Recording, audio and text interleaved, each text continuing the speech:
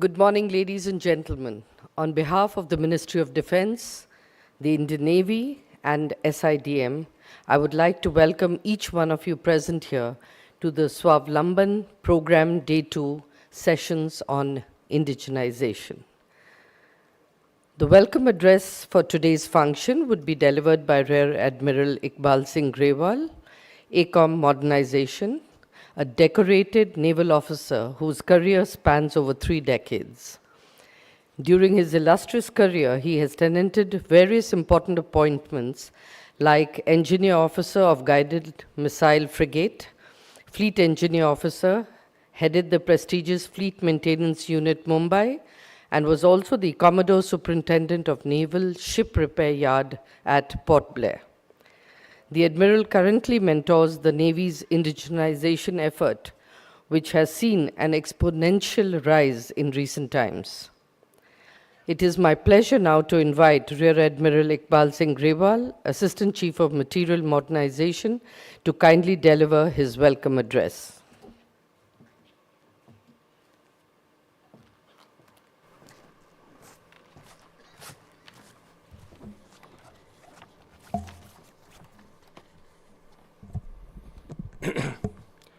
Admiral R. Hari Kumar, Chief of the Naval Staff, Principal Staff Officers, Flag Officers, distinguished speakers, senior officers from the Ministry of Defense, sister services, captains of the industry, ladies and gentlemen, a very warm welcome to you all.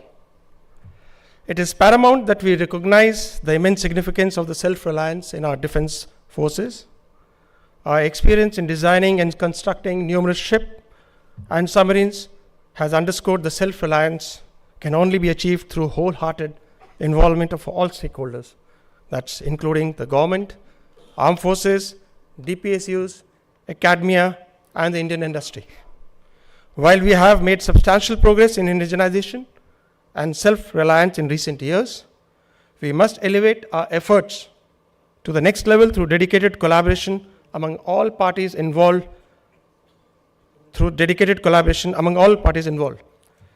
the Honorable Prime Minister's Directive on Atmanirbharta, the Chief of Naval Staff has set the ambitious goal of achieving Atmanirbhar Navy by 2047. Our naval platform is a complex system of systems comprising weapons, sensors, equipment, machinery, control, power generation, and more.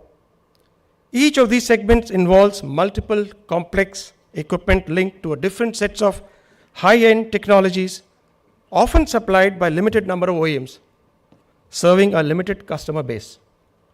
However, the industry's ability to rapidly absorb technology and understand the requirements of these high-end equipment presents a significant opportunity for the defense industry to thrive.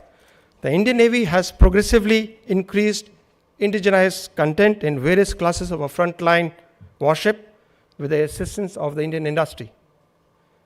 Over the past 2 decades, technological advancements have been unprecedented, enabling us to overcome technology control regimes. The construction of the indigenous nuclear-powered submarine, INS Arihant, is a testament to know-how available in the country and its successful application.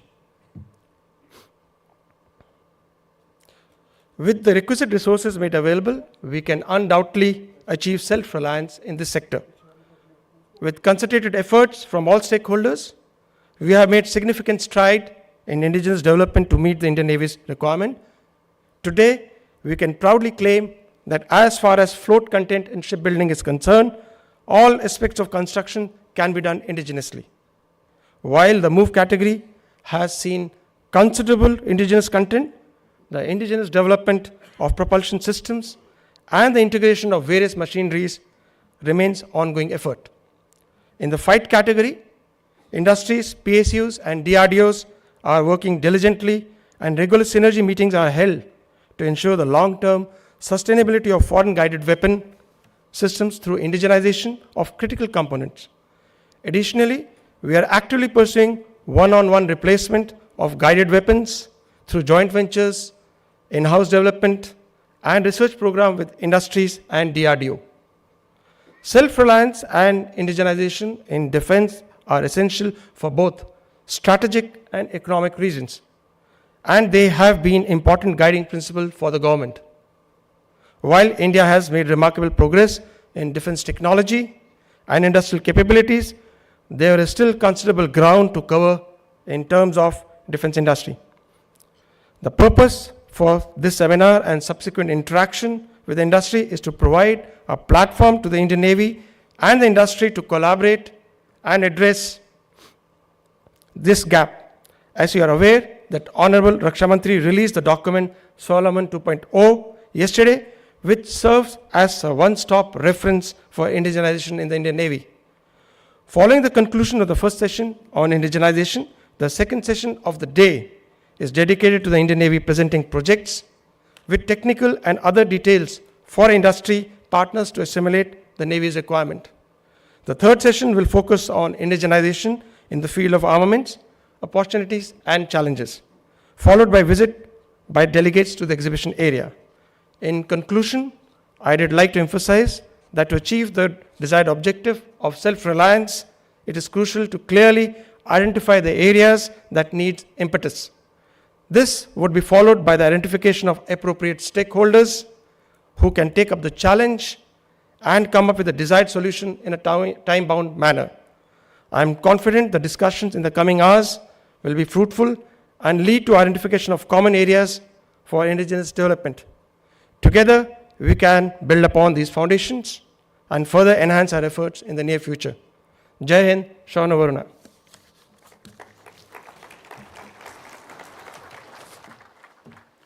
Thank you, sir. Ladies and gentlemen, we have amidst us Vice Admiral Sandeep Nathani, Chief of Material, who is an alumnus of the National Defense Academy, Naval College of Engineering, IIT Delhi, Defense Services Staff College, Wellington, College of Defense Management, Secunderabad, and the prestigious National Defense College. The Admiral, in his illustrious career, has more than 38 years of experience of varied and envious appointments at sea and ashore, which have been shouldered by very few naval officers. These include Electrical Officer of Aircraft Carrier INS Virat, Director of Personnel at Personnel Branch, AGM Planning at the Naval Dockyard, Visakhapatnam, the Director of Ship Production, and also commanded the Premier Electrical Training Base, INS Valsura. As a flag officer, he has been CSO, Western Naval Command, Admiral Superintendent of Naval Dockyard, Mumbai, Director General Naval Projects, Mumbai, Program Director, ATVP, and the Controller of Warship Production and Acquisition prior to taking over as the Chief of Material. May I now request Vice Admiral Sandeep Nathani, Chief of Material, to deliver his keynote address.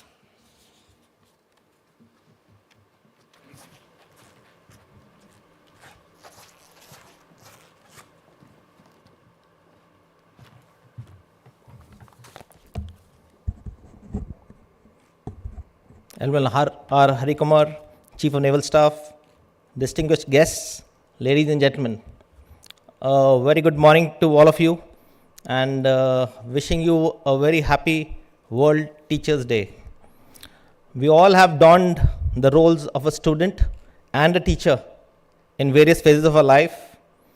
The Indian Navy over the years has been learning and continues to be a learning organization, and at the same time is guiding and mentoring our indigenous production and design partners to jointly propel ourselves to be a totally Atmanirbhar fighting force by 2047, our aim as enunciated by the Chief of Naval Staff. I would like to commend SIDM in the efforts in fostering collaboration between the Indian Navy, our sister services, and the industry. This collaboration is pivotal as we aim to achieve a $26 billion defense industry by 2025. In today's complex security landscape, disruptions in import supply of equipment and spares have highlighted the urgent need for self-reliance in defense. Self-reliance in defense is also important as it achieves unique, modern, state-of-art military hardware if built on contemporary, homegrown technologies and expertise. This is where our established emerging industries and startups can play a crucial role. The pursuit of Indianization and self-reliance has been at the core of our naval strategy since inception. Our teams have been making rapid progress towards achieving complete self-reliance, ensuring that the Navy continues to be a combat-ready, modern fighting force capable of the full spectrum of operations at all times. In the next few minutes, I would like to provide a brief on our Indianization journey and the recent actions initiated aimed at sustenance and timely induction of indigenous systems and equipment into the Indian Navy. My aim is to ensure that our industry representatives present here today have a holistic comprehension on the opportunities that lie ahead in this journey of Indianization. We are all generally aware that in the 1960s, the Navy realized the importance of in-house ship designing, which ultimately led to setting up of our naval design organizations in 1964. We started building our own ships, since then slowly graduating to multi-weapon and multi-sensor frigates and destroyers. The latest in this journey was the commissioning of INS Vikrant, the aircraft carrier, and the potent stealth destroyer INS Marmagua, with a large content of indigenously manufactured systems. While our in-house ship design and shipbuilding efforts are well known, the efforts made over the years by the Navy and the industry to indigenize the equipment on board is not known to many. You must have heard that we have indigenized about 90% in the float segment, 60% in the move segment, and 50% in the fight segment. But how did we achieve this? We accomplished it gradually by establishing the various units dedicated and dedicatedly working towards this goal. Also by making our processes simpler and also by reaching out to the industries. Indianization indeed is a marathon race that our Honorable Raksha Mantri alluded to yesterday. Last month, maybe 2 weeks ago, an 80-year-old gentleman visited my office looking for new opportunities for developing equipment for the Navy. I was aware that the firm already supplies some equipment to the Navy. He was the owner of an MSME, and he mentioned that he was working for the Navy since 1985 in the field of stabilizers and steering gear. He said that first he started working only on hydraulics, but then the Navy encouraged him to expand his work to controls as well. With continuous hand-holding by the Navy, he was able to deliver these systems and consistently enhance their performance. He wanted to express gratitude to the Navy for reposing faith and trust in him and his firm over the years. There are many similar success stories of Indianization of naval equipment.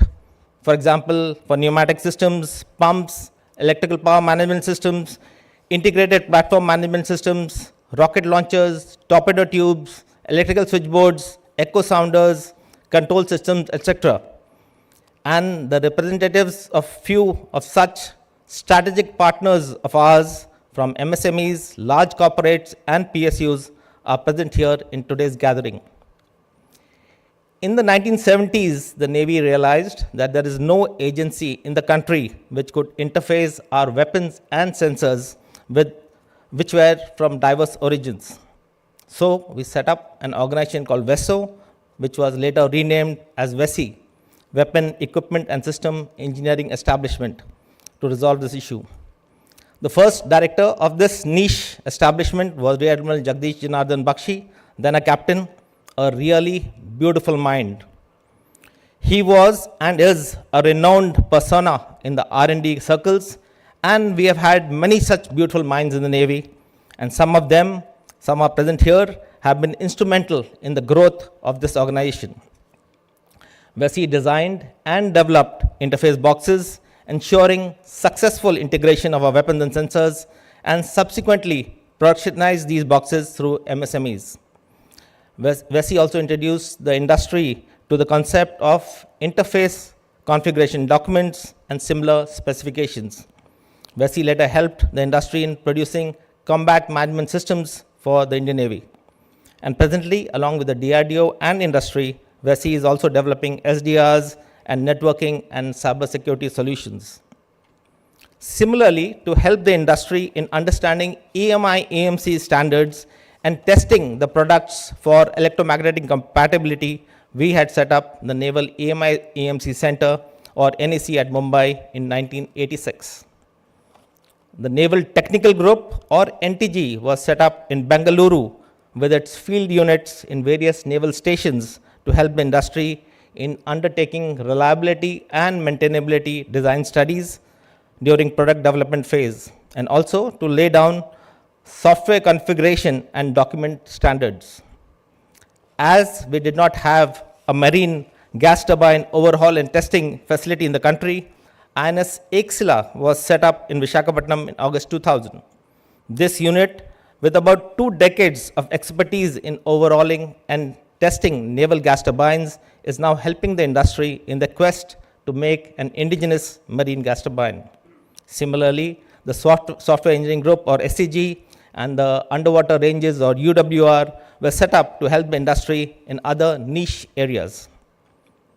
Besides this, the MSMEs were also not well conversant with the procurement manuals and procedures. PIFA Navy yesterday mentioned the mistakes being done in paperwork by the vendors.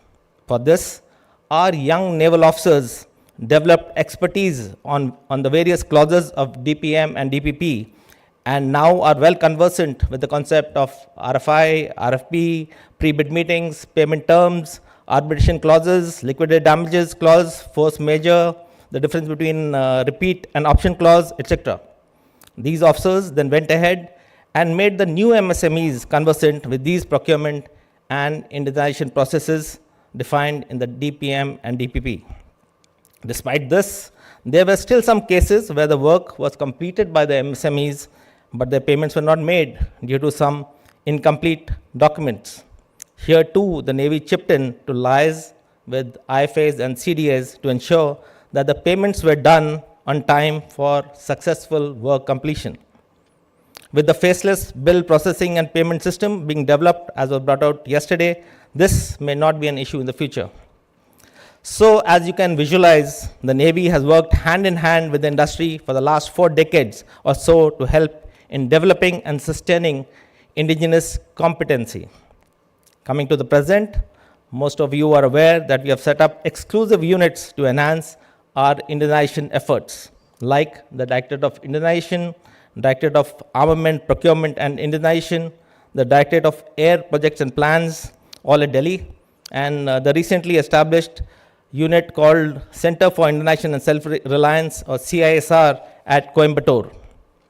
Of late, with the proactive approach of the Ministry of Defense and the DDP, the Indian Navy has actively partnered with more than 160 indigenous MSMEs, startups and large industries. So currently, we are advancing more than 100 projects under the IDEX scheme, which was mentioned yesterday, 25 projects under the TDF scheme, and 37 projects under the MAKE scheme. In addition, a significant number of indigenous projects are for import substitution are being steered by our Indonesian units. To include more industry partners in this journey of Indonesian, the Indian Navy has also initiated the concept of industry yatras. In these yatras, multidisciplinary teams visit various industrial centers to align their existing industrial capabilities with the requirements of the Navy. With this renewed thrust of MAKE projects by the Government of India, development of indigenous marine diesel engine and gas turbines is progressing at a rapid pace. The Navy is also engaged in developing autonomous crafts and other projects with cutting-edge technology involving AI, digital twins, quantum computing, 5G communications, virtual reality, and augmented reality. The Navy has recently established an Indian Navy Incubation Center for Artificial Intelligence, INICAI, at Bengaluru to pole vault into these essential technologies and intertwine them in our processes and systems. At present, around 65 industries are closely working with this incubation center. We are all aware that the indigenous development of high-end technologies, their translation into defense hardware, their incubation into service, and standardization poses unique challenges to the industry. The lesser percentage of Indonesian in the move and fight segments, which was mentioned earlier, is one such challenge. And this was primarily due to the large investments required in their development. This is now being resolved by pursuing projects under the Make One scheme. To overcome all these challenges, the Government of India is establishing new processes for ease of doing business. Some insights to these were provided to you in a session yesterday, and more will follow. I'm also aware that significant steps towards easing the business processes are being progressed by the Ministry of Defense, including revision of the DPM and its Indonesian clauses. These new steps will make the processes simpler and more industry-friendly, thereby encouraging more industry to take up design and development contracts with the Indian Navy. I would strongly urge our industries to assume a central role in transforming our Indonesian challenges into opportunities. Our steadfast support will always be with the industries as they pursue this endeavor of providing us with high quality and reliable indigenous equipment. I'll repeat this again. High quality and reliable indigenous equipment. I'm sure that you will all agree that our ships should get the best equipment when we send them to harm's way. The revised document, Swavlamban 2.0, released by our Honorable Raksha Mantri yesterday, will provide everyone with a comprehensive understanding of our requirements. The industries also need to vigorously pursue the positive Indonesian lists, the latest being the 5th list, which was released by the Honorable Raksha Mantri yesterday, bringing the number of equipment included in the list to 509. I'm confident that today's session, featuring distinguished speakers, will further offer invaluable new insights to all of you. In conclusion, ladies and gentlemen, I would like to reiterate that the present political and economic landscape offers an exceptionally favorable moment for all of us to embrace the national vision of Atmanirbharta. We are all stakeholders in this pursuit, and it is crucial that we perceive it as an opportunity for collaboration. Let this interaction mark another milestone in our unified efforts with the Navy, corporates, PSUs, SIDM, MSMEs, and startups coming together as a cohesive team to make the Navy totally Atmanirbhar or self-reliant by 2047. Thank you. Jai Hind, Shanu Varuna.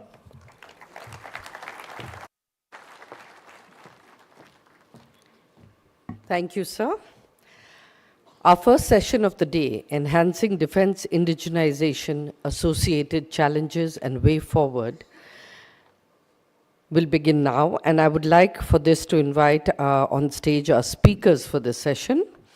May I request Rear Admiral A.S. Sethi, retired, Shri Anshuman Tripathi, member NSAB, Shri Anurag Bajpai, JSDIP, Ministry of Defense, Mr. Arun Ramchandani, Executive Vice President, L&T Defense, Shri Abhijit Majage, Founder and Director, Finite 4, and Rear Admiral Iqbal Singh Grewal to please come up on stage and take your seats.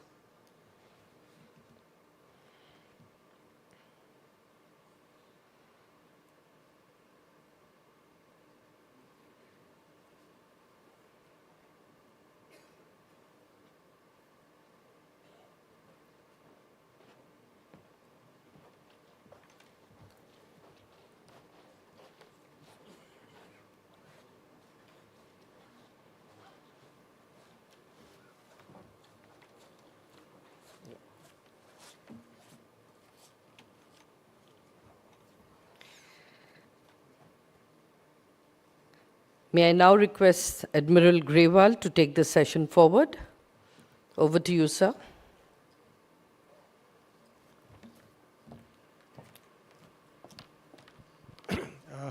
Ladies and gentlemen, good morning once again. Mr. Abhijit Majage has got some medical emergency. He should join in next 10 to 15 minutes. I am pleased to extend a warm welcome to our distinguished panel and our session chair, Rear Admiral ASAT, retired. Today we gather to delve into topic of enhancing indigenization challenges and way ahead. Recognizing the pivotal role of self-reliance and indigenization in defense, this subject carries both strategic and economic significance, rendering it a matter of utmost importance for our discussion. Rear Admiral Sethi boasts a remarkable 36 years career marked by his diverse roles, including General Manager, Naval Dock at Mumbai, Additional Director General, Technical Project Seabird, Commandant at the Military Institute of Technology, and most notably as Director General VESI. His exceptional administrative acumen and unwavering commitment to technological advancement make him the ideal choice to set the tone for today's session. Without further delay, I kindly request Rear Admiral Sethi to offer his opening remarks.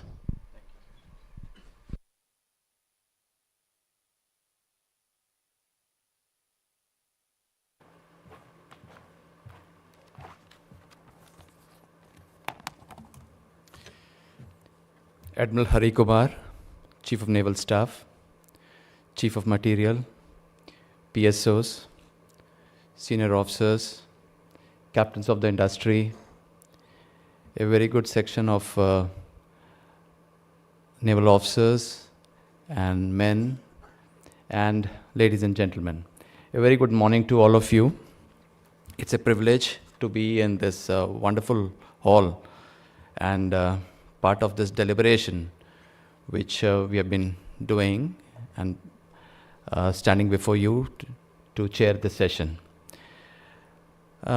The second edition of Swavlamban is a testimony of the seriousness at the highest levels of national leadership and then as Ministry of Defense and Navy in particular in promoting the spirit of invention, innovation, modernization and self-reliance and percolating the spirit in the industry.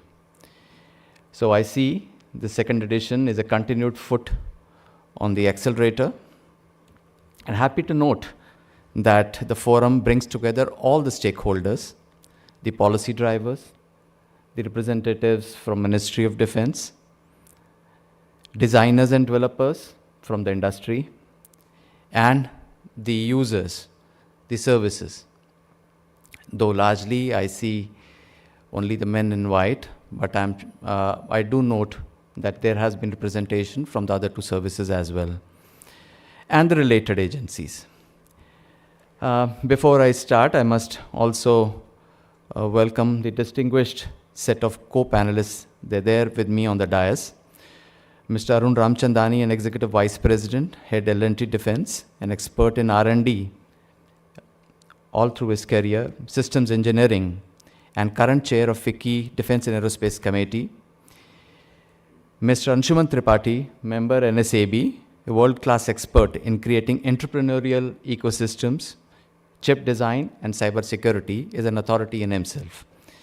And we are going to be joined by Mr. Abhijit Majage, an MD, founder MD of Finite 4, engineer consultancy to major automotive industry, such as Mercedes-Benz, etc., with 12 years of experience in CAE, in Tata Johnson's, etc., and with holding a patent. And I'm glad that the actual driver's seat, which is being driven by Mr. Anurag Bajpai, the Joint Secretary, Defense Production, who shall espouse the cause of innovation and indigenization. Ladies and gentlemen, the opening remarks of mine were tempered with the closing remarks of Honorable Raksha Mantri yesterday. And I've taken some of those thoughts and would like to just juxtapose my career as a user, as a maintainer, as a trainer, and also as a designer developer against those thoughts. It's interesting to see that while we have accelerated the spirit of innovation and indigenization through the efforts over last 2 years, and this has been brought out very well in the sessions of yesterday. The Raksha Mantri has given some sage advice for the making the task for us more realistic and usable for the industry, and to set their excitement, their enthusiasm to the level for which their enthusiasm is channelized into the systems that they innovate, they invent, they make into the defense ecosystem.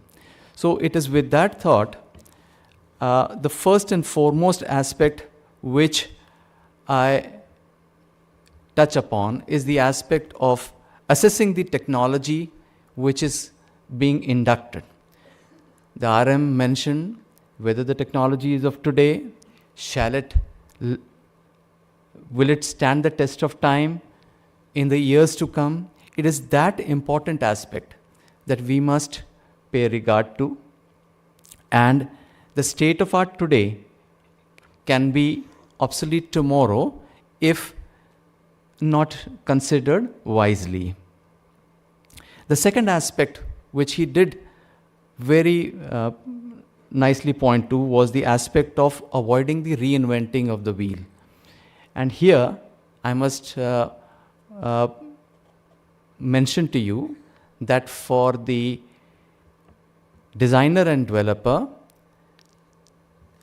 the background becomes the basis for putting across the solutions.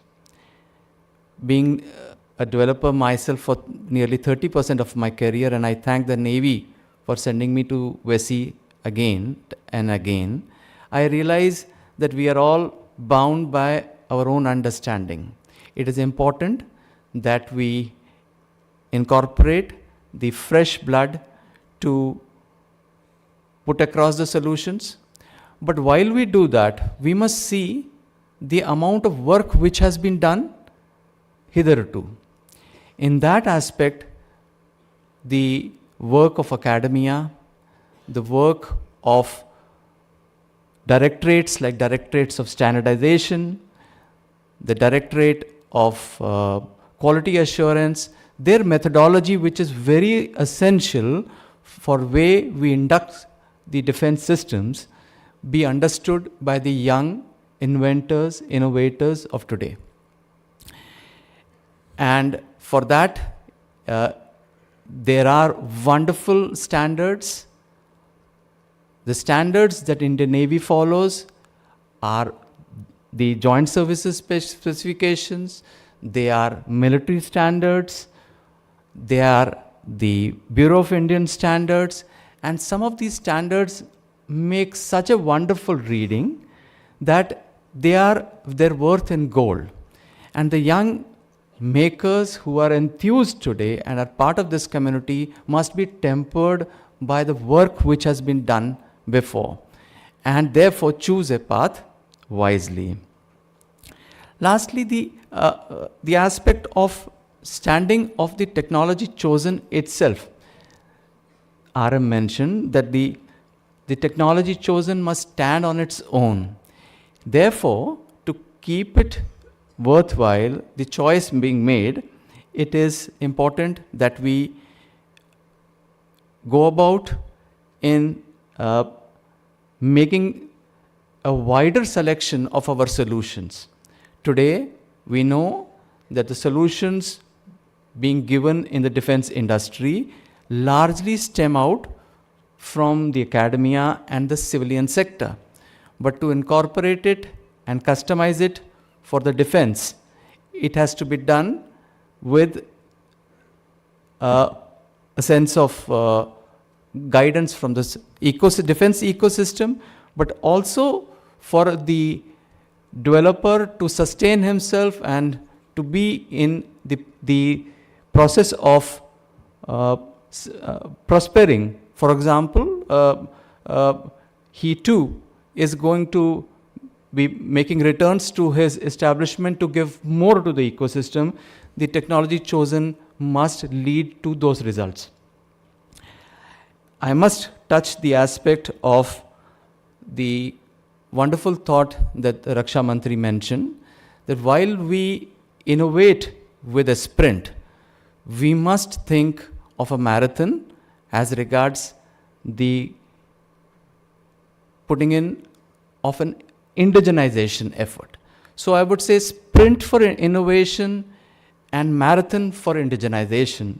This is the thought, and I'm glad to hear that the Chief of Material today touched upon this important aspect while he recounted the Navy's investment in those areas which show a journey of good 4 to 5 decades and the way we have all evolved out to be.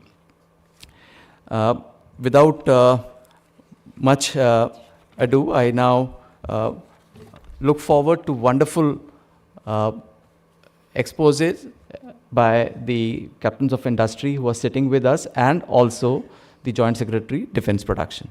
Thank you. Jai Hind.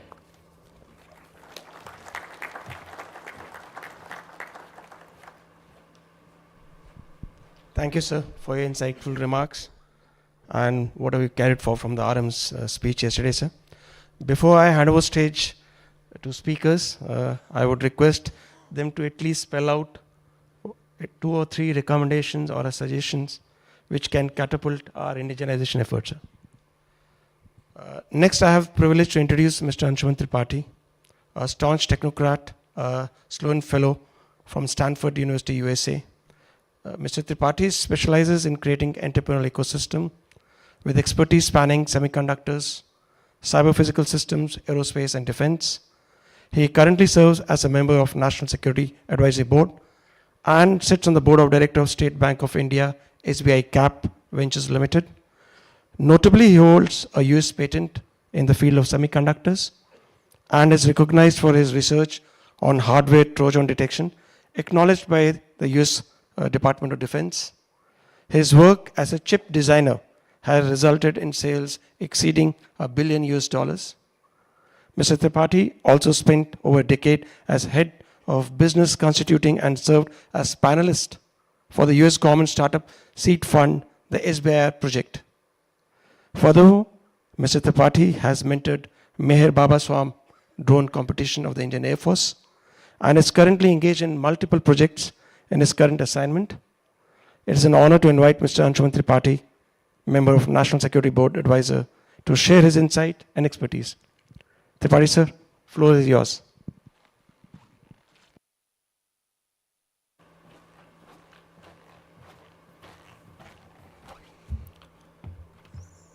Admiral Hari Kumar, CNS, distinguished guests, fellow officers, thanks A.S. Ahmad. It's an honor and a privilege to be here, and I'm really excited to see the growth of Swavlamban and all the efforts of the Indian Navy. I was here last year in Swavlamban, which was at a little smaller scale, and the year before it was an NIIO effort in a conference room. We have come a long way. COM Saab talked about all the things the Navy was doing. Many of them I was not even aware of. I should have actually made a note. It's doing an impressive job. But if we look from back in the day, say from the time INS Nilgiri 1972 and come forward, or even from before, but we have been growing. We got the DPP, we got the DFPDS, we got updates on the DPP, the IDEX happened, NIIO happened, and we've been talking about this whole juggernaut which is growing. But if I ask each and everyone here, what is it that is actually growing? What is that one attribute? Most people will have an individual answer which will be specific, but it will be different. Some will say we are getting more adaptive, some will say we are getting more Atmanirbhar, some will say we are more friendly to the startups now, some will say we are more indigenous, some will say we don't like to use foreign equipment anymore, we prefer stuff which is Indian. So everybody has a different term. But as Peter Drucker, a famous business guru, said, you can't improve what you don't measure. You can't improve what you don't measure. Forget improving and measuring. We don't even know the name yet. What is that one attribute which has grown over the years with the Navy, with the armed forces, with the whole Indian doctrine, the whole concept? What is that one thing? Self-realization, Atmanirbharta and the whole SRI concept that we have? Yes, that is an offshoot. What is that fundamental concept? Even I didn't have the answer. So I did some research. And as we all know, between military science and business administration, there is a lot which goes back and forth. A lot of the tactics, a lot of the algorithms are used between both of them. So I did some digging, and there was an interesting concept that came up in business administration, which was developed at my alma mater, which is just a side statement, but it's called the absorptive capacity. That's an actual term. When I asked my Commodore in the office, he gave me another definition of absorptive capacity, which is coming from somewhere in the submarines. I said, no. In in business terms, what is the actual meaning of absorptive capacity? Let me tell you. In business administration, absorptive capacity is defined as a firm's ability to recognize the value of new information, assimilate it, and apply it to commercial needs. It is applied and studied at group, firm, and national levels. Now, I have a term. India's absorptive capacity is increasing. Indian Navy's absorptive capacity is going through an exponential curve and growing. We are now at a position, better than yesterday, to recognize the ability of new knowledge and assimilate it. That is the fundamental on the concept on which everything else is built. We have to look at our absorptive capacity from an individual to the whole Navy level, and then the whole armed forces level, and then the national level. So now we have a term, and we can measure it. There are ways to measure it. There are ways to improve it. There's a full body of knowledge which goes around it. So then comes the next question. What is our aspirational level? Where do we want to go with absorptive capacity? We are doing all this work and it's going up. Where will we reach where we will be confident that yes, we have reached? Well, it could be theoretically that we might not reach it, but that is the goal where we have to go. But I need some benchmarks to know we have reached that level. What is that level? Once again, observations. Each one of us in this room will superannuate one day. Most of us who will superannuate might go and work in the private sector. Some of us might work in public sector. But one thing is certain, that today most of us call it the second innings. So you talk to anyone serving or superannuated, well, the second innings, blah, blah, blah, blah, blah. Now let me compare that from the private sector perspective. A person from your superannuating age, seniority, in the private sector, company A, moves from company A to company B. He doesn't call it second innings, he calls it promotion. He calls it a better salary package. He calls it being closer to home. He calls it being closer to where his children are going to school. But he sees that as an increment. Many second innings are an increment. One of the ones that I respect the most, Commodore Paul Raj, my professor at Stanford. Yes, so we have aspirational leadership available to guide us. But between one person moving with the same level from company A to company B, that is one transition, and coming from the Navy, Air Force, or any of the forces out into the private sector is a second innings. When our absorptive capacity would reach that level where this mobility between company A to company B or from the forces to the private sector would be seen equivalent,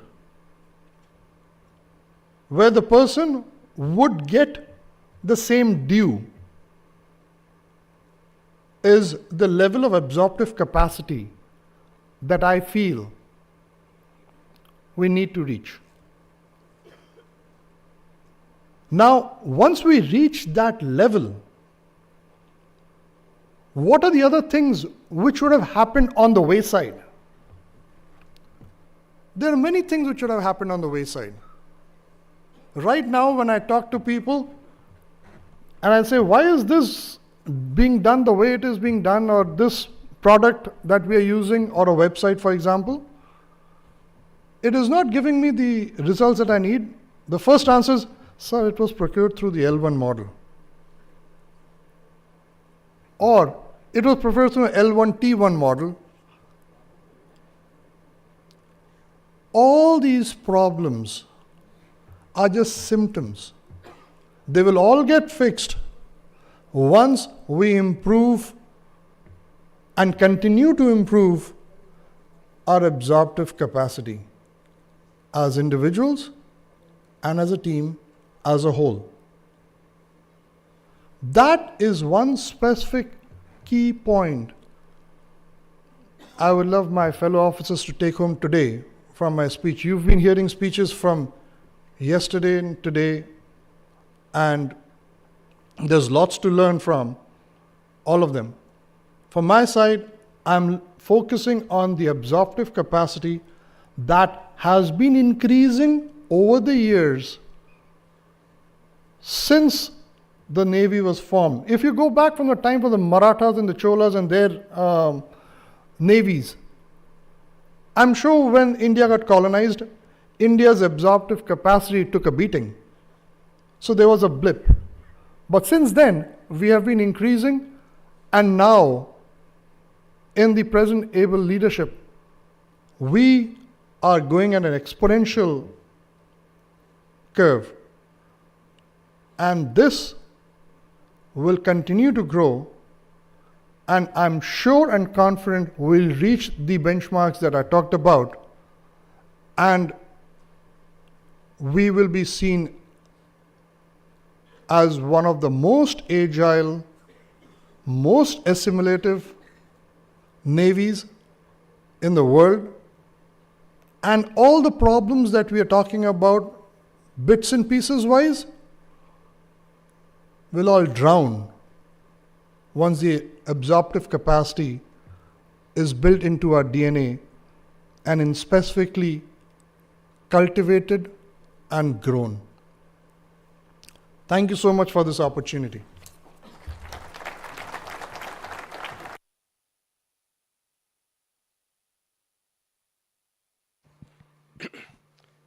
Thank you, sir, for your thought-provoking viewpoint. And I must admit, me and many of us here first time got exposed to this term called absorptive capacity. Now I would like to invite Shri Anurag Bajpai, JSDIP, to share his views.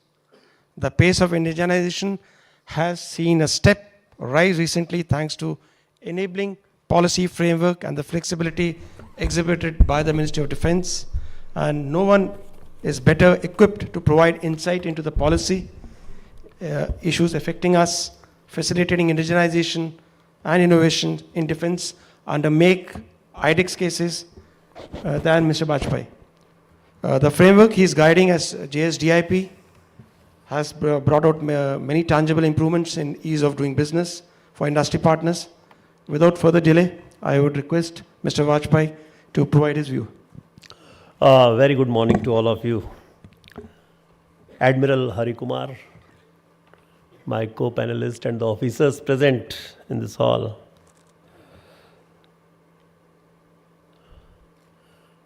सबसे पहले तो मैं ये कहना चाहूँगा कि देश की टॉप लीडरशिप ने लास्ट 4-5 इयर्स में पूरा जो सोच थी वो चेंज कर दी, तो थॉट प्रोसेस था वो चेंज कर दिया. एंड yesterday ऑनरेबल रक्षा मंत्री has also reiterated the same, that the confidence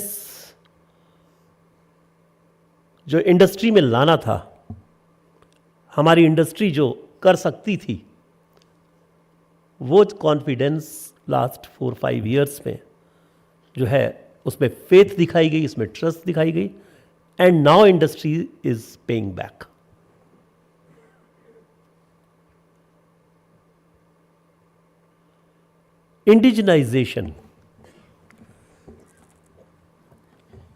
indigenisation की ज़रूरत क्यों पड़ी? एफर्ट्स जो थे, there were initial efforts somewhere in 2012-13, it started somewhere, but it did not take pace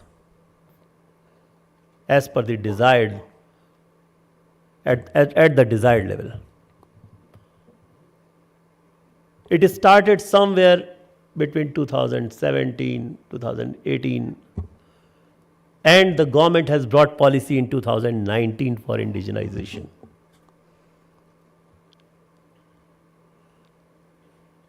Industry was showing their capability, industry was showing their strength, but when the trust was posed, trust was shown in the industry has started delivering.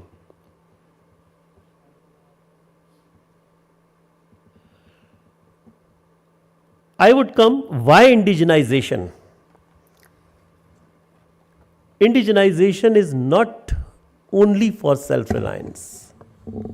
It has, broader picture. Self-reliance, yes, it is necessary. We know the current geopolitical scenario. It is essential. ये आज की ज़रूरत हो गई है हमारी. हम जो हैं अपने लीगेसी प्लेटफॉर्म्स के लिए किसी दूसरे कंट्री पे निर्भर नहीं रह सकते.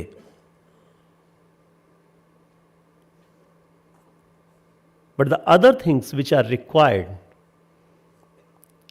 that we have to become the global hub of defense manufacturing. The ultimate aim is, economy. The economy, the employment, and developing new platforms to meet the requirement of future warfare and sustenance of legacy platforms. So there are many things, and all these will lead to, complete self-reliance. And exports, defense exports, is going to be a major game changer to promote India as the global leader in the world. Now coming to what has been done so far.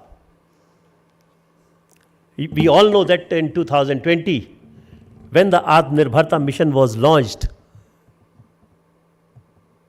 so immediately after that, the Srijan portal was launched. And what happened on Srijan portal? You see, today, more than 30,000 items, defense items, are available there. All these items were offered to the industry for indigenization.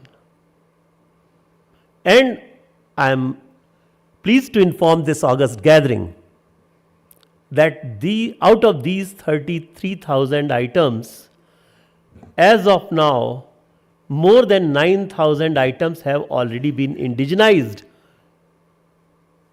having the import substitution value of around 8,000 crores. The second thing what has happened, at the same time, the Department of Military Affairs has come with the positive indigenization list, first positive indigenization list. And yesterday the fifth indigenization list was launched. Altogether 509 items, defense platforms and weapon systems are in public domain. It has been offered to the industry. Now industry has to come up. Just now my co-panelist has mentioned about the benchmarks. These positive indigenization lists provide the benchmark specifications.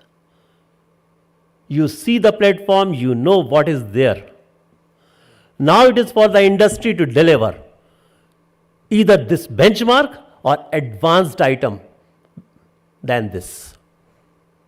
So it is a challenge. Positive indigenization list is a challenge before the industry to deliver. Similarly, our defense public sectors have also launched 4 indigenization lists. And out of them, many have been indigenized. So the indigenization process out of the positive indigenization list and the DPSU's positive indigenization list, it is already going on and benchmarks are available. Yes, a very important point has been raised by my co-panelist, Mr. Tripathi, right now about the absorption capacity. Absorption capacity, yes, particularly in case of technology transfer, it may come up, but our industry, they may come up with the alternative solutions as well. I understand that there are challenges and what we are working on, the challenges being faced by the industry in the entire process of indigenization. The first and foremost challenge which we have observed, and we are working with our users, that is our services, how this can be, some solutions can be provided, and we are also under discussions with DRDO.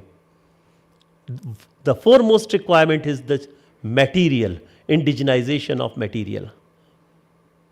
And that has been raised at many fora by the industry. Even industry has asked about the alternate material. And their certification. That is a challenge before us, and perhaps there is a need for all the stakeholders, be it DDP, be it MOD or services or DRDO, how to provide this solution to our industry, because every material is not available in our country. That is number one. Number two, testing facilities for the alternate material, that is also a challenge. Then comes a challenge for the industry regarding the legacy platforms, the indigenization of the input material for the legacy platforms. Many a times industry has come up that they are unable to get the designs or the drawings because of various reasons. Then how the government has come, how the MOD has come forward to provide a space to the industry that yes, we can look for form, fit and functionality. And this concept has been brought. Instead of going into specification, at least for the maintenance of legacy platforms, form, fit and functionality, that principle may be applied. And this is giving a breathing space to the industry. Yes, if they work on this and our services are, they are contributing it to, they are contributing a lot to it. And many industries have come forward, and here many representatives are there. I believe means they have been working on this because we have connected with them with the services. The third challenge which we have observed, that is about the quality. Because when we give the breathing space in terms of form, fit and functionality, but we can't compromise on quality or standards, then the industry has to show, yes, that is required. There will be no compromise because our users, they require all these items at the front. And there is the risk of life. So the industry, they have to come up with the quality items. They need to put in their resources in R&D, proper R&D, and provide the best possible solutions to our services.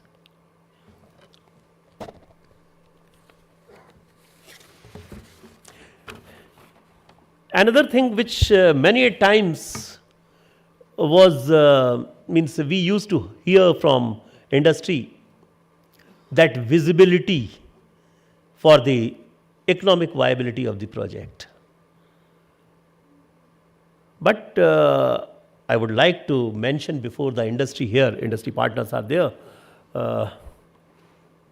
that once the positive indigenization lists are there, once the items are uploaded on Srijan portal, and there are defined timelines for development of each item, is it not the visibility? It is visibility because our services have given you the items, our requirement that during this period they require to develop it. So it is a visibility, that is number one. Number two, if you can provide the better solution than this, if you can provide the advanced item than this, then certainly it will give you a space for commercial business for next 20-25 years. So it is a visibility. So I believe the industry would, agree with my point which I am trying to make it here.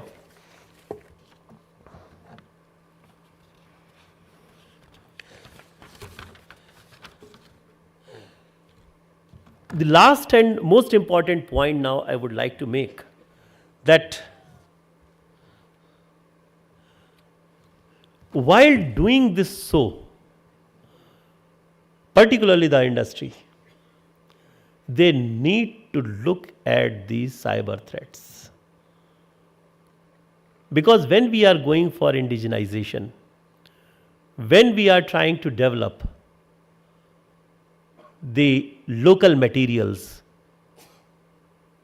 and since this sector is sensitive, so we need to look at the vulnerabilities and cyber threats. And we need to secure our R&D, our production line, because we have been, observing all these things. We are interacting, we are having close interactions with the industry. So the cyber aspect has to be taken care by all the industries. So with these words, I would like to close my remarks, and I will certainly wait for the questions. Thank you very much.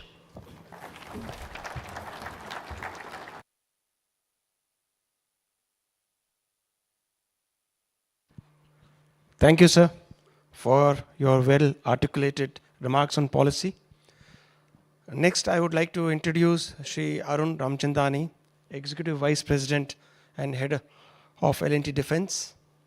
Mr. Ramchandani boasts an exceptional career in L&T spanning nearly 4 decades, starting R&D in 1987.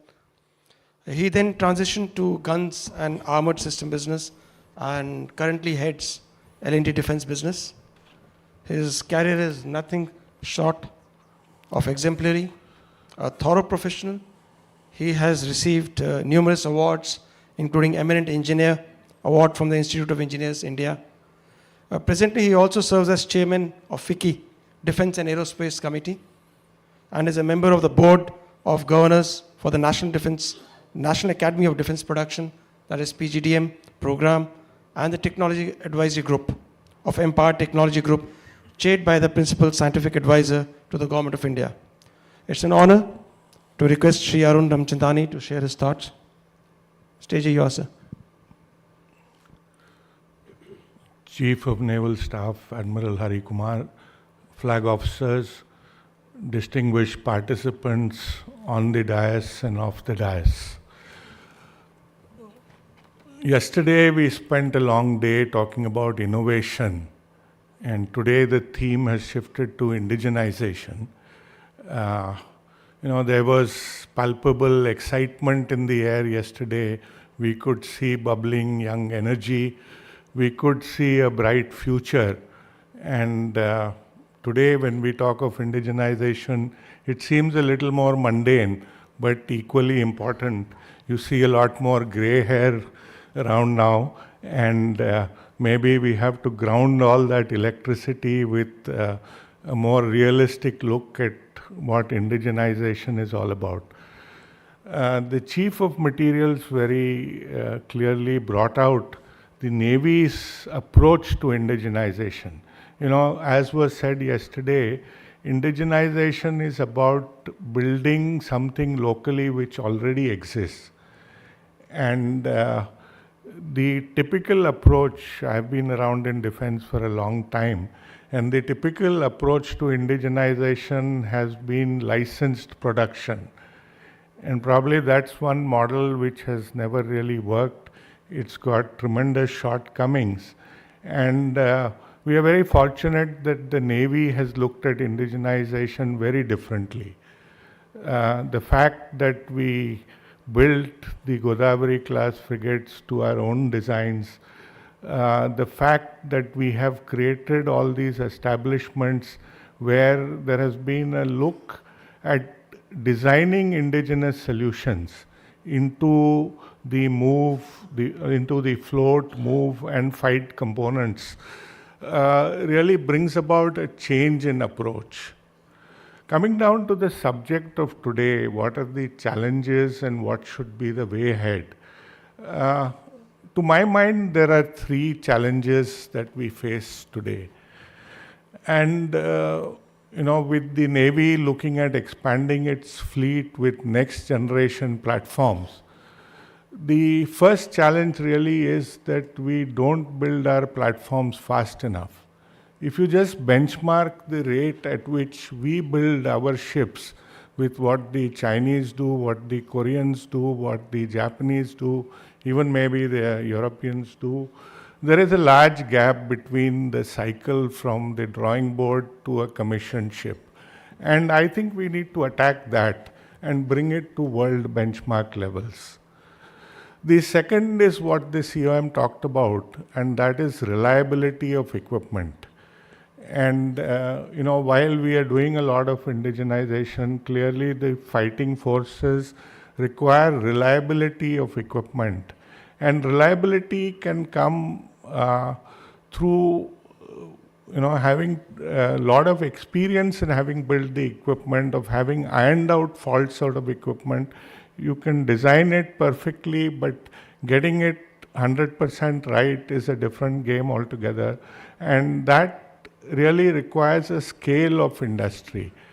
Today, for example, we have indigenized a lot of equipment in the move category. For example, our company, we build steering gears, we build stabilizers, we build IPMS, and all of this has been indigenized. And one fine day we came and we said that we will remove all the Brown Brother stabilizers from the Indian ships. And we went about doing that, and there were no Brown Brothers and Rolls-Royce left in the Indian warships today. But then have we really gone international today? Are we selling our stabilizers and steering gears all over the world? Have we wiped out Rolls-Royce from the world market? Maybe not yet. And if we really want to build in that reliability, we have to look at how we scale into that level, and probably we need help to do that. The third part of the challenge that I see today is really how we will adapt to the needs of future warfare. And I think a lot of that was talked about yesterday, that we have many innovations, some of them are first in the world, and they clearly are thinking about the requirements of tomorrow, of bringing in artificial intelligence, of bringing in unmanned systems, of bringing in better surveillance, better sensors, all of that. And how do we integrate that into our businesses of, as usual, of building our warships and so on?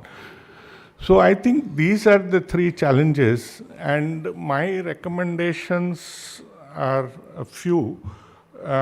Firstly, to speed up the process of building ships requires a strong ecosystem of equipment, both at the move level and at the fight level.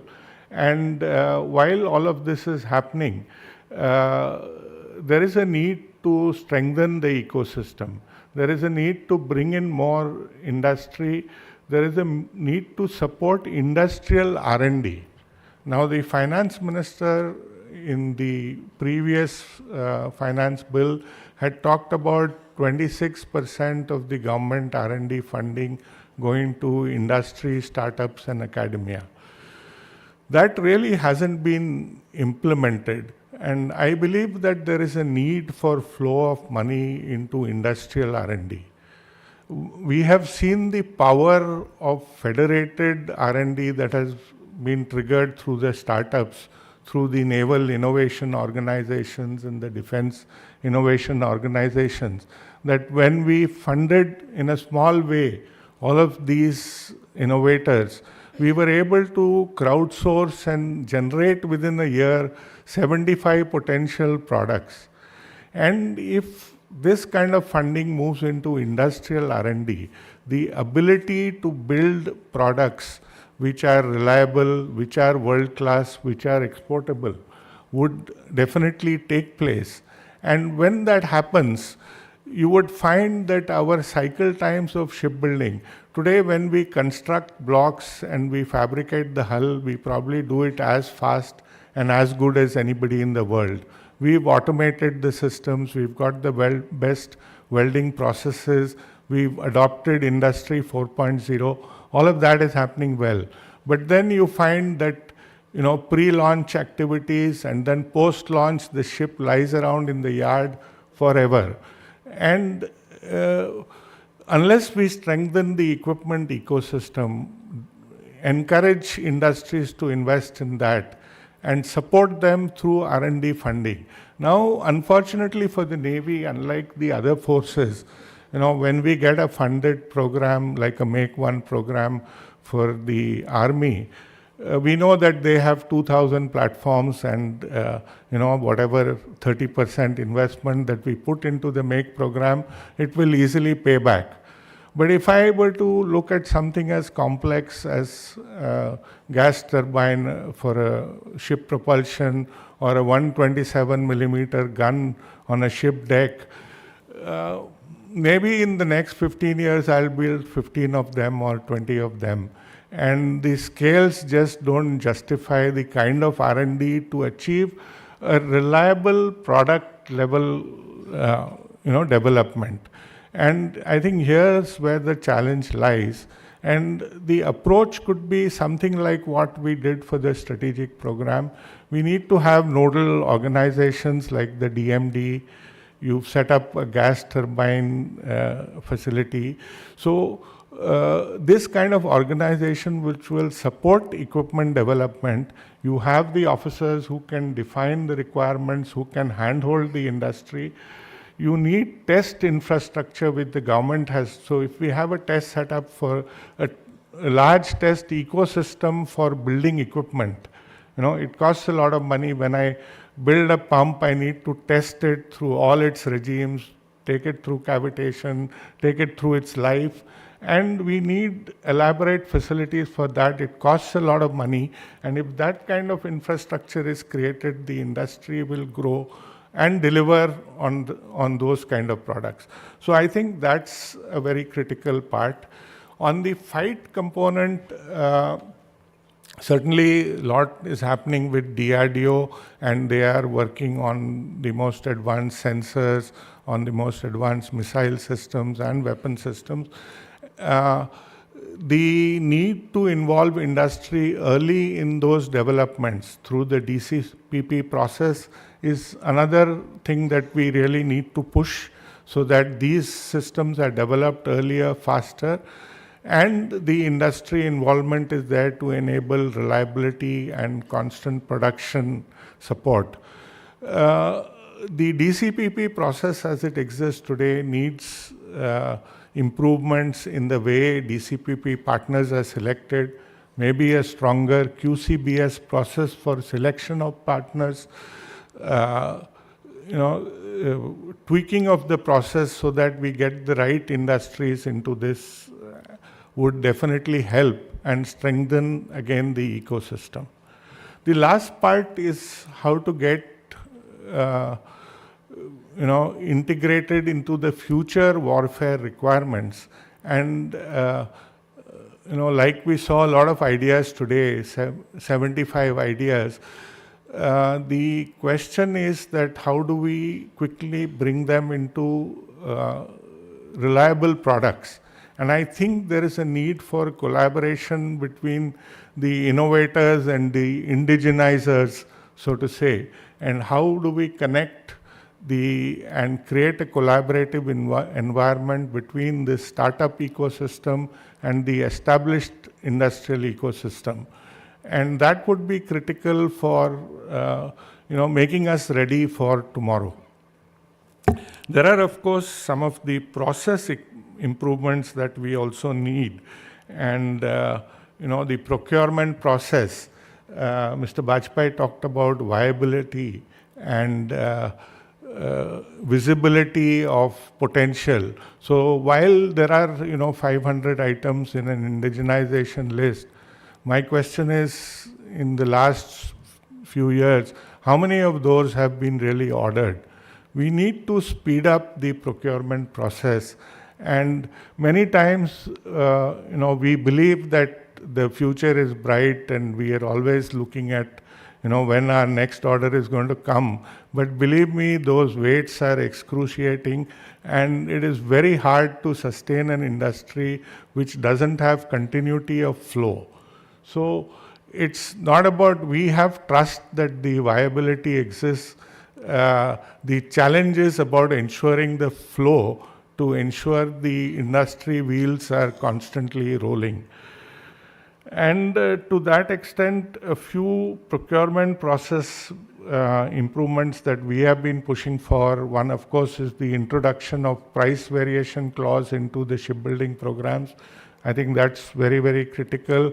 Though the policy enables it, it's not happening in the RFPs, and we should do it. There are challenges when we are going to build so many next generation platforms. There will be requirements of large bank guarantees, and we need to see how to ease that out. We need to incentivize higher indigenous content, yet take a very pragmatic view to indigenous content. Typically it's become a numbers game. We want 50%, 60%, 70%, and we really have to see the practicality of driving such numbers. Maybe at times you want an advanced ship, it's okay to have 40% IC, but build the ship fast, rather than struggling to get to a 60% IC, because that's the targeted number. So maybe a more flexible and pragmatic approach to indigenous content.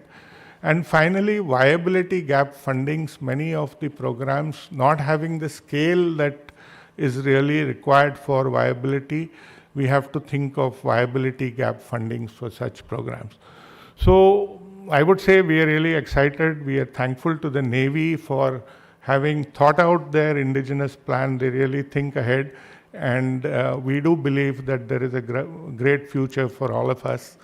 So thank you. Jai Hind.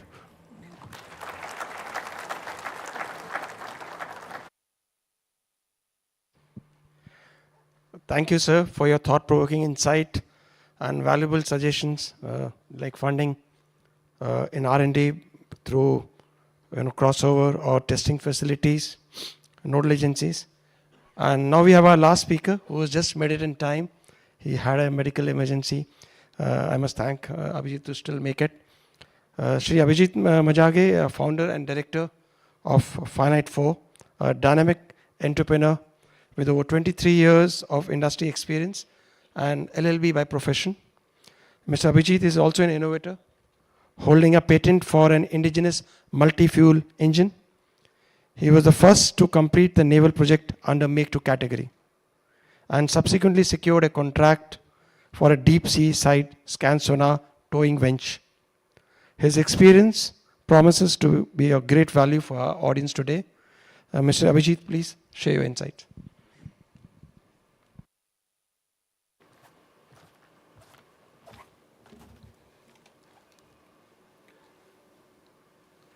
Thank you.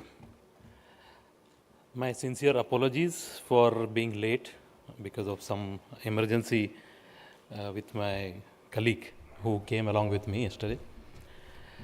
But nevertheless, so I could make it, and thank you for the opportunity which is given to me for speaking.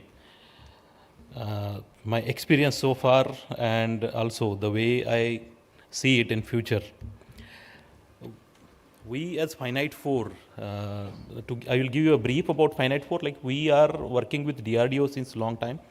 Long time means it's about like 3 to 4 years. The first project which we started working with was definitely from Indian Navy, and we started working with that. We could gather a lot of experience through this entire process. We could learn a lot of things, and the kind of guidance which we received as Finite 4 from Indian Navy was unmatched, because it was a hand holding which we needed, because we are coming from a industry and we have experience of working with multinational companies, and the processes are different. Over there, it's more or less like they place an order and then we deliver the work to them. But here, this project entirely was more of innovation work as such. And also it was to build the entire equipment from scratch. based on that experience also, like we started working with DRDO organization and we could deliver a lot of projects to them actually. And this was entirely because of the experience which we gained from Indian Navy. And thank you for giving such an opportunity to us to work with you. Yes, like we definitely have some challenges in terms of the finances, definitely, as Arunji mentioned earlier. But that can be handled. They are not as big as a challenge as compared to the challenges what we face in other times. And another thing is, like, I just wanted to mention one project which we completed recently that was more related to the pressure levels of about 3000 bar, and we could achieve that kind of pressure levels just out of the guidance which we received from Indian Navy. Thank you. Thank you, sir.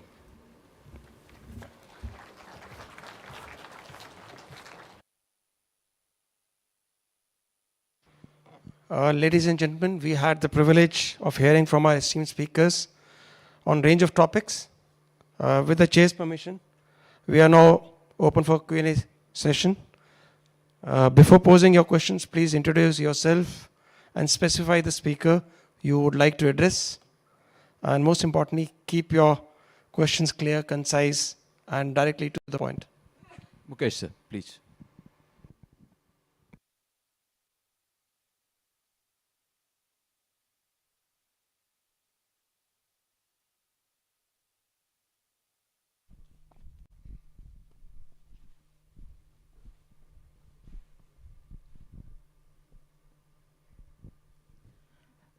Good morning.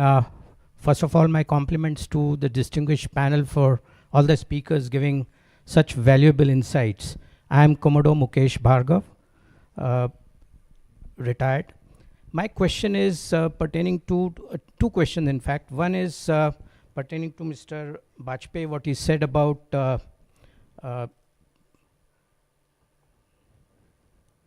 giving long-term visibility, and if we can produce a better than what is required in RFP, then you have an assured business for 25, 30 years.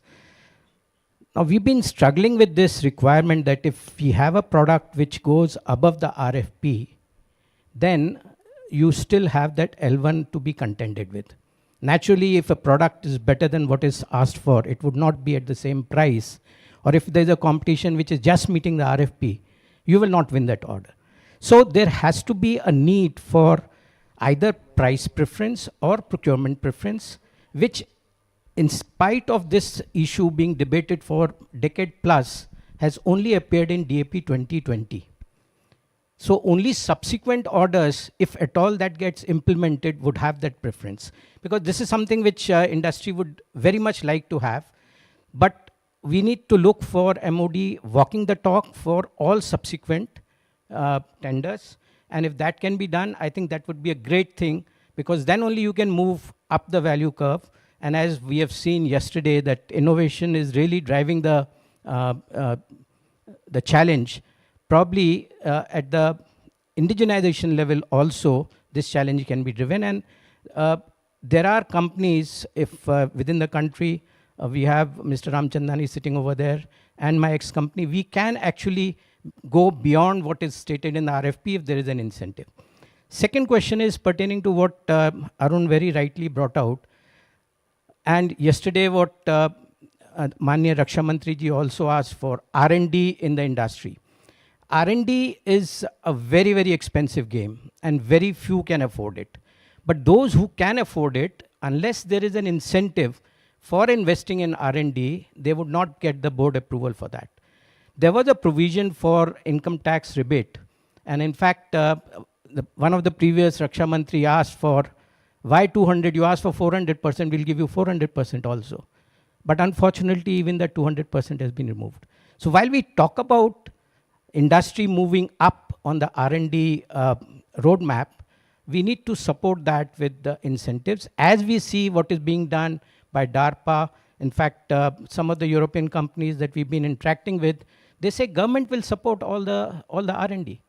But that is something which we feel there is something to be moved up. Thank you.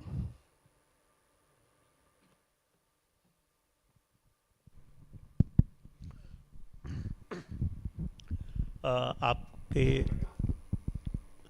First question का reply मैं दे देता हूँ और second question का partial reply मैं दूंगा, क्योंकि other agency should be here, DRDO वगैरह होना चाहिए था, वो उनका भी बनता है।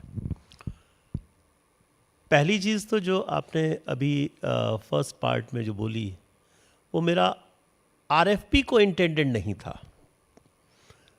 मेरा ये कहना था कि आपको एक लिस्ट दी गई है जिसमें पता है कि ये एक आइटम, पर्टिकुलर आइटम है। अब आप मुझको एज ए इंडस्ट्री, आप अपने कस्टमर को एक बेटर आइटम प्रोवाइड करिए, तो इंडस्ट्री जो कस्टमर है वो उस आइटम के लिए जाएगा। वो एक चैलेंज है। आरएफपी की बात मैंने यहाँ नहीं की, वो प्रोसीजरल पार्ट है, उसका जो है that can be taken up, that is not an issue. लेकिन यहाँ पे बात यह है कि आप एक आइटम एक पर्टिकुलर स्पेसिफिकेशन के साथ मैन्युफैक्चर कर रहे हैं, उससे बेटर टेक्नोलॉजी अगर आपके पास है तो obviously the user will go for the better technology keeping in view the future requirement. So that is number one. Number two, आपने बोला जो है आर&डी के इंसेंटिवाइजेशन के लिए, हम इंडस्ट्री के किसी भी इंसेंटिवाइजेशन के लिए we are with industry. We are taking up all the matters related with tax exemption, reimbursement of duties with the concerned ministries and departments like Department of Revenue or Ministry of Finance. आप ये जो proposal आपने बोला income tax वाला जो था, ये आपने अगर हमें दिया है, we will take it up. अभी वैसे मेरे नॉलेज में इस तरह का कोई प्रपोजल नहीं आया आपका इनकम टैक्स को लेके। आप लोगों के दूसरे प्रपोजल रोड टैप वगैरह को लेके आए हैं, ड्यूटी ड्रॉबैक स्कीम को लेके आए हैं, that we are already taking up with department of revenue and SIDM is aware of it because they are also on board. So we are working with all the industries, with the director of finance of all the industries. So that matter we are already taking up. So regarding income tax exemption for R&D, but that should not be in the manpower. That should be in the real, investment in the R&D. So a substantial proposal is required, maybe through SIDM, that we will take up. Thank you. Yeah, here I like to supplement what Mr. Bajpai mentioned. And specific, I come to the first question of yours, sir. So you have been in the services and you are aware that we have a very defined way of writing the staff qualitative requirements. We have a directorate for that. And for a Navy which has to fight today's wars, tomorrow's wars, which has to fight in, and since this is pertaining to not only Navy but defense in general, from deserts to mountains to sea, variety of terrains, etc. The requirements are known best in the staff qualitative requirements. The experience of your building an item may give you an edge to make to your perception of a seemingly better item for a solution than asked for. That may not necessarily be for the Navy. For example, I'll just cite for a user, the symbology on a multifunctional display also has a linkage with his training across platforms, with the legacy platforms, with the foreign navies with which he is to collaborate tomorrow. So if you give, instead of the existing symbology, which is matured over what I try to define in my opening remarks, over years or rather decades, and is well documented and is being insisted by the user, it is worthwhile to take care from the aspect of what the Directorate of Staff requirements defines. The implementation of the same could, however, be your forte. For example, if I am to make a link and it has a very large number of discrete ports, and I remember that way back in 89, when we had a link yes import, we had to substitute with that discrete electronics with the budding DSP coming from analog devices. So instead of 15 ports, we gave a 4-board solution, much less electronics, but as the Joint Secretary was mentioning, form, fit, and functionality. Therefore, it's important from a user point of view to respect. There's nothing, you are in the market, you know, you respect the user first. So irrespective of your seemingly an edge vis-a-vis your competitor, give what the user wants. Now, he has a constraint for legacy systems, for the training requirements, for maintenance philosophies, etc., etc. And lastly, if you have a solution better, you can do it in your systems engineering part, but then it's your business component in the business which has to cost accordingly. That's all. Good morning, sir. This is Satyendra, sir. I represent a SME called Trinitech. We work for defense organization and then Navy also. This is pertaining to the way contracts are being awarded, sir. Erstwhile, DevProc was there, where people used to participate and then technical evaluation will be done and the L1 will be given the contract after a TNC and a PNC. Now, when it has moved to GEM, what's happening is many people are participating in the tender and then technical evaluation is being done. So once the technical evaluation is being done, it's going to the reverse auction. Like say now, my company is L1 and 4 companies are qualified. There is a 4th company which is like say 30% more than us.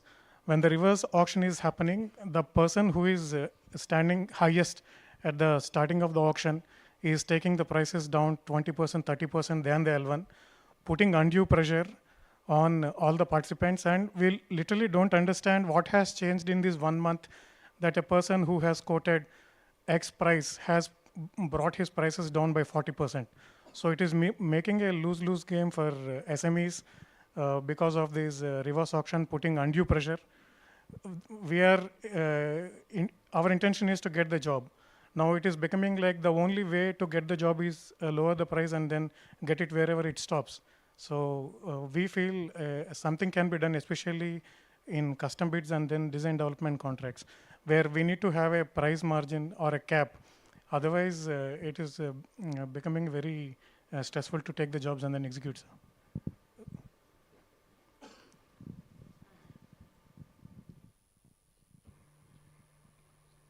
Is it addressed to me? No, because the right person would be the finance people and the acquisition people. But anyway, your point well taken, because we also work with GEM in case of DPSUs, and we have been interacting with CEO GEM. And in the customized solution, because there is a defense wing in the GEM, so we can take up this matter. You just send a representation to us. We will take it up with the GEM. Just to add, in yesterday's session, this point was taken up, and FADS has noted this point. So it is under deliberation. Thank you, ladies and gentlemen, for this engaging interaction. Now may I kindly request our session chairman, Rear Admiral A. Sethi, to provide his concluding remarks. Ladies and gentlemen, we didn't take much questions here due to paucity of time, and there is a session. I presume the next session shall provide more interaction, and we shall have more questions on the deliberations that we have started today morning. It's very heartening to see that the important aspect of the youth enthusiasm was gathered well in the expose by Mr. Tripathi and his defining term of absorptive capacity. And definitely we need both for this growing nation, and we see a growing absorptive capacity and an inspirational leadership. And definitely this leadership has to be at every level and not at the highest alone.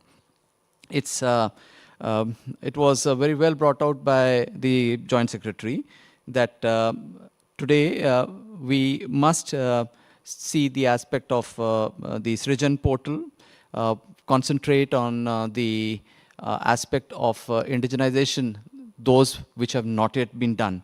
Here, there were issues brought out pertaining to material and test facilities. But as I see today, not only the government facilities, which under his own, our quality assurance labs open their test facilities and also give advices with regard to material. Also, the DPSUs offer their test facilities. Only yesterday I was reading how Bharat Electronics has opened its test facilities for our young budding entrepreneurs.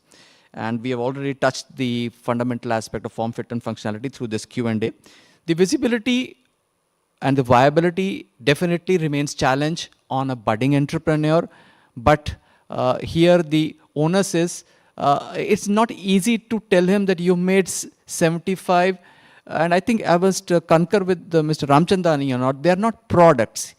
He has made ideas, and or they are subcomponents, they are technologies, they are prototypes. So they need to be taken to a level of subsystem, systems, and again, it's a topic that I touched upon.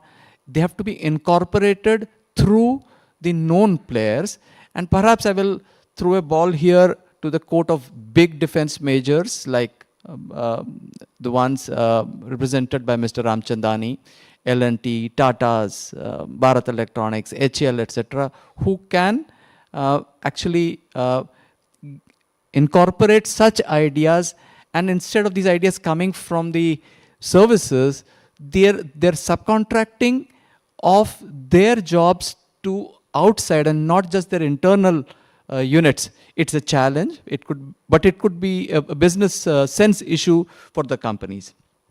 I'm very happy to see that Mr. Ramchandani brought out a very, very focused way of the challenges, and the challenges pertaining to the slow pace of building ships. But we know that there have been reasons for that, and Navy's on that, and definitely the lubrication into this machinery, I'm sure, is being continually worked upon by the men in white. Reliability of equipment and the preparing for future, this is definitely an aspect which a country which has worked on the R&M issues for now 4 decades is definitely prepare itself for the next century as well. I'm glad that Mr. Majage mentioned about how the hand-holding Navy does, and he mentioned specifically for a project of his. So ladies and gentlemen, thank you very much for your kind attention in the first session, and I'm sure we continue with the same spirit and more interactive in session 2. Thank you. Jai Hind. Thank you, sir. May I now request Rear Admiral Iqbal Singh Grewal to kindly present the seminar memento to the session chair, Rear Admiral A.S. Sethi.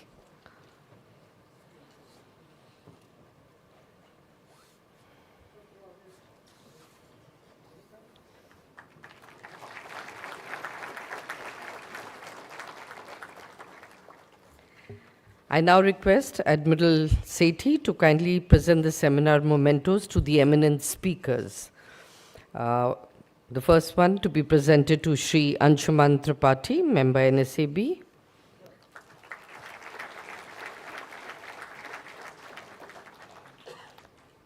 To Shri Anurag Bajpai, JSDIP, MOD.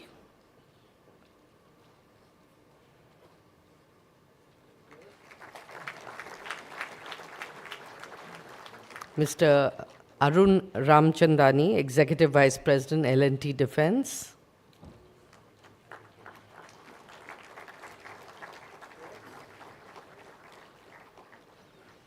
And Shri Abhijit Majage, Founder and Director, Finite 4.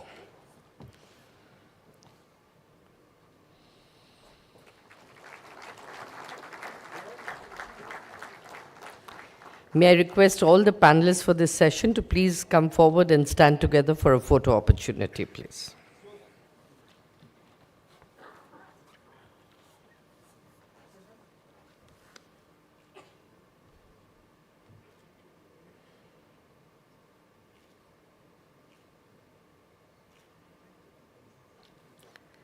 Thank you, everybody. With that, ladies and gentlemen, we come to a close of this session. Can we hear a round of applause for all of them, please? Thank you. We'll start with the second session right away as soon as we've turned the table around and set the stage for it. So please remain seated so that we can move on and keep time. Thank you.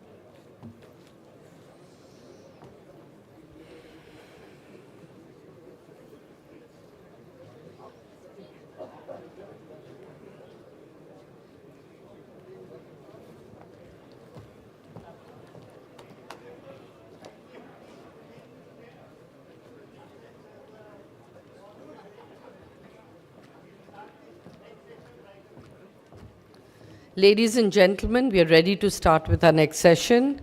As I requested you, please settle down so we can do that. There's no break between the sessions, so please remain seated. Our next session on indigenization is an interactive one. The theme for this session, okay, so we'll give you 2 minutes to come back and reconvene in the hall. Request all of you to be back soon and settle down.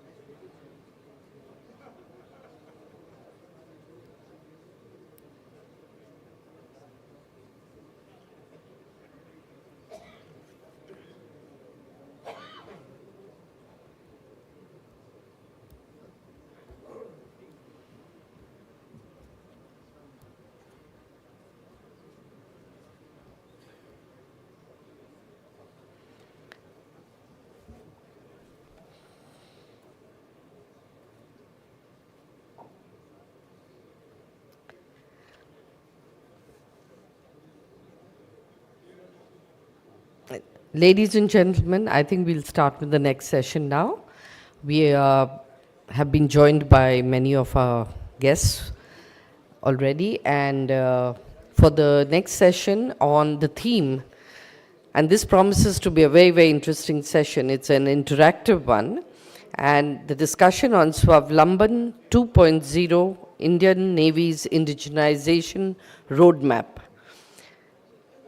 During this session, the critical indigenization projects which are being steered by Indian Navy and listed in Swavlamban 2.0 documents will be presented by officers from respective directorates. This session will be moderated by Rear Admiral K. Srinivas, Assistant Chief of Material, Dockyard and Refits. I'd like to invite Rear Admiral K. Srinivas and the speakers for this session, Captain Harpreet Singh, Commander Pankaj Grover, Commander Mukund Tandon, Commander Romit Razdan, Commander Raghavendra, Commander Deepak. May I request all of you to please join us on stage.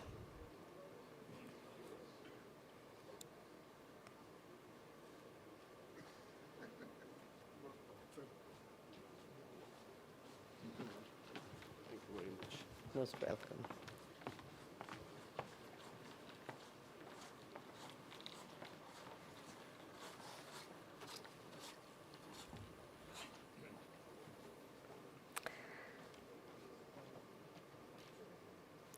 May I request Commander Deepak to please take this session forward. Over to you, sir.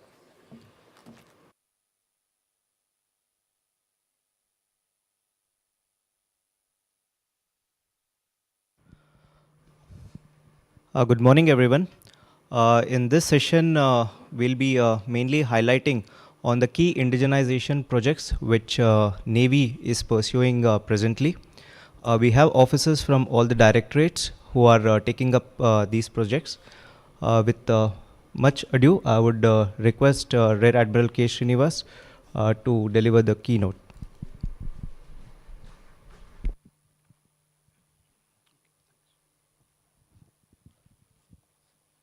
Distinguished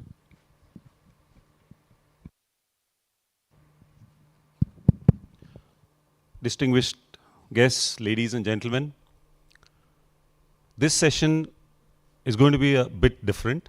We have several friends from the industry. We have our own uniformed fellow officers and men. Yesterday, the whole day was mainly oriented towards indigenization and innovation, policy aspects, procurement, and certification processes for the aviation, etc., etc. And today morning, you all witnessed, heard some eminent speakers talking about policies and issues related to indigenization. And as brought out several times since yesterday morning till now, the Atmanirbharta, which is also Swavlamban, which is self-reliance. Self-reliance can be achieved only through indigenization.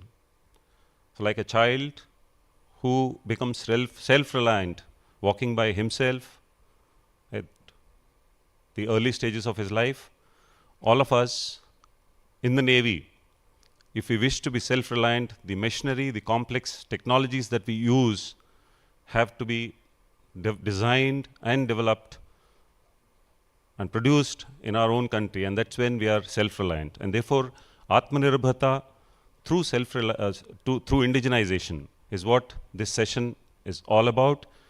And Navy has been at the forefront of indigenization since many decades, as the Chief of Material has already brought out in this keynote address. And we have made significant strides in this journey, but still there are miles to cover. This is amply and aptly covered in the Swavlamban version 2.0, which was launched last evening by the Honorable Raksha Mantri. And this document, ladies and gentlemen, has 5 parts. Part 1 covers the strategy and the methodologies available to the industry under various schemes of the government, whether it is MAKE, TDF, IDEX, or whatever, and even the revenue cases. And the part 2 to 4 highlight the indigenization requirements of our Navy. And this is very important and most critical aspect for today's session, because the industry actually needs to know what we are actually looking forward to indigenizing in the near future. So there are several equipment, systems, and technologies that we are going to cover. My colleagues on the dais today, they are from various professional directorates. They're specialists in their own field, and they are responsible, and they handle some of the equipment that we are going to cover today. So what are we bringing to you this morning? From this Swavlamban 2 document, we have picked and chosen about 20 to 25 specific critical equipment that the Navy has already progressed in some way or the other, taking forward the indigenization cases.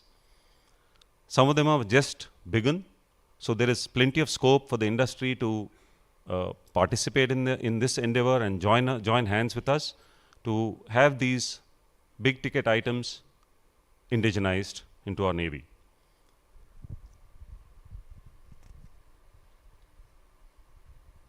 So to put forth these, we have with us today, the first among them, we have Commander Pankaj Grover, who is presently posted at the Directorate of Naval Architecture, commissioned in 2007. He is a graduate in Naval Architecture and Shipbuilding and an MTech in Corrosion Science from IIT Bombay. He is also an alumnus of the Naval War College, Goa, where he did his technical management course. He would cover 4 equipment today, and over to you, Pankaj. Commander Pankaj Grover, posted at Directorate of Naval Architecture. And I would like to use this opportunity given to me through Swavlamban 23 to put forth to the august gathering of industry partners sitting across the indigenization requirement of various hull equipment and materials that we are looking forward to. Now, just to give you a brief overview on what Directorate of Naval Architecture looks after, all the deck machineries, the hull systems, the hull materials, all the ship structures and ship stability is looked after by Directorate of Naval Architecture. Now, to put this on a ship perspective, right starting from the forecastle, the anchor, capstan, chain cable, coming to the midship, the boat and the davit, the deck cranes, coming to the aft of the ship, the helo hanger, traversing system, the door, helo hanger door, in and outside of the ship, sewage treatment plant, doors and hatches, cathodic protection system, and then various ship hull materials like steel, paints, coatings, structural insulation, deck coverings. So this is broadly what Directorate of Naval Architecture looks after. Now, coming to the requirement of the advanced hull system and deck machineries that we are looking forward for indigenization. The first one is replenishment and fueling at sea. This particular deck machinery or the hull system enhances Navy's capability to have sea control at long ranges by provisioning fuel and supplies from one ship to the another while underway.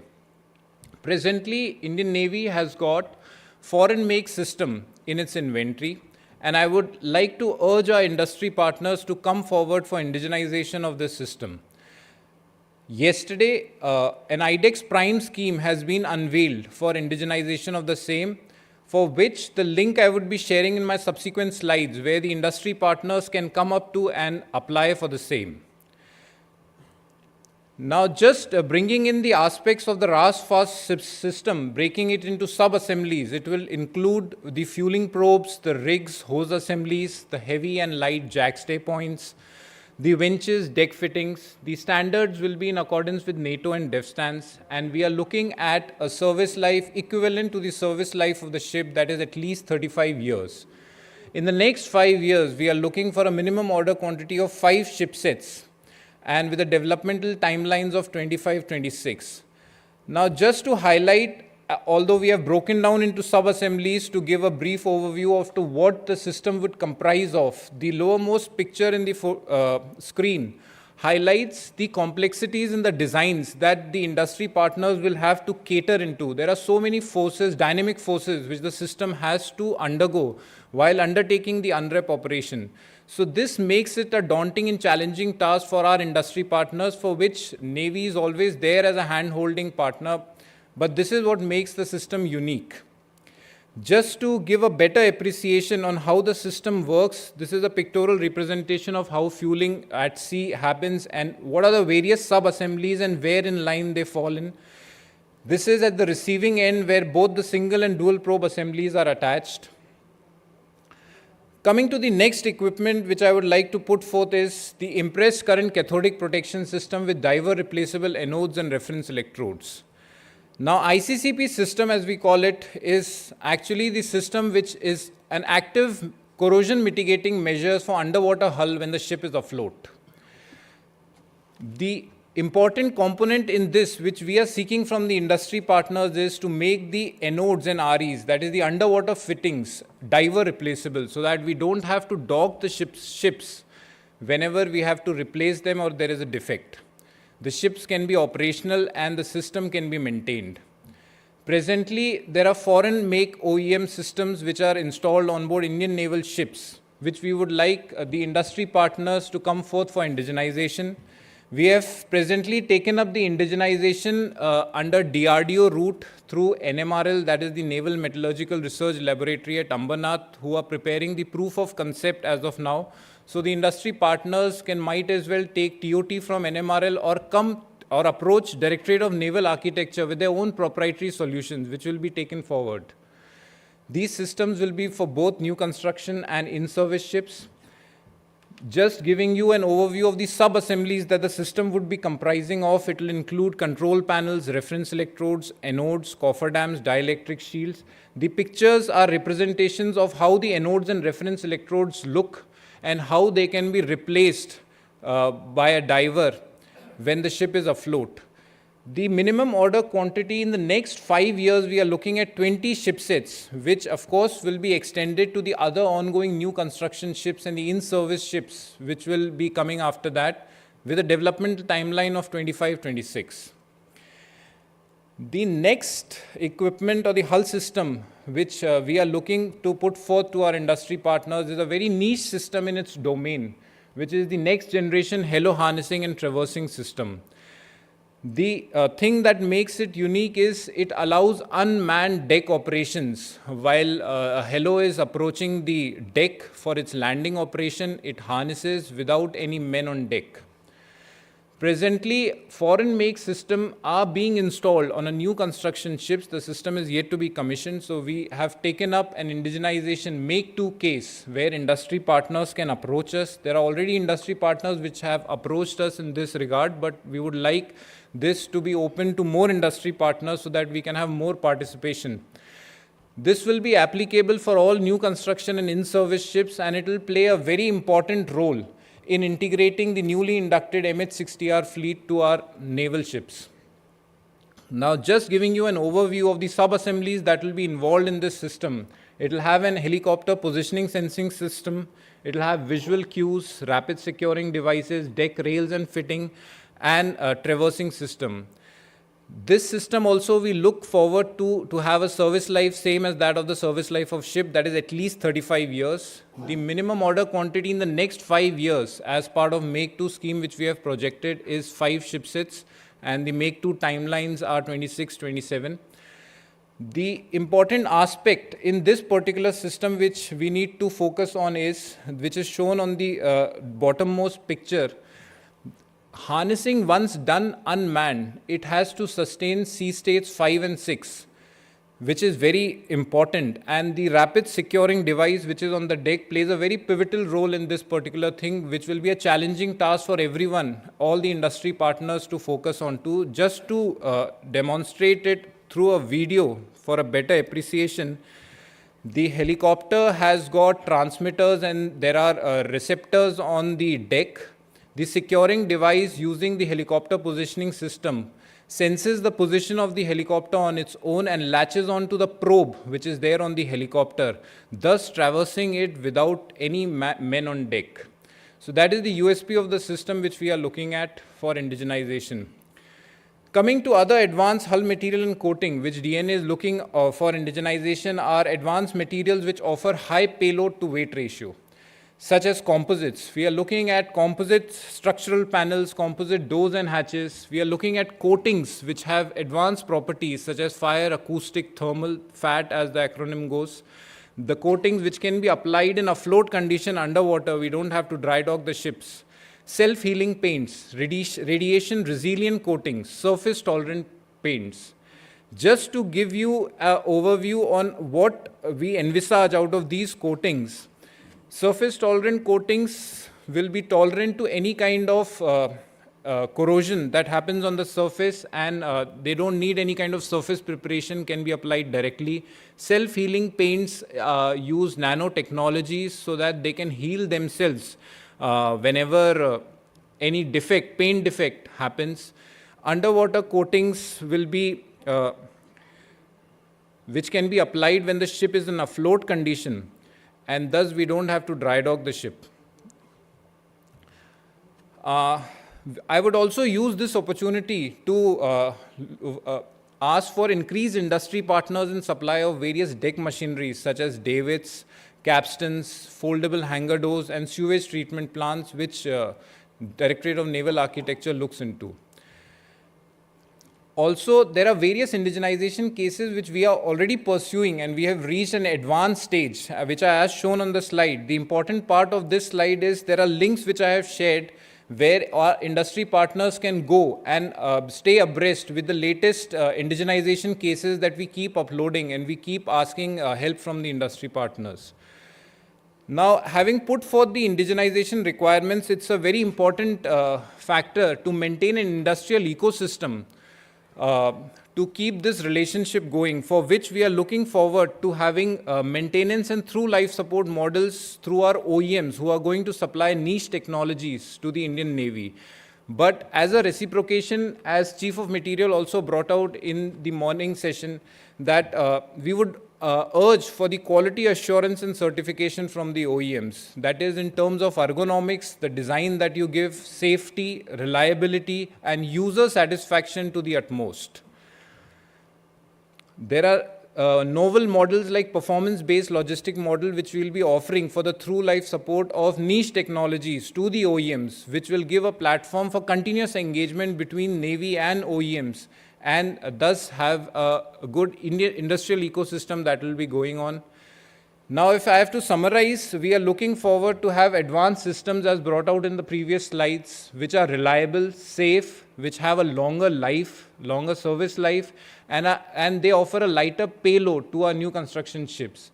So thus, to give an ultimate goal to our indigenization schemes for Make in India and then Make for the World, we have various tools which are available with us, which the industry partners can choose and approach Directorate of Naval Architecture to go forward for these goals. I will be sharing 2 QR codes with our industrial partners. The first one is for any kind of feedback and query which will directly reach to Directorate of Naval Architecture, and the second QR code brings out all the specifications which Directorate of Naval Architecture brings out in terms of hull systems and materials, which the industry partners can refer to and then approach us in case they are interested in developing any of the niche technologies or increasing the industry base of legacy systems. The contact details are as highlighted, and our house is open for discussion. Thank you. Ladies and gentlemen, we wanted to make this session a little different. Rather than keeping the question answers to at the end, which of course we can do it if there are general questions, but since there are 6 speakers covering various equipment, it is very difficult to remember what the first speaker has covered at the fag end of it, and therefore we thought we'll have quick questions and answers specific to this session, this speaker. If you have any, you may please ask.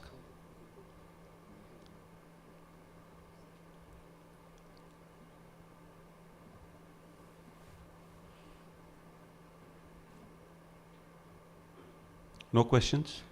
So we move to the next speaker. Thank you, Pankaj.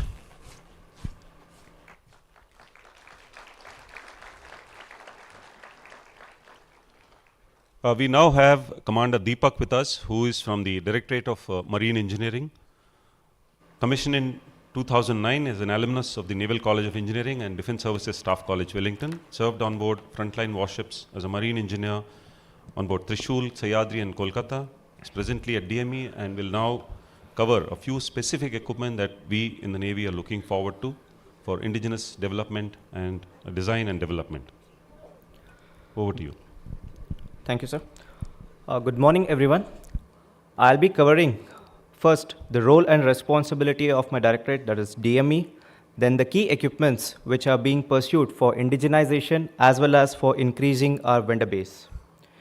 Coming to the role and responsibility, the Directorate of Marine Engineering is a nodal directorate who is responsible for induction of marine engineering system classified under MOVE category in Swavlamban document 2.0. The equipment under this category encompasses main propulsion, which includes main engines, reduction gear, shafting, propeller, control system, the power generating equipments, auxiliaries, which include air conditioning plants, refrigeration plants, HP air compressors, freshwater generators, then the fixed firefighting equipment for machinery spaces, and then the aircraft handling equipment on board the carrier. DME is completely responsible right from drafting the PSQRs for these equipment, testing, operation, promulgating the maintenance philosophy, and lifecycle management of this system. DME is also involved in induction of niche equipments which are contributing towards the green technology. The first equipment that I'll be covering is arresting gear, which is installed on board aircraft carriers. The primary role of this system is to trap the fighter aircrafts, which is landing at a speed of about 255 kilometers per hour speed and rapidly decelerate its speed. As you can see on the top left of the screen, the tail hook of the aircraft carrier is strapped to the wire rope, which is connected to a complex hydro-pneumatic system, which is installed in the below deck compartments, which brings this aircraft to rest within 90 meters of the pullout length. The complete system is required to be designed for a maximum working load of 70 tons. The present system, which is fitted on board Vikramaditya and Vikrant, are designed and supplied by Mrs. Prolitaski Zavod. The minimum order quantity that we are looking forward is 3 ship sets, and the system is required to be developed by 2027-28. The second equipment is a restraining gear, which is also fitted on carriers and is used for launching the fighter aircraft. As you can see on the screen, the thrust covers or the flap is initially in the hoisting position or the vertical position, which will prevent the forward movement of the aircraft. Once the required thrust is developed by the engines of the aircraft, these flaps are lowered, and thereafter the wheels of the aircraft would roll over these flaps before taking off from the deck. Therefore, the system is required to design to withstand a maximum horizontal load of 200 kilonewtons and vertical load of 144.5 kilonewtons. Also, the permissible time limit for hoisting and lowering of these flaps is 1.5 seconds and 0.3 seconds respectively. The restraining gears which are installed on board naval carrier platforms are supplied by Mrs. RSMIG, a Russian firm. For restraining gear also, we have an MOQ of 3 ship sets and is required to be developed by 2027-28. I would also like to highlight that for both arresting gear and restraining gear, post-development of the complete system or the sub-assemblies, the system has to be tested in a shore-based test facility, including the landing trials, prior we proceed for the onboard trials. Though we are looking for the development of the complete system of AG and RG, industries who are capable for developing the critical subcomponents, which are flashed on the screen for these equipments, can also forward their proposals to the directorates so that we can take up these cases under the respective development heads. The third equipment is the marine gas turbine, which is primarily used for main propulsion and power generation on board the naval platforms. For main propulsion, we have the A59s, the AT59, this is 71, which is supplied by Zoria Mash Prokeet, and LM2500 gas turbines by HAL in collaboration with GE.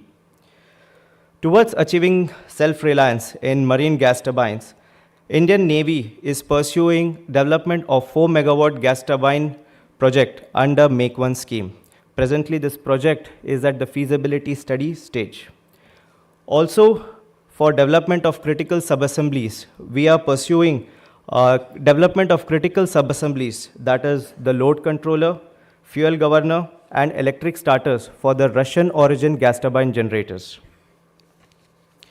The technical specification of the 4 megawatt gas turbine generator, which we are pursuing under Make One scheme, is as flashed on the screen. The firm who is willing to participate in this project is required to give the complete system that involves the prime mover, the reduction gear, alternator, and the control system. The prototype is required to be ready by 2026-27, and the minimum order quantity would be 20 sets. DME is also pursuing to increase the vendor base for equipments which are flashed on the screen.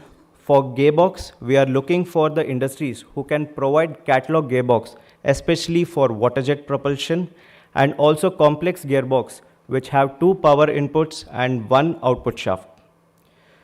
For auxiliaries, we are looking for firms who can supply aeroplanes, centrifuges, and OWS with indigenous design, which would comply to the military standards, and also provide reliable product support. With this, I come to the end of my presentation. Any questions?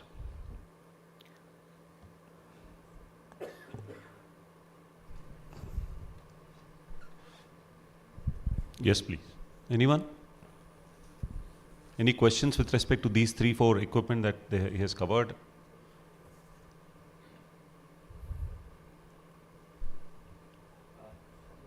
Yes, sir, please.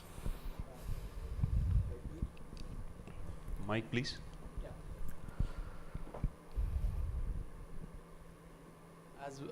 As I note, wonderful, specifications laid out by the directorates, both for Hull and with regard to the marine engineering. This is a very tall order of the systems that we are asking for. And I just come specifically to gas turbine. I just want to know whether in terms of the terrestrial power generation, PSUs like Bharat Heavy Electricals, are they into this business? Is there a policy to explore those avenues? Thank you very much, sir. This is a very important question that you had asked, and several years we've been trying for a marinization of the gas turbines in our country. Of course, aero engines was first on the block. So now with respect to marine GT, a lot of efforts are happening. Let me start with the power generation front. The PSUs like BHEL, and they're already producing gas turbine generators, and therefore we have now given a requirement out to the industry field for a 1.25 megawatt gas turbine generator by Indian category. So the bid, this RFP was already issued, and the bid is supposed to be is expected by around November, and the process continues thereafter for 12 sets of gas turbine generators of 1.25 megawatts, which we were importing all this while. Then we moved to a 4 megawatt gas turbine generator, which he just covered. This is the next step for the future induction ships. We are looking at a 4 megawatt gas turbine generators, for which we will certainly require a 4 megawatt gas turbine. And therefore, we already got the AIP, and it's presently at feasibility study stage, as he mentioned, sir. And we will move forward to the AON and then RFP and things like that. Then we scale it up to a main propulsion GT, and towards which we are already working closely with BHEL and other partners in the world. I hope that answers your questions.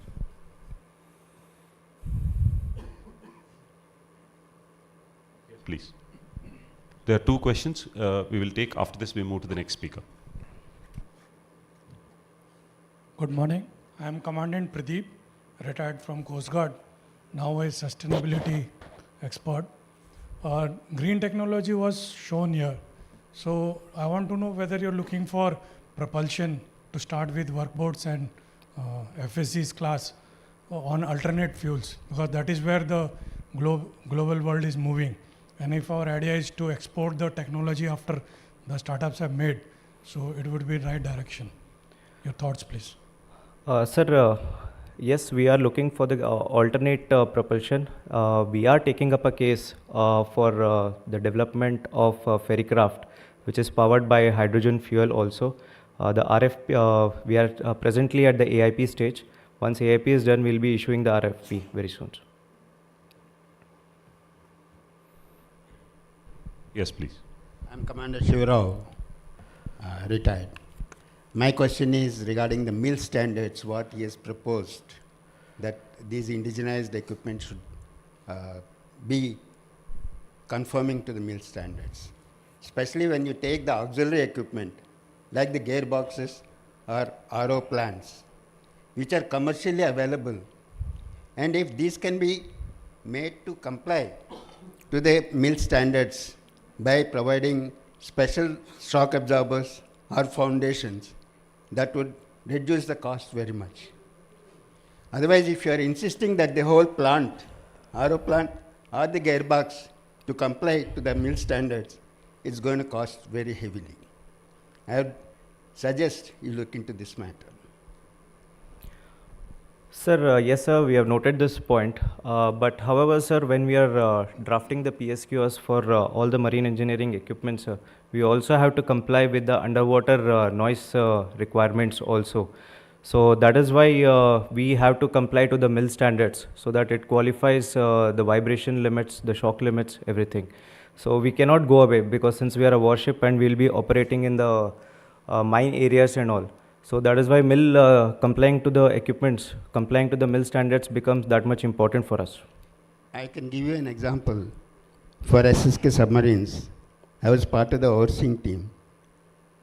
They have used purely commercial pumps and other auxiliary equipment. What they have done is just they have designed the shock absorbers to meet the mill standards, so that the complete equipment can meet the mill standards. This is possible. So your point is well taken. We are already on the job, since particularly in this year, we've already been looking at revising our shock and testing noise standards. Also looking at, as what you rightly said, depending on the role and type of the ship vessel, we are planning to revise the standards, not going to the mill specs to some of the equipment particularly. This job is already on, and I can assure you that in a coming couple of months from now, we would be revising this, and future RFPs will certainly include such. Thank you. Thank you.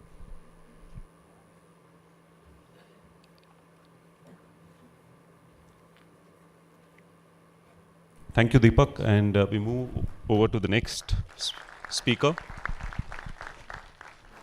We have with us now Captain Harpreet Singh from the Directorate of Armament Production and Indigenization. He's from the Naval Armament Inspection Cadre, held appointments at various armament inspection units and ordnance factories, DRDO, and command headquarters as well.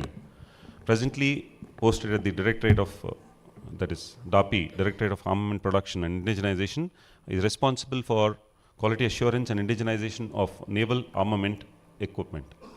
Over to you, Captain Harpreet. Thank you, sir.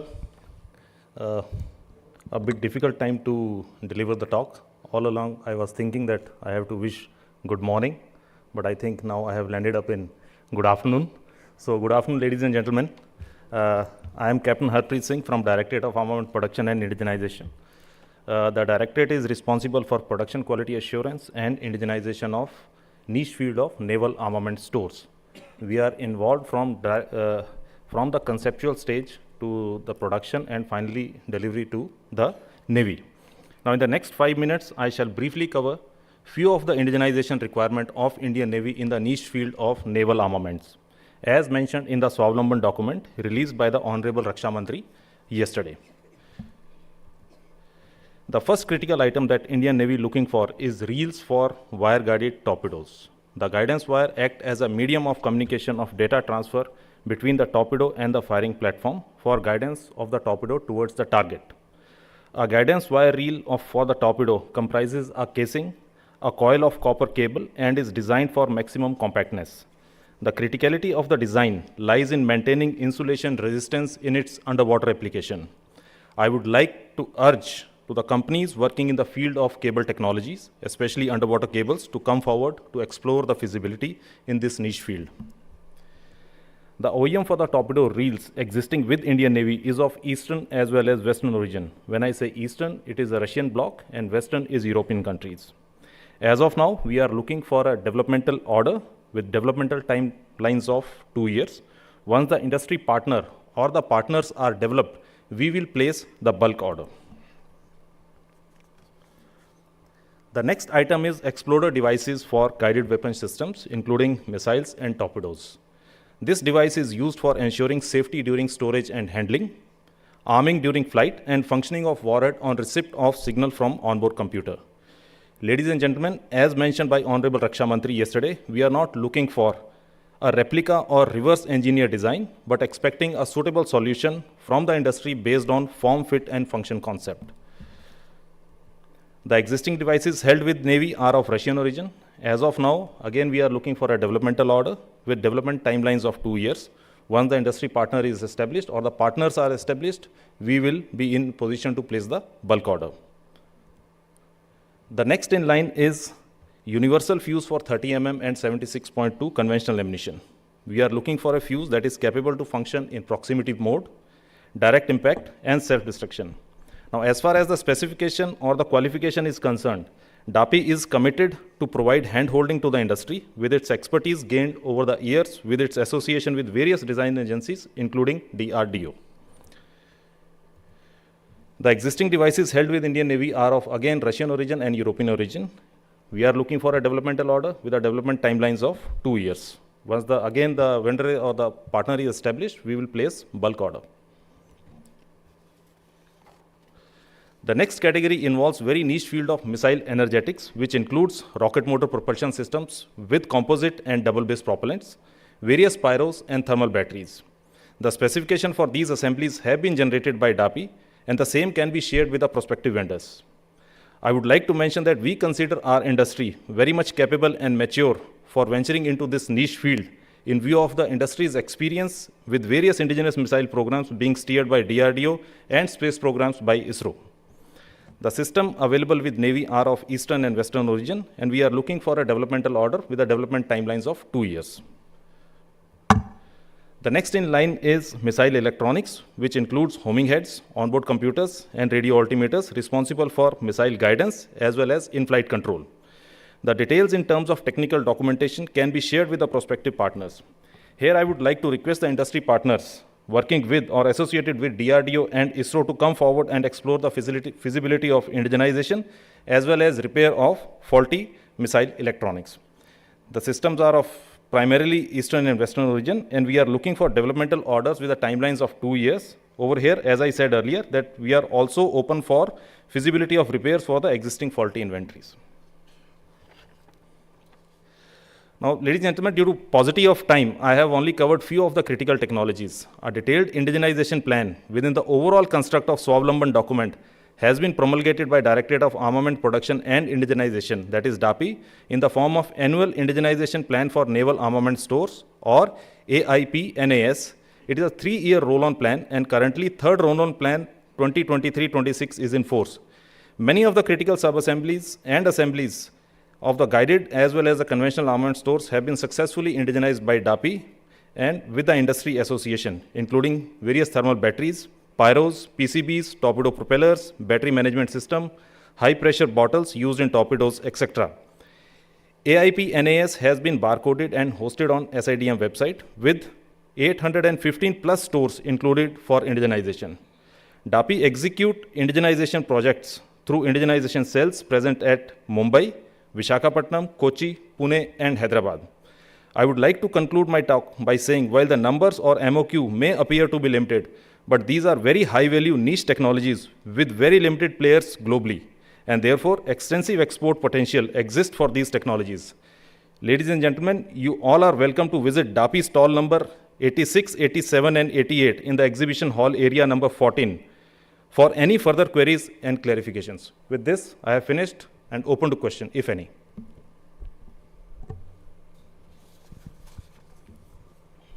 Thank you, Captain Harpreet. Any questions from the audience, please? That's it. Yes, that's it. Very good morning to all. This is Sanjay Garg. I'm on behalf of National Instrument, which is a test and measurement company, but I have a question related to the development orders when we are talking about.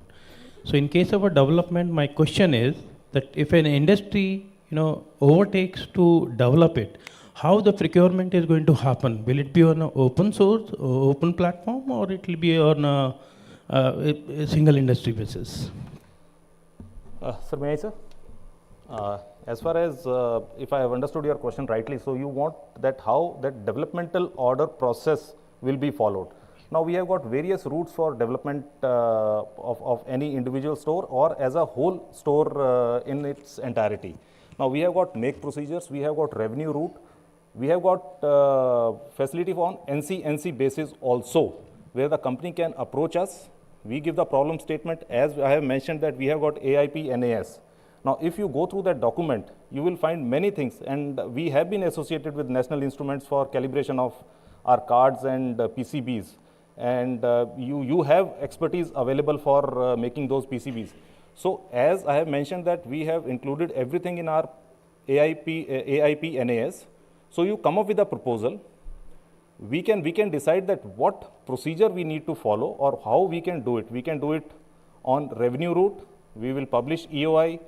You will respond to that EOI. Then we will publish RFP. So that becomes a revenue route.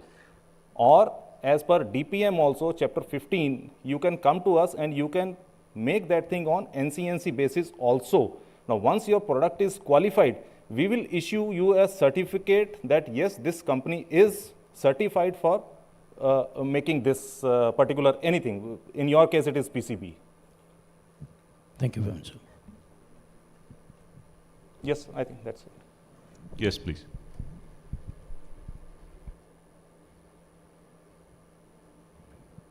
Hello, I am Dayanand and I am leading Navy in IDEX. I am Program Director. So many of the problem statement and area which you have discussed now that are open for submission, solution submission from industry, you may encourage them to apply for this solution through IDEX open challenge route also. And in open challenge route, which yesterday we have unveiled 76 challenges through IDEX, few of which are from Navy also. But through open challenge route in IDEX, all can apply, which are in every 3 months, which are being scrutinized, and then HPSCs and selection happens. So even you may send those lists to us also, which we will publish on IDEX website, so that people may get a list of area where they can apply even suo motu basis route also. So it is suggested that yes, you may send all this to IDEX website. Yeah, definitely. Point noted, sir.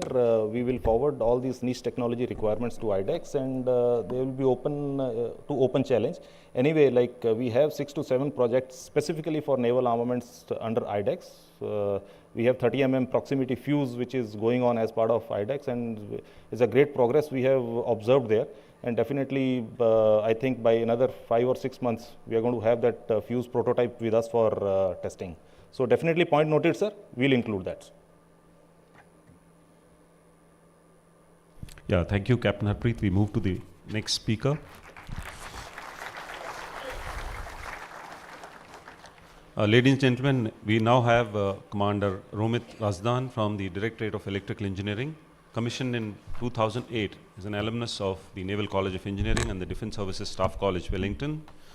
Presently posted at DWE, is handling the electrical systems for our submarines. Over to you, Roman. Thank you, sir. Good morning, ladies and gentlemen. The scope of my presentation is shown on the slide. At the outset, I would like to highlight the broad areas of responsibility of DEE. DEE is the nodal directorate for handling technical and maintenance issues in respect of a vast array of electrical and electronic systems of the Navy. The directorate deals with gyroscope systems, navigation aids, airfield systems, power generation and distribution systems, communication and electronic warfare systems, air surveillance radar systems, data link, networking, and combat management systems. The Directorate is also responsible for indigenization of electrical and electronic systems of the Navy. Systems that are being proposed to be taken up by the Indian industry are the towed wire antenna system, SATCOM terminals, and high temperature superconducting technology. While the first two systems are proposed to be developed for submarines and are already included in the Swavlamban 2.0 document, the last one is a new technology proposed to be developed for usage on board iron platforms. As highlighted by the previous speakers, considering the harsh environment conditions in which our submarines and ships will operate, the indigenous equipment developed as replacement of existing foreign origin equipment would need to comply to JSS Penta 5 and MIL Standard 461 Gulf standards. Starting with towed wire antenna. Towards receiving important communication while in dived condition, our submarines are fitted with towed wire antenna system. With the help of this system, an antenna cable of 650 meters is paid out by the submarine through a pressure opening. The cable, being inherently buoyant, floats to the surface, thereby enabling it to receive communication in the frequency range of 10 kHz to 30 MHz. The system consists of a winch drum on which the cable is rolled, a pusher motor which is used to pay out the cable, a valve assembly for precluding water ingress at the pressure opening, while enabling paying and recovery of the cable, and of course the associated control and monitoring electronics. I would like to highlight that paying out and the recovery of the cable impose a restriction on the depth and the speed of the submarine. While the system per se is not extremely complex, considering the depth and the water pressure at which the equipment will need to operate, there are certain challenges in terms of its operation and also its maintenance. One of the issues that we face is the damage to the cable during its deployment and during its recovery. Further, the valve assembly, which is located outside the pressure hull, is subjected to seawater pressure caused by the water column when the boat is operating at a depth of around 300 meters. An additional problem that needs to be considered is the diverse origin of our submarines itself, which impacts the form fit requirement of the equipment. In addition, the power supplies on board each class of boat, as well as the associated communication equipment, would also vary to some extent. Indigenization of the system can be undertaken under the revenue procurement route or the May category. The Navy is expecting development of the system in next 2 to 3 years. Some of the key technologies that are required for development of TWS system are the pressure-tight buoyant communication cables, winch and pusher assemblies for paying out and recovery, and the associated communication systems. Moving to submarine SATCOM terminals. The second system proposed is the SATCOM terminal for submarines. These systems are used for enabling satellite communication in surface condition, as well as when the submarine is operating at periscope depth. The system enables voice and data duplex communication over GSAT-7 satellite. The SATCOM antenna is hoisted on a mast and is interfaced with communication sets, which are connected to communication and control cables. The communication to the submarines and the shore establishments are relayed through hubs based at Mumbai and Visakhapatnam. The most important communication component of the submarine SATCOM terminal is the antenna head unit. Due to the limitation of the space, there is a significant restriction in terms of the AHU dimensions. Further, the AHU needs to withstand water pressure of 65 bars when the submarine is in dived condition. Considering the sea conditions, there is a requirement to stabilize the antenna for roll and pitch as well as for the movement of the platform itself. While the current generation SATCOM terminals use parabolic antennae, considering the advancement in technology, the Navy is looking at inducting planar array with electronic beam steering based antenna systems. One of the foremost challenges envisaged in the development of submarine SATCOM terminals is the ability of the outboard radome and the cables to withstand seawater pressure of 65 bar. The system should support an inbuilt G3I receiver for position and time information. It should be extremely lightweight and should be able to fit within the limited space available on the existing mast structure of our submarines. The requirement of developing an indigenous SATCOM terminal is immediate. Key technologies required for development of this system include a suitable radome, which will be able to withstand the extreme pressure, stabilization system, planar array antenna, and the below deck equipment. In addition to these equipment, I would like to now present a new technology, that is high temperature superconducting technology that Indian Navy intends to introduce on board our ships. The technology is based on Messner effect, wherein zero electrical resistance and expulsion of magnetic fields is experienced when the conductor is cooled below a characteristic critical temperature as depicted on the slide. We are presently seeking deployment of this technology in degaussing application on board naval ships. Present degaussing systems employ copper cables which increase the overall weight of the ship and also the magnetic signature of the ship due to its inherent properties. Copper cables are also used for power transmission between alternators and switchboards in ships. Usage of STS technology can reduce the length and weight of the degaussing cable required per winding. The reductions expected to the employment of the new technology is shown on the slide. Additional benefit from usage of this technology is significant reduction in the overall magnetic signature of the ship and therefore its underwater detection. If proposed by any of the industry partners, induction of this technology through development of STS-based degaussing system can be undertaken through make categories. Development of STS-based degaussing system shall require expertise on STS technology and associated systems like implementation of cryogenic cooling for the cables on board. We are looking at development timelines for the year 26-27. With that, I come to the end of my presentation. Contact details at DWE for any further queries are shown on the slide.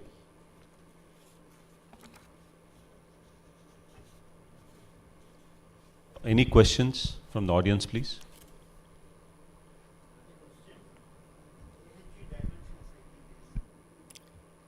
Meters, you said. Yes, sir. It will be 1000 mm, sir. Yeah, please. That's all. Thank you. Yes, please. That's it.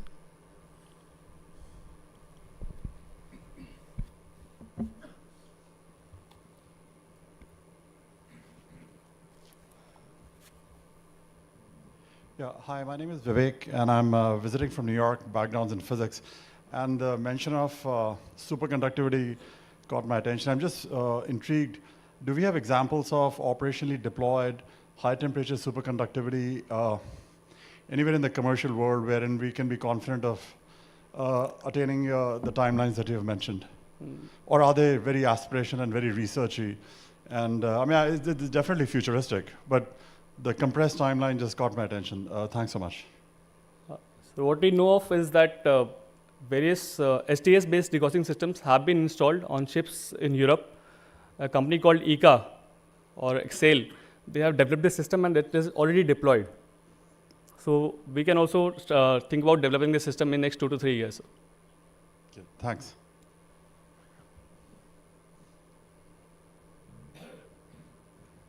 Anyone else? Okay, thank you. Thank you, Romit.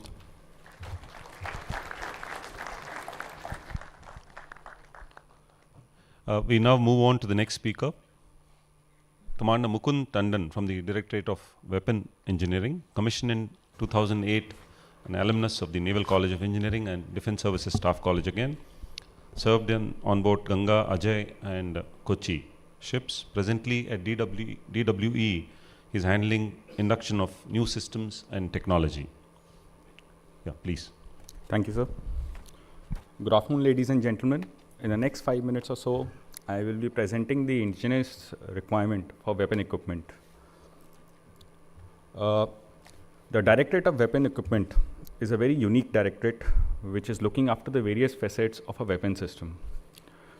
At the first, it is completely involved in the process of contract placement, system deliveries, and integration and testing. That is the induction. The second facet is sustenance, which includes induction of spares, repair facilities, and setting up of infrastructure for the facilities. The next facet is performance. It includes implementation of best practices and processes for operations and maintenance, and in-depth analysis with the OEM.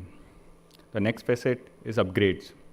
Once a system is inducted, it is an integral part of the ship, and it has to continue to perform with the entire life of the ship. Accordingly, upgrades are planned to cater for obsolescence management and induction of new technologies into the system. The last and a very important facet which is there is indigenization. As we all know, Indian Navy has inducted various foreign origin systems, and there is a requirement to indigenize the legacy systems to cater for obsolescence and also where the support has been stopped or there is a capability to be developed in the nation. The overall aim is to achieve complete self-reliance and sustenance of weapons. However, I will be going ahead to presenting only a few subsystems and systems which we are looking forward to indigenize. But the entire plethora has been mentioned and brought out very clearly in the Swavlamban 2.0. I would like to bring out that there are challenges in this, especially with respect to quality, marine environment testing, software development, integration, and not the least, it requires innovation too to integrate and to develop the system. The first system being presented is periscope cameras. The application is in the submarines where the submarines are at a certain depth and they can use the cameras to view above the surface and undertake a surveillance. The working mechanism, it is based on optics and also servo control.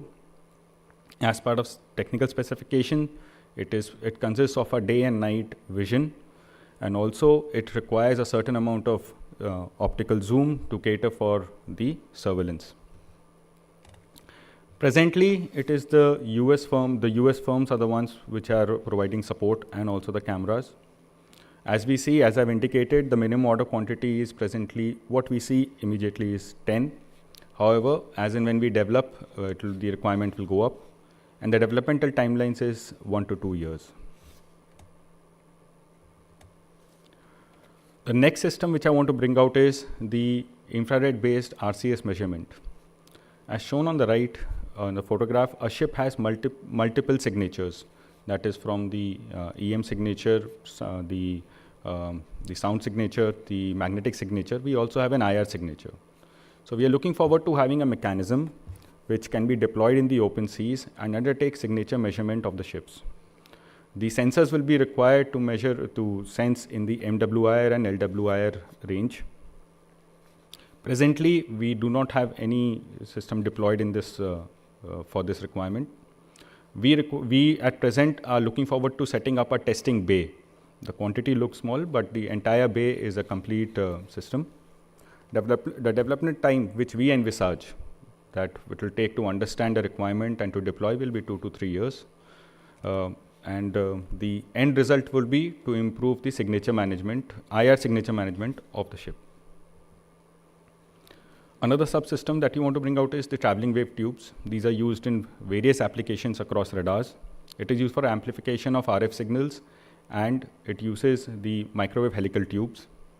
The amplification of power is approximately around 60 dBs, and it can change as per the specific requirement of equipment, which will be shared in details with the prospective vendors or the partners. Operations will be from 2 to 10 gigahertz, again based on application.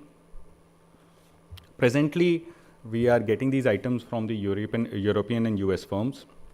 The minimum order quantity is for the present requirement, that is around 45, which can also be, which can go up as per the requirement. And it is an immediate requirement because these are already deployed and we do have a need for it. The next system that we want to bring out is high power microwave devices. These are non-organic bombs, and these work on a mechanism to deploy a microwave pulse to create an EMP to disrupt the electronics. The pulses are of few kilowatt to few gigawatts. Presently, the OEM, we know it is being developed. There is no OEM in the open to be there. And the minimum order quantity will be discussed once we have prospective partners who can develop and come to us for it. Development timeline, we understand, will be around 2 to 3 years for the same. That was from DWE, and the contact names are displayed on the screen. Thank you. Open for questions. Any questions for the Directorate of Weapon Equipment?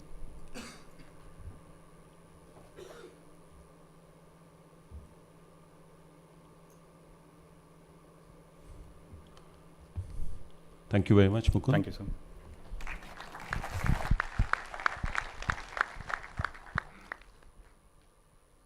We now move on to the last speaker for this session, Commander S. Raghavendran from the Directorate of Air Projects and Plans. Is a qualified helicopter engineer, served as air engine officer in frontline squadrons, air stations and the naval aircraft yards. Presently at DAPP, Directorate handling indigenization and capability development building of naval aviation issues. Over to you, please. Thank you, sir. Chief of Materials, senior officers, my colleagues, and most importantly, the industry partners who are present over here. Over the next 10 minutes, I shall quickly brief the requirements, or rather the indigenous requirements that we are looking forward from the industry as far as the aviation equipment are concerned. I would like to bring to everyone's notice, especially the industry partners, that there is an exclusive ecosystem within the Navy which is available to handle the indigenous and all requirements of the air assets which operate.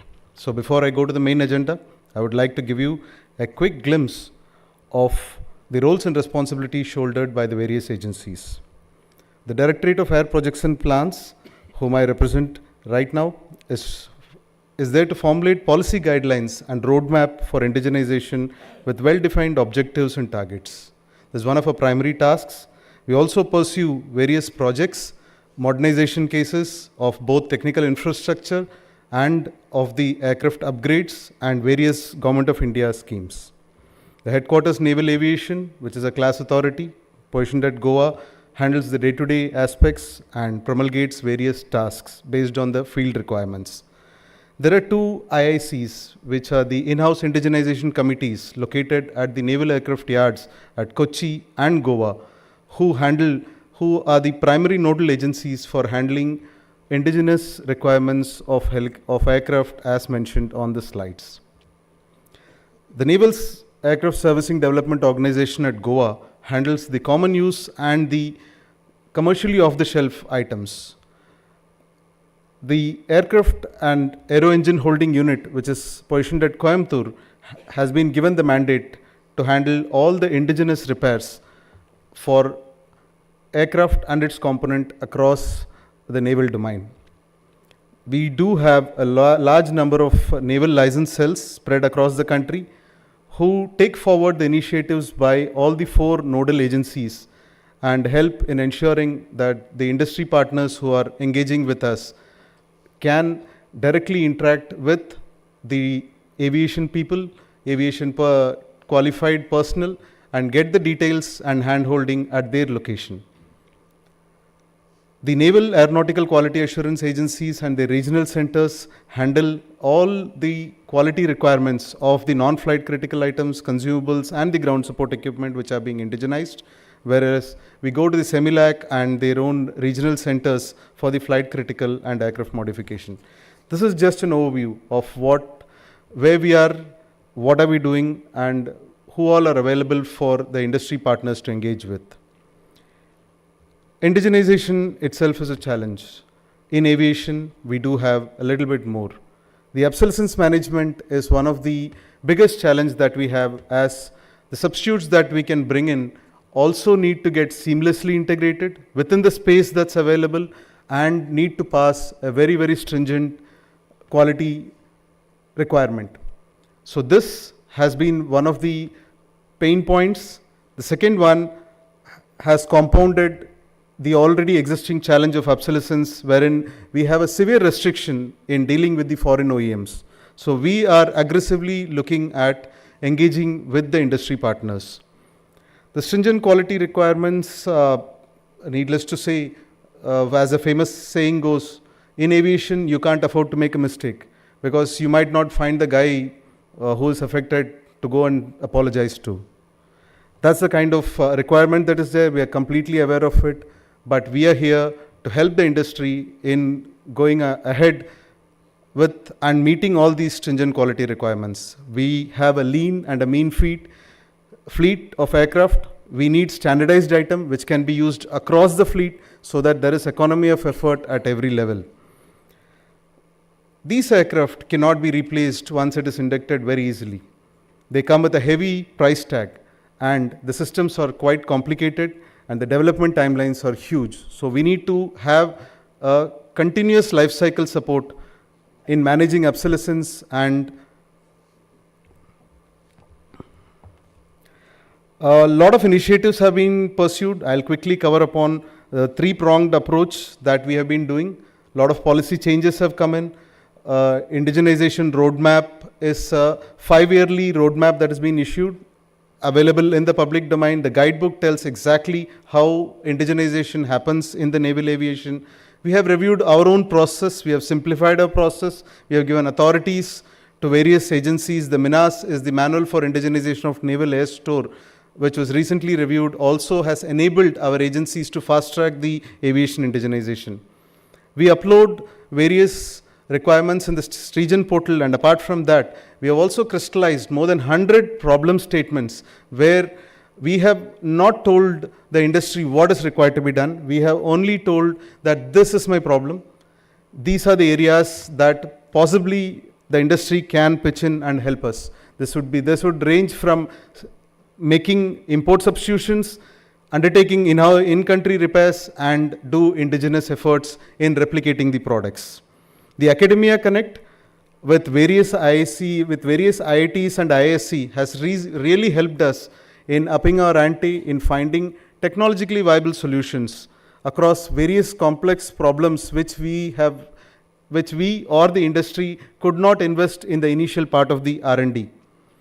The Industry Connect is one of the most important aspects, because even though we find a solution through the IIT, we need an industry partner who is willing and reliable to execute that particular solution and also go the long way till we sustain these platforms. So we have been aggressively engaging with industries at various forums just like this. So to come up with, this is the most important thing about my presentation or my talk, is the key result areas that we are really looking at. The mandatory spares and critical consumables are the lifelines of any aircraft asset. These are required because these machines need to be routinely maintained. So the constant availability of it is of utmost essentially required right from the day the aircraft is inducted till the day the aircraft is de-inducted, which would span at least about 2 to 3 decades. So we would want indigenous solutions to be available for each and every item that we routinely use. These are very, very simple items, starting from the batteries to the tires to the split pins to the O-rings. May sound very, very small, but they also come with a certain amount of quality and material requirements, which we are not really having an industry in the country which have gone in a very, very large scale in handling the complete requirements of the armed forces. So we would want industry partners to get into this aspect. The indigenous capability and for repair and overhaul is one very, very key aspect. With the geopolitical situation that has been happening, especially the Russia-Ukraine conflict, like what was detailed upon during the yesterday's aviation session, has reduced the capability for us, or has significantly increased the timelines for our items to go to Russia or to Ukraine and come back. So we would want people to really concentrate on this indigenous capability. Technology substitution upgrade is the requirement of the hour, but the challenge once again remains that how to fix in the technology that you're bringing in into the sophisticated systems, seamlessly integrate them into the aircraft and match the quality requirements. We're looking at partners for handling our multi-layer PCB repairs and re-engineering for a few components that we are able to handle, and we are also very, very keen on people or the industry who can help us with software extractions of embedded systems. A complete list of equipment, whatever that we are really looking at hand-holding from the industry, is published in the Swavlamban document in Appendix E. I would just quickly touch upon a couple of things. the landing gear and actuating strut, and its actuating struts, and the onboard oxygen generation system of the MiG-29 case, we are looking at completely setting up indigenous repair capability. We have already issued an expression of interest. We are actively pursuing this, and we would want this facility to be set up in any model we are willing to do. It can be a GOCO model, it can be a COCO model, it can be any workable model. But if the industry is able to bring it to us, we are willing to start this. We are looking at repairs or the in-country repairs of very, very critical equipment like the self-protection jammers and the optical locator stations of the MiG-29K aircraft. These were just a couple of examples. As far as technology substitutions are concerned, we are looking at replacing our MiG-29K multifunctional displays and the integrated standby instrument system. These projects, even though we had pursued in the beginning, we fell short because of the requirement of software extraction, which could not be really achieved by us. So we are really looking at people who has the expertise in these kind of domains. One, the guy who can make the electronics. The second, the guy who can crack the existing systems. And third is the guy who can integrate it. We are really looking forward for collaborative efforts from the industry. The other general projects of interest that I had given as the KRAs are these three. We have reviewed our approach with respect to indigenization of the minor and mandatory spares from going halfway to or starting these particular efforts later in the day to starting the efforts right at the beginning or at the induction stage. To give you an example, the MH-60R helicopters that have been inducted, we have already raised RFI or the request for information in a completely new and a novel model to indigenize a total of 275 by type items in one bulk.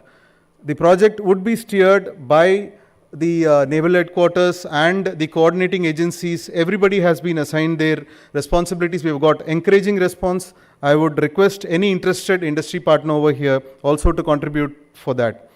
We're looking at repairs. We have a lot of repair facility that have been integrated into our aircraft yards. But these repairs are limited to component levels. We want the support for the subsystem and the subcomponent level, the PCBs, where we are still dependent on the OEMs or the foreign OEMs for providing us with the breakdown spares. Those are the areas where we would want the PCBs, the electronic equipment to be repaired, or any firm who can give capability for repair of these items, we are willing. And then the software extractions of very critical systems. I would like to tell you one success story which has recently happened, that firm Smart Machines took up a challenge through one of the Government of India schemes, which is the TDF, the Technology Development Funds. They were able to extract information about the health monitoring system of the MiG-29K helicopters. They are provided with a AI-based solution, all within a year's time. And this particular solution, I would tell you the kind of effect that it has had. Very simple. We have more confidence in the machines. We are able to predict the failures earlier, but most importantly, we have been able to reduce the turnaround time of this most potent aircraft from 4 hours to just less than an hour. So that is the kind of technology, that is the kind of advancement that the technology and the artificial intelligence brings in. So we are really keen on companies or the industry partners who can engage with us in this. There's a lot of reference publication. The indigenization roadmap that I mentioned is already available online. These are all in open domain. The aviation problem statements, 100 problem statements with more details of what I have shown you here. Those were just a couple of examples. They are available in the open domain for you to download and use. The Srijan portal also, the links are available. The guidebook tells you how exactly the process happens. That's it. I am completed. I am open for discussions, and we have, before that, we have always found the most effective way in the last few years that we have handled with the industry is to speak to them over mail, because both of us have got the advantage or to quickly communicate with each other. So for any queries, you can always contact us at the Directorate of Air Projects and Plans directly at the Naval Headquarters. We sit in the Africa Avenue D block, or you can mail us. I'm open for questions now. Any questions, please?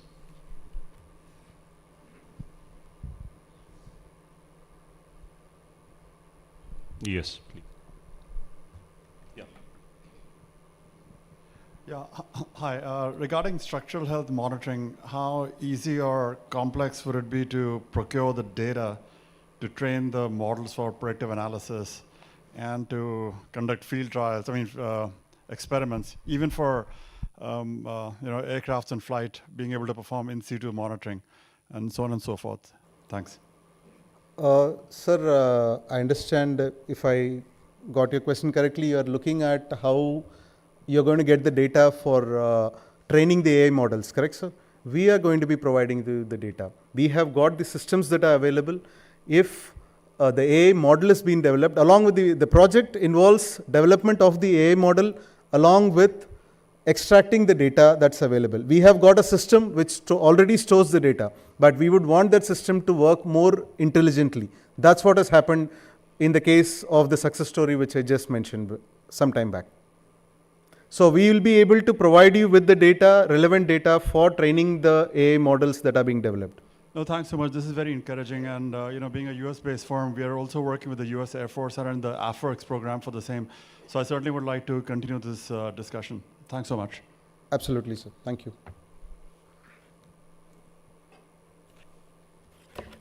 Any more questions, please? The house is open for any general questions as well with respect to indigenization, anything which is not but related to these equipments alone.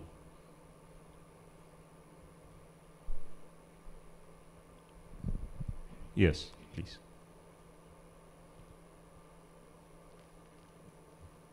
Hi, my name is Prithvish and I'm the founder of Green Arrow Propulsion. We are developing gas turbines, but on a much smaller scale. So my question is with regards to the indigenization effort in the field of gas turbines. Are you looking to work with only the PSUs for this development effort, or are you also open to working with startups in this area? Thank you. We are open to any industry. There's no bar on whether it is a private or a public industry. The feasibility study that we are doing on a 4 megawatt gas turbine generator, for example, we have scanned the environment, done entire industry scan, and then we've reached out to private as well as public industry who's going to participate now. The feasibility study is on. So therefore, private industry is most welcome.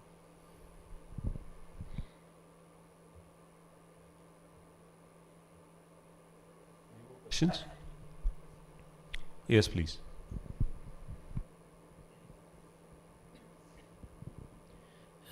Sir, I have a question with respect to the indigenization. So, where the OEMs have already raised their hand for support. So, we are given one of the challenge where you have automated test systems supplied for the weapon systems. And unfortunately, at the stage where the supplied automated test stations is not in a working state. And unfortunately, where the document are also not sufficiently available. My question is, should we have a mechanism in place when it comes to the indigenization that we can take it up the redundancy, creating a redundancy of these critical automated test systems or the system itself at a stage where it is actually available in a functional stage rather than when it is not in a working stage? Anybody would like to answer? DWE?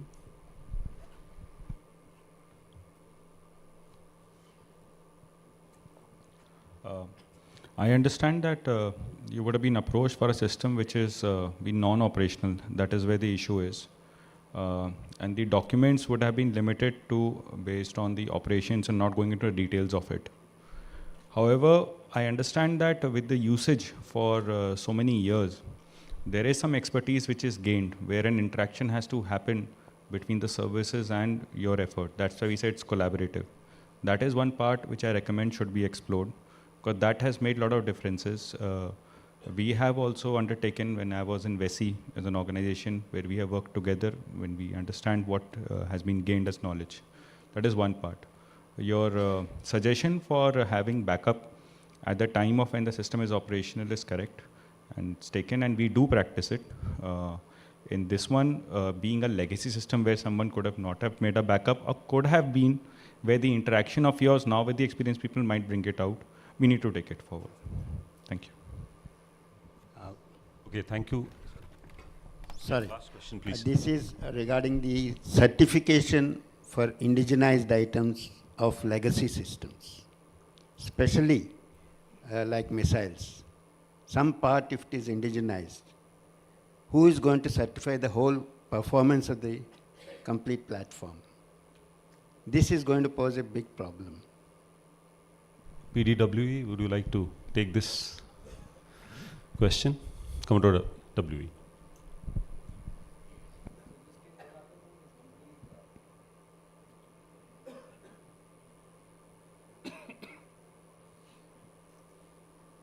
Essentially, sir, in the process of indigenization, what we are looking for today is, if a firm is already involved in a particular field, making something, we are approaching him to see if he can make something that is specifically required for us. Now, as far as the trial is concerned, once this particular subunit is put into the main system, then the complete process of trial is, it has to undergo the trials before it is used for practice. And typically, as far as the DAPI is concerned, as far as the missiles and other things is concerned, they are handling it. So it has to meet the required specifications in toto before it will have to be indigenized.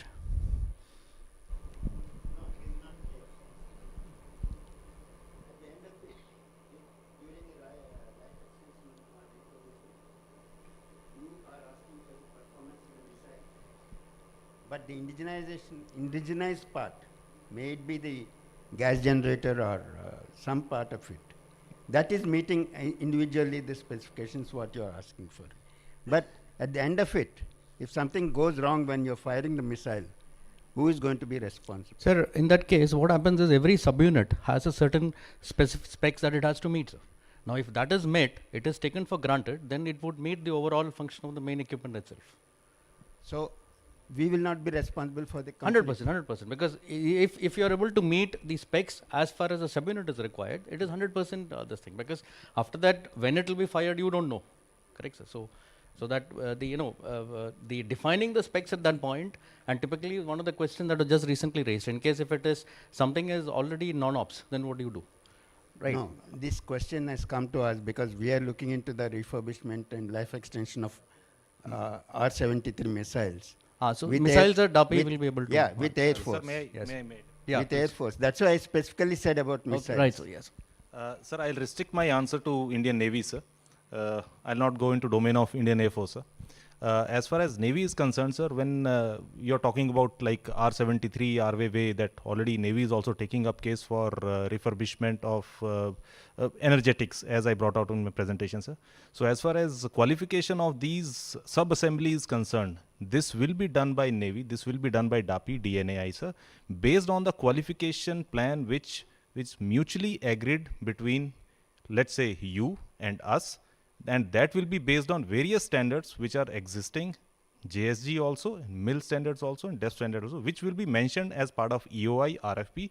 So based on that, if let's say suppose there is a gas generator which you have manufactured as per the qualification plan, and it has passed all the barriers of the safety test and functional test. So there is no reason that we are going to penalize you that because of your gas generator, this thing, something has happened. If it has cleared all the checks and parameters as per the qualification plan, which is mutually agreed between you and us, so there is no reason that we are going to come back and say that because of your gas generator, something has gone wrong.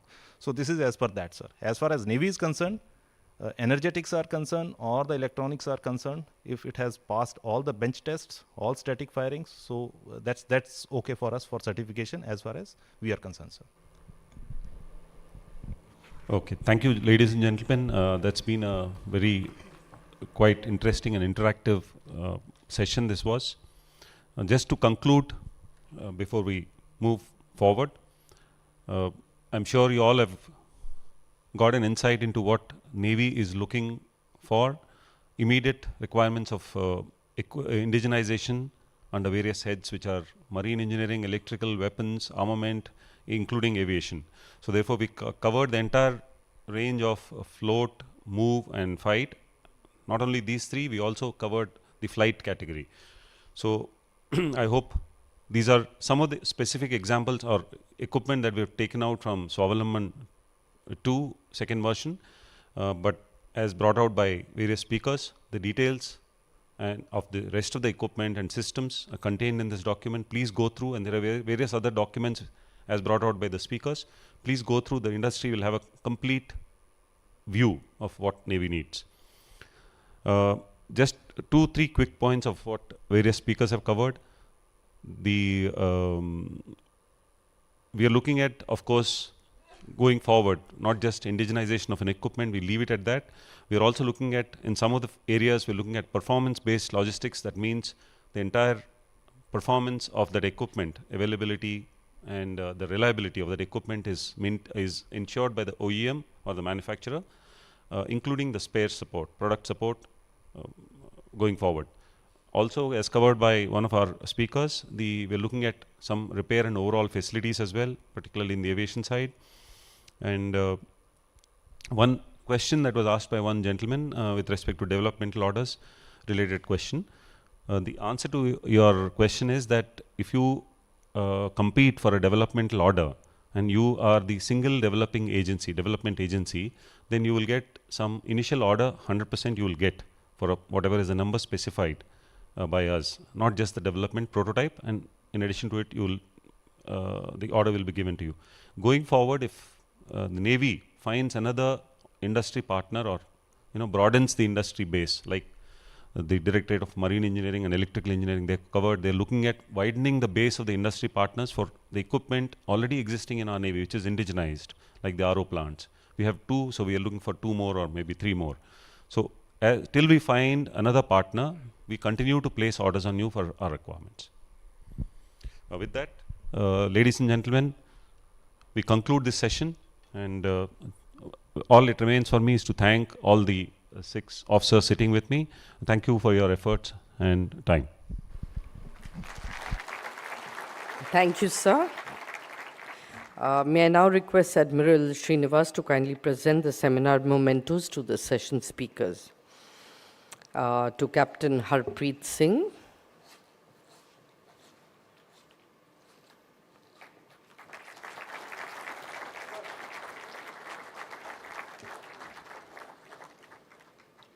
Commander Pankaj Grover,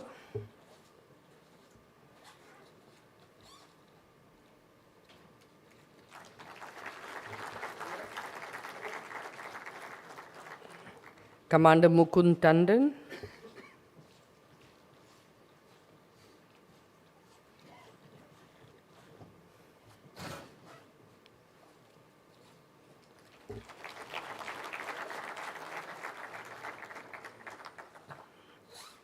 Commander Romit Razdan,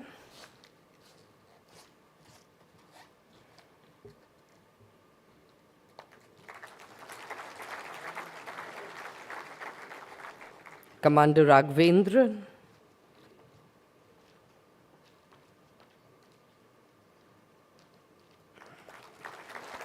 and Commander Deepak.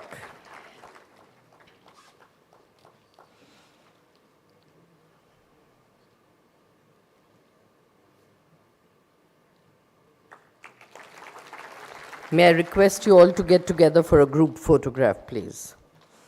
Ladies and gentlemen, we'll move on to the next session right away. Don't want to keep you away from lunch. Lunch will be served only after this session. So please remain seated and we'll start immediately.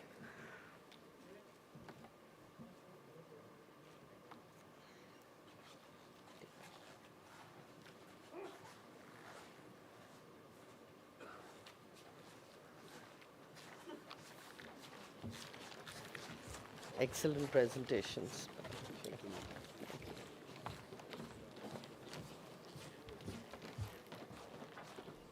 I've been asked to request you all to please remain seated in the hall. Our next session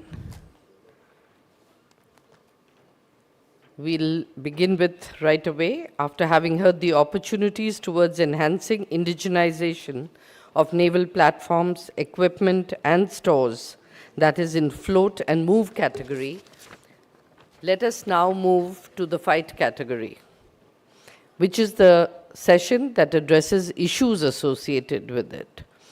During the session, the focus would be on opportunities and challenges in indigenization of naval armament. The session would be chaired by Commodore S.K. Patel, retired, and moderated by Rear Admiral Brijesh Vasishtha, Director General of Naval Armament Inspection, DGNAI. The eminent speakers for the session are Commodore Ajay Sharma, retired Vice President, Head Marine Systems, Bharat Forge Limited, Shri Sundaram, MD Aerospace Engineers Private Limited, and Shri Ashok Vadhavan, Joint President and Head Land Systems, Defense and Aerospace, Adani Group. Dr. Arunima Gupta, Scientist G, Director, DIPR. May I request all our speakers and dignitaries for this session to please come and take their seats on the dais.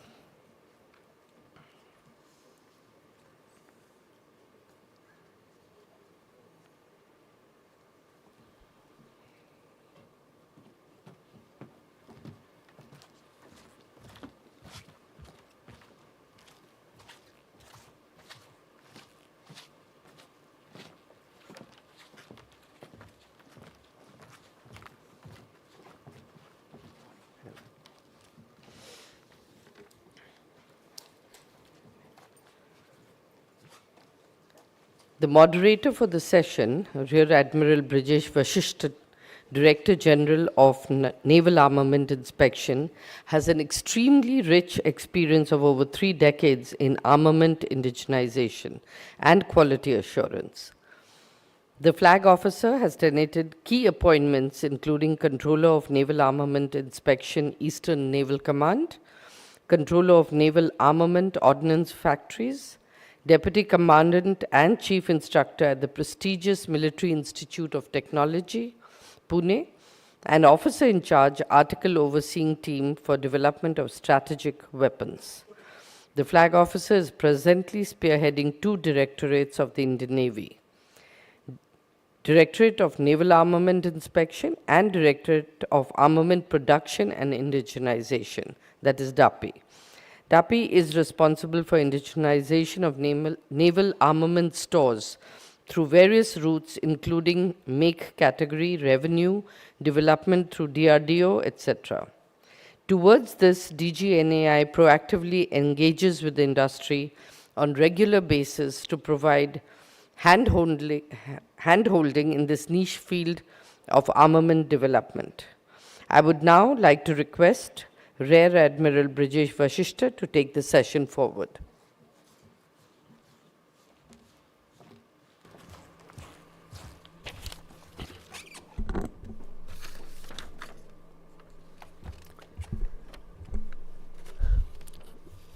Distinguished guests, ladies and gentlemen, a very good afternoon to all of you. I was just thinking how to keep the audience here during lunch, but the MC made my job very easy, that lunch will be served after the session. So thanks, everybody is here. It's indeed a privilege for me to be moderating this session on armaments. The theme for the session is Atmanirbharta in Naval Armaments, Opportunity and Challenges. The Directorate of Armament Production and Indigenization has been playing a crucial role in indigenization of naval armaments in association with DRDO, ordnance factories, DPSUs, private industry, and the user. This close association and collaboration has led to successful indigenization of 93.4% conventional naval armament stores, achieving self-reliance through Indian industry. DAPI, in association with the industry, has also successfully developed critical sub-assemblies of guided weapons and is at the forefront of design improvement of fuses, explosive sub-assemblies, torpedo recovery aids, torpedo and missile batteries.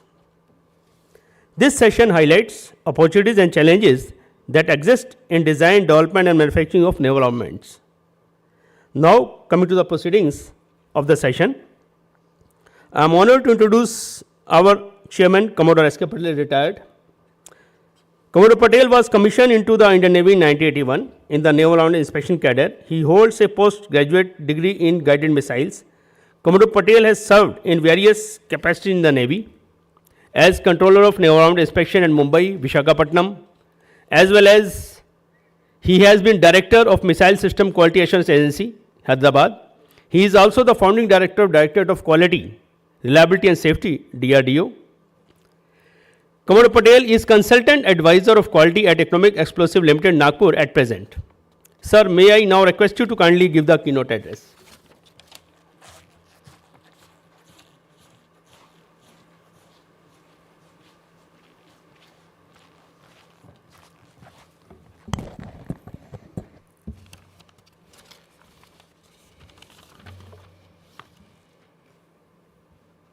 Thank you, Arman Basis, for your kind introduction. Good afternoon, ladies and gentlemen. I take this opportunity to extend a very cordial welcome to each and every one of you to this session on armaments titled Nausena Ayudh Main Atmanirbharta Opportunities and Challenges, conducted by the DGNA as part of Swavlamban 2023. This topic assumes paramount importance in the context of our nation's security and development and is central to ongoing efforts towards achieving complete self-reliance in niche areas of armament design, development and production. The targeted outcomes, what have been set for this session, is to apprise the industry about the armament indigenization successes and enormous opportunities available in various domains to participate in iron indigenization programs, to bring out the lessons learned from the experience of indigenization and provide way ahead to the roadblocks being experienced, to examine the concerns of Indian industries and discuss way ahead to progress indigenization in acceleration mode, and to identify the roadblocks in the policy and process in progressing various indigenization programs by Indian industries and brainstorm way ahead to overcome these and create a conducive environment. As you have seen for the last 2 days, Indian Navy has already created a very conducive to make the indigenization program fast track. In recent years, our government's vision of Atmanirbhar Bharat and the Make in India initiatives have paved the way for significant opportunities in the indigenization of military equipment. The prevailing global situation has only underscored the vital need for self-reliance in this crucial sector. Therefore, the close collaboration and interaction between all stakeholders in the defense ecosystem, that is, the designer, the manufacturer, the production agency, the QA agencies of the services, in Navy, that is DGNAI, and the end user, that is the Indian Navy in particular case, in general in the armed forces, will continue to remain key fulfillment of this aim. When we say this, I just give a little example of when I was director of MSQA in 2008. I assumed duty on 31st July 2008. And that is the time talk was on for manufacture of 4 squadrons of Akash weapon system by Bell as prime agency with the DRDO technology, the drawings. In fact, since it was known, late Dr. Paniam, who was the PD, who was the success behind the Akash story, and myself as my team, the Bell being prime agency, we started working before the contract was awarded. In almost 6 months, we created a document called the Master Quality Assurance Plan for manufacture of Akash weapon system, taking into account all the aspects, the ground system, the radars, the missiles, everything has been taken care of.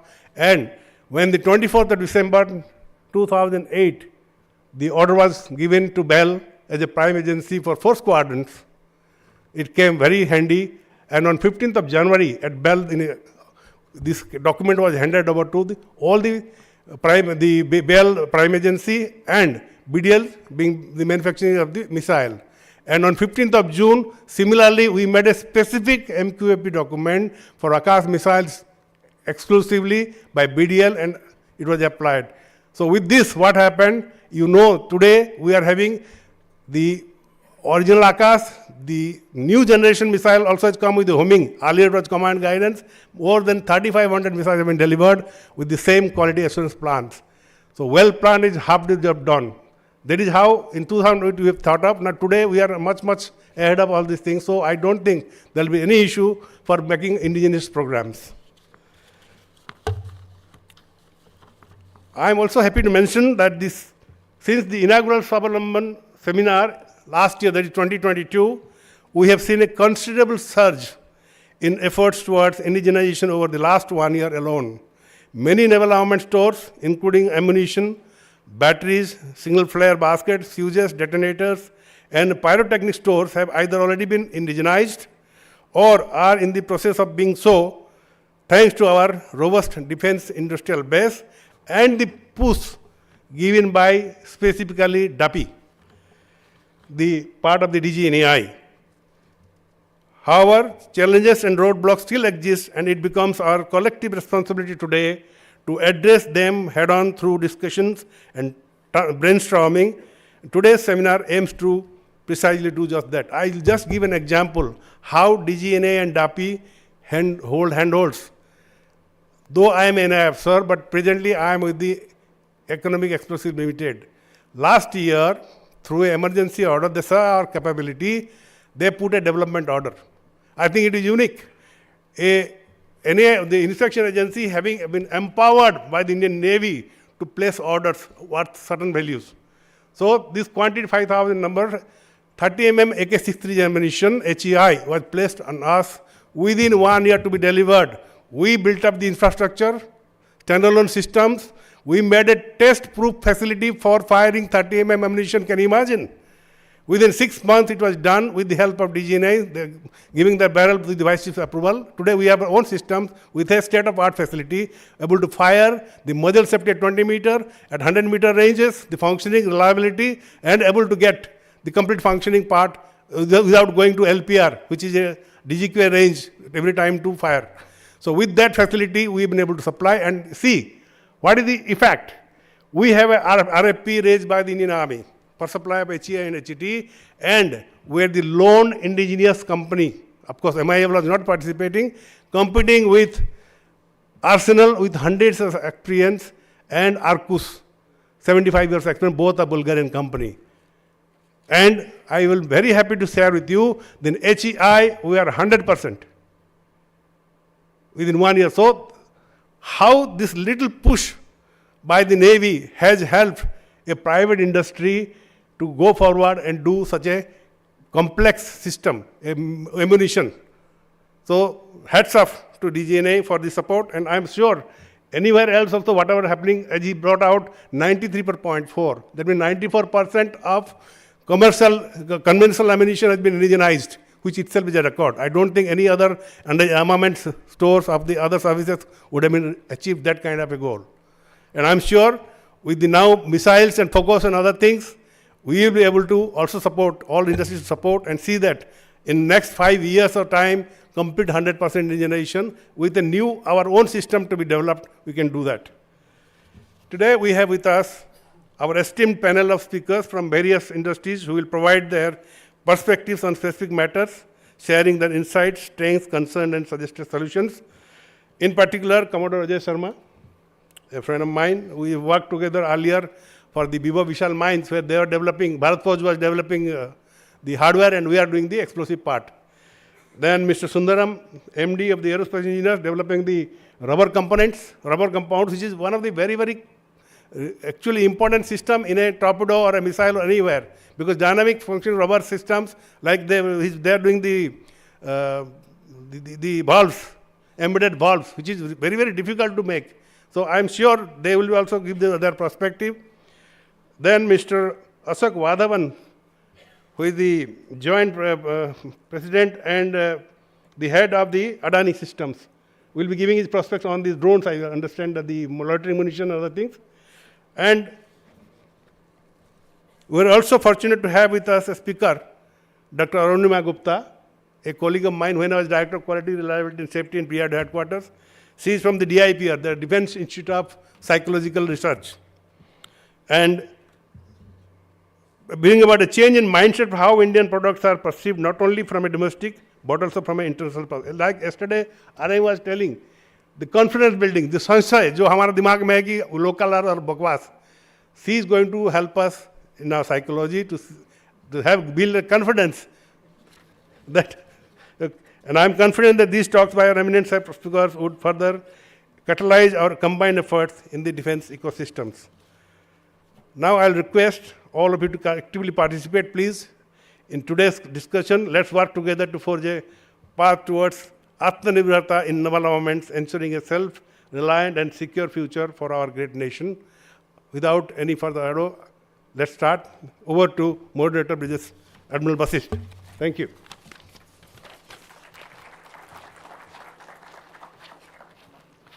Sir, thank you.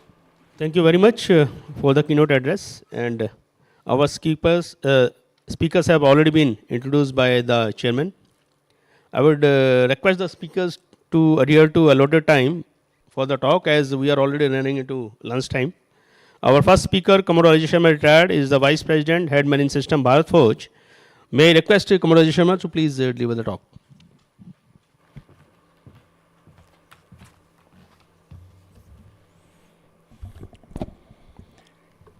CM sir, my colleagues on the podium, and officers, ladies and gentlemen. It is really a privilege to talk in front of such august gathering today on a subject matter which is very close to my heart. Now, I'm aware because this is the last session and we are one of the speakers, so there will be lots of repetitions. So I will try to avoid that to make it more interesting and also within the time span what is given to me. Now, I spent earlier 27 years in services and Navy, and the majority of the time was in an R&D organization called VESI. And thereafter, I have been in corporate now in Bharat Forge for last 8 years. So I have an experience, I have an insight of how services work and what do the industries look out. So when I joined Bharat Forge, as a strategic there was a task given to me that, how come countries like Israel and, are able to produce such high-tech systems? So we were given a task to do an analysis. But before that analysis, we went around to all IITs. I myself also masters from IIT Delhi. So when we went to all IITs, what I realized that each IIT basically, though there are lots of research happenings, people are given topics, but all those topics, they produce something, but there is no convergence on top. There is no product approach on that. Whereas when we went to Israel, we spent almost 7-8 days there. I found a total different model. The model there, what they're working is, industry people are positioned at the in the universities. Government supports the total funding for the new indigenous development, all R&D activities. Now there, what I found, actually there's all stakeholders are actually working in a very cohesive manner.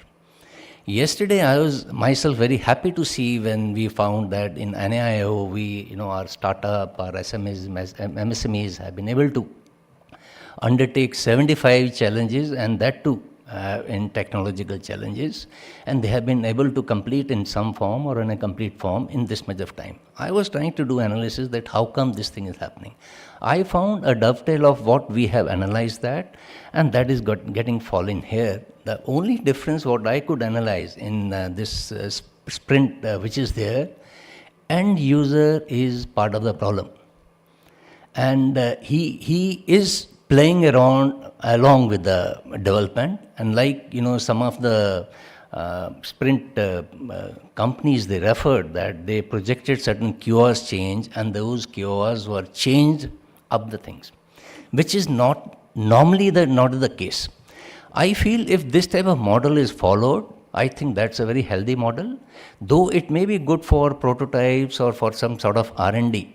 But like companies like ours, where when we talk about the bigger systems, Similar type of models, I would request even COM sir to look into that, where end user, even in case of development of bigger systems, like we are into lots of guns, naval guns, artillery guns, participation of end user regularly and becoming part of the development actually really helps. I remember when being in VESI, we used to go to Russia for combat management system development. There, serving naval officers used to come and sit along with that, and they are allowed to be part during the algorithms development. I think that sort of model is also required now as we grow forward, the way things are going to happen. Now with this, I will go forward with my presentation. I have just broadly covered. Now, like we are aware on the structural reforms, lots of things I have already done, but this is what cohesiveness, what I was talking about, where I feel the basic model has been created now, but execution has to be implemented in a serious way. There are all stakeholders are playing around, and that's how we see the type of, and finally, like what Mr. Bajpayee said in the morning, that, everything should club on to the national objective, that is to increase the economy of the country. And that's what has been directed by our Honorable Prime Minister, that we look forward to a 5 trillion GDP by year 2025. So that is only possible if all this cohesiveness works on. I see now, yesterday, like that positive list, which is the 5th, also which has been promulgated, which is very healthy. That's the way things will happen. Similarly, like ecosystems for defense innovations, which has been created, and like in the morning sessions we were discussing, they are basic technologies.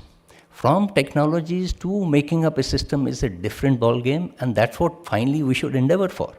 Where bigger companies like ours and smaller SMEs, MSMEs, a consortium will play a very important role. I was very happy to see the type of technologies that are being developed, but that does not meet the end user's total requirement. And our requirement is to have a system which is like reliability we talked about, which should work for 15 years, should be maintainable and also supportable at all the other. So it's a mix and match type of things which are happening. Also like DCPP we talked about, there are programs which are coming in, and where we are also participating, and that's also a very healthy step as a ecosystem development on the national level which is happening.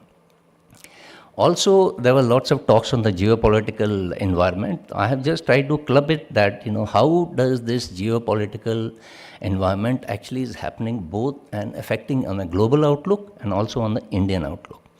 We are all aware in the ongoing Russian-Ukraine conflict. And believe me, because at Bharat Forge, we work on all types of ammunitions from 30 mm to 155 mm. We see a very huge demand which has come in. And this Make in India is not the requirement only in Make in India.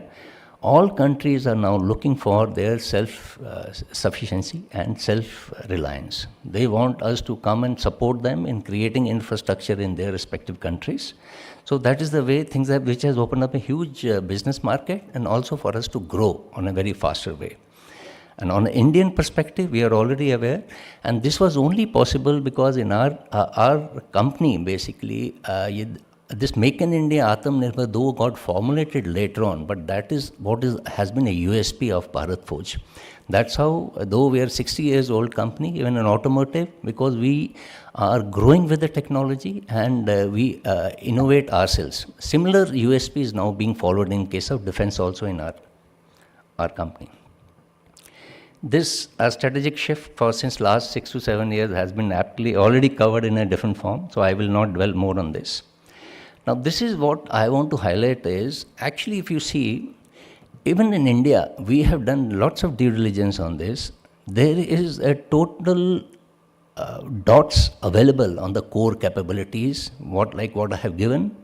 All these core capabilities actually maybe as of now used for different other applications, other systems, but they can be easily tweaked to be made for the defense system, and it is already happening. So industry is ready to take on all these challenges. When I'm talking about the higher, bigger systems also, what actually we are looking for, where everybody will play an important role. Like I have given an example, even in case of automotive, you see Tata's is there, Ashok Leyland is there, Mahindra is there, Kalyani group of companies there. In that also, basically you need platform engineering, you need MSME's ecosystem. Similar case is also required in defense, and which has already grown now, and R&D. R&D, like even in our company, like I said, for us to be a sole supplier and a leading supplier has been only possible because we have been innovating and also do lots of value addition. We don't only manufacture as per the drawings which is given to us.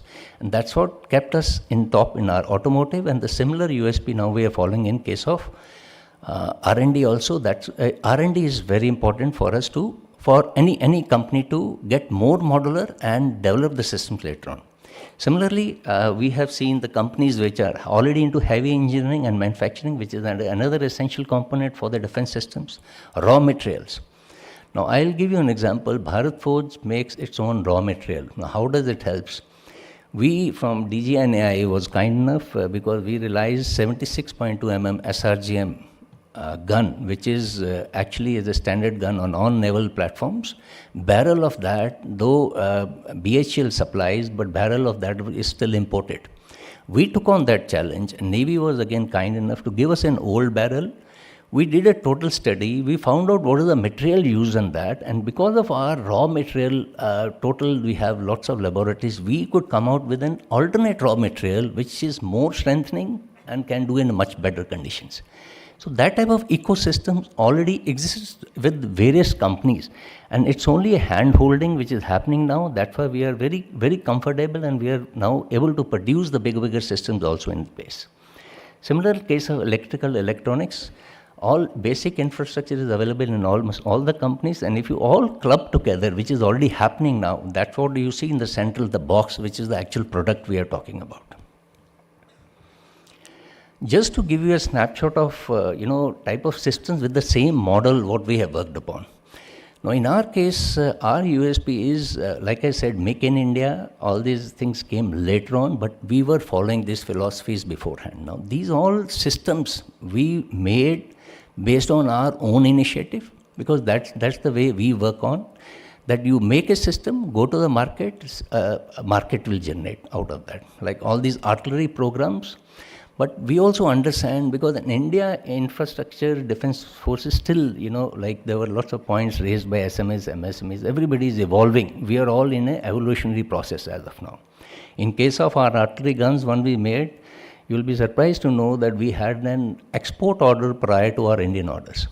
There were certain developmental orders, but a huge export orders. And like yesterday it was discussed, any foreign country buying any system from you will always question you, what is your India supply earlier.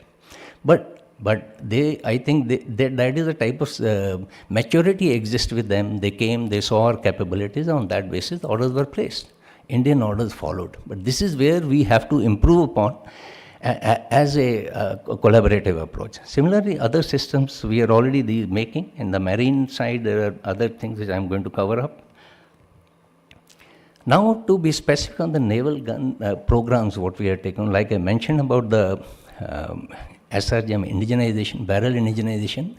Now here, it is not a company can make on its own. When you make a liner, etc., you need a hand-holding, and which I am very happy to say today in this forum that DGNAI and we need mating. Once you make something, it has to be mated with the other parts. We were, totally hand-holded, and we were taken to the NAD, our parts went there, integrated, came back. This is a evolutionary process which takes place. Now what I see, this whole total structure is in place. That's why all this development will take place much faster now. Similarly, on ammunitions, all types of ammunition, including naval ammunitions, we are already working on. Now, based on our capability assessment which was done, that is the Make One programs which are already there with the naval, we are already there because on artillery guns, land guns, we have a number of variants already available, proven now, and also under supply. Based on that, we are into the naval guns now, which we are trying to work upon. Similarly, like we went through that, okay, on the weapon side, actually at Bharat Forge, we are doing lots of other marine systems, but today's focus, I'm only keeping it to the weapon side. On the torpedoes, Set 65E, Test 71ME, considering the global position today and also the self-reliance. Earlier, all these equipments were supplied by either from the abroad countries. Now we have indigenized these homing heads. All these inventories are going on, taking place. Trials are there. But here again, my point is, sometimes it happens that trials, because of indigenization, there is a bottleneck. You may not, 100% trials may not get succeeded. And this happens for any company.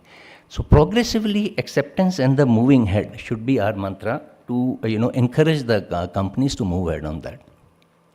Similarly, companies like ours are putting in lots of investment. They're under Make 2 programs, AUV, because we know that these are the programs which are going to come in. One is the expendable underwater target and the mobile target emulator. All these are under indigenous development. So we know that these are the things which are going to grow. Similarly, and based on our capability, we also obtained an emergency procurement order on mine reconnaissance AUV. And there are number 6 as of now which have been ordered. And similarly, on our own, we are also developing an AUV MAG, which is as I saw in the morning presentations, that was for the IR mapping, what they need. But this is for the signature mapping of the ships. Like now, all ships have to go to the underwater ranges at Goa. And then you do the total mapping on magnetic signature mapping. There is the technologies and the systems available where using an AUV you can do the total magnetic signature mapping. This is at the advanced stage, and thereafter we are going to offer Navy for the trials on this. Now, everything is not the way it is there. There are certain challenges which have been amply covered. I am not going to amplify more on that. But basically what I am trying to say is there has to be a trust, and which was spoken by Mr. Bajpayee also in the morning, that industries, bigger industries, smaller industries, everybody, once they get into, for them, we must trust them. And like it was said, that if you have trust, the things will happen. Similarly, acquisition cycles may be QRs, again, unrealistic plus changing, happening. That is only possible if the users is also part of the game, which is already happening now. Behavioral changes is already happening. Like on the, foreign, when we were also in the Navy, because those systems are actually better, we have to accept it. We have started late, but we are not far away. Some sort of hand-holding, which happens for 80% of the system acceptance, QRs to be minimized, to be reduced as per the what is available from the Indian companies, I think will give a very good way forward and hand-holding to the industry on that. Third, last point is on the finance side, though I don't see finance people here today, but profit, naturally, any company who's surviving or working on that has to take care of the salaries, etc. So profit is not a word which should be taken, okay, how much profit you are making, etc. Till the time we are able to deliver the system. Those type of hand-holding, what we are looking forward to. I'll also give you an example now, how the system is changing. When we made our own gun, and this I'm again talking about 2014-15, that time still the infrastructure was in prevailing and the policies were coming in. Bharat Forge, we were not given a permission in our Indian ranges to do the firing, but we didn't stop. We took the gun to, what I'm trying to say is, industries, if they get into something, problem statement, because it is not viable for them to get into a system and then go back midway. It is not going to happen. If we get into a system, okay, it may take slightly more time than what is envisaged and then what is expected, but things will happen. And similarly, now the whole policies have changed, all these stuff, that's why we are able to make different variants of guns along with us now. Collaborative approach, I have already spoken to. There are lots of, earlier there were the silos which have already been broken now. DPSUs have got greater assets. I feel they should be open more. Now it is there that they are open, but I find many smaller companies come to us also saying that okay, slots we are not getting. So we need to have an actual execution program on which it's on a parity basis what they are given. I feel startups like companies, MSMEs, what we spoke of, they are the right people to build up the technologies what we are looking for. From there to take it on a product and on the production where the bigger companies and like ISRO model. ISRO has created a consortium of smaller companies who develop very unique and single systems for that. But together they grow and they make the bigger system. I think that sort of policy which is going to work on. Academia, I have already mentioned, maybe academia is a focus where we need to develop on. There are people who are doing IITs, PhDs, MTechs. It should be focused to the systems what we are talking about. I was very happy to note like Amity has opened up a defense this thing, plus we have also a National Defense University which is open. So those things will help out. some sort of like on industry partners, there was another program of ours where, it was mentioned that, okay, it was a larger program on which IPR was insisted on, that IPR will rest with the Navy. I feel those type of things should be looked into, because if an Indian company is developing and doing all those things, then naturally IPR retaining. Only like the point which was raised yesterday, IPR selling out to the any foreign or other thing, there should be a permission clause which can be put in, instead of saying that, okay, IPRs will belong to the Navy. And then, because problem is, if any industry develops a system, and those IPR-based systems, tomorrow it can be given to anybody. And then they lose out on whatever they have put in their own, because in any system development, there is lots of NRE cost which comes in. Similarly, in case of other challenges, which also, because we all are evolving, we took on certain systems like MR kits. Now we are also undertaking medium repairs of torpedoes. So there was a thought process that a private company to take it on at NADs. There were some hiccups on that, but I'm sure those will also get resolved. As of now, we are supplying all MR kits, and also are in a position to take on the total MR repairs of all types of torpedoes or any other system which is happening on the place. Now, in case of AUVs, they're like testing of the AUVs. Now, each and every company creating its own infra for water testing, etc. Maybe we have to look into other common resources where they can be utilized, and a common testing and trials platform which are made available before we go to the sea trials on that. So maybe Navy can think on those lines. These points we have already covered on that, not an issue. Now here, one point what I was trying to empower here is that DRDO, CISN and academic labs, all people have to work together, and it's only possible. One is indigenization, make in India, etc. with 50% what we are talking about. But if we have to be actually self-reliant, then R&D and innovation has to go on. Then only we will be able to evolve the systems as we move forward, and that is only possible if all the concerned agencies, they work together with an objective on that. Only some of the suggestions to the forum. One is, I feel that we should, services should take ownership also, become part of the development, and even incremental product development should be accepted or should be planned that way. PSUs have got lots of assets, TOT, etc., which is already happening under DCPP program, where we are also doing on. Private sector, I also feel that because in R&D, the way we have evolved in our automotive sector, we are very clear that without any R&D back structure, we will not be able to evolve. That's why huge investments are happening at our side on R&D for defense, on which we are trying to create. This mill industrial base is already coming on, and a lack of military expertise in policy formulation, which are also, I think, now happening because of new now CDS and team being there, Rashtriya Defense Academy. Finally, I will only say resources and final allocation, make one is the actual way to go to support the companies to take it forward. That's all from us. Thank you very much. Thank you, Commodore Sharma, for a very informative talk on capabilities that have been built up for naval systems, and many sessions, like you said, incremental product improvement. They are already, Navy is taking up, and we are discussing those things with DefSec, and we hope that in near future, all those solutions will come up very fast. As our second speaker, we have with us Shri Sundaram R, MD Aerospace Engineers, Hosur. Aerospace engineers are involved in indigenization of wide range of rubber components used in naval armaments. Over to you, Mr. Sundaram. Please share your views.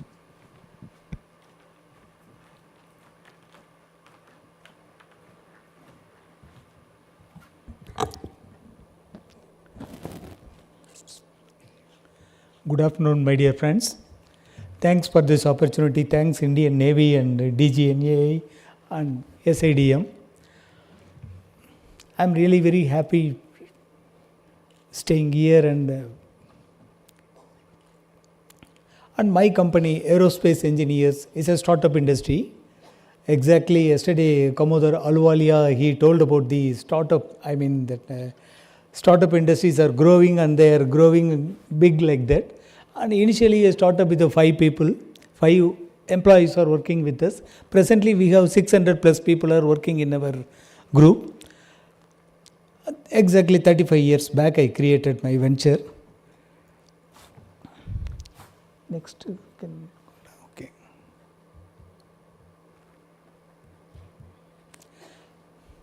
I started in 1988 with having a small experience of rubber. I am a graduate from MIT Chennai. I passed out in the year of 1983. I was working in a private industry who is making the tires for automotive vehicles. Then I created my venture in 1988, February 8, exactly 35 years back. On the initial days, I was working for the industrial activities like BHEL, NTPC, ONGC and all for making these small rubber items through indigenous development cell.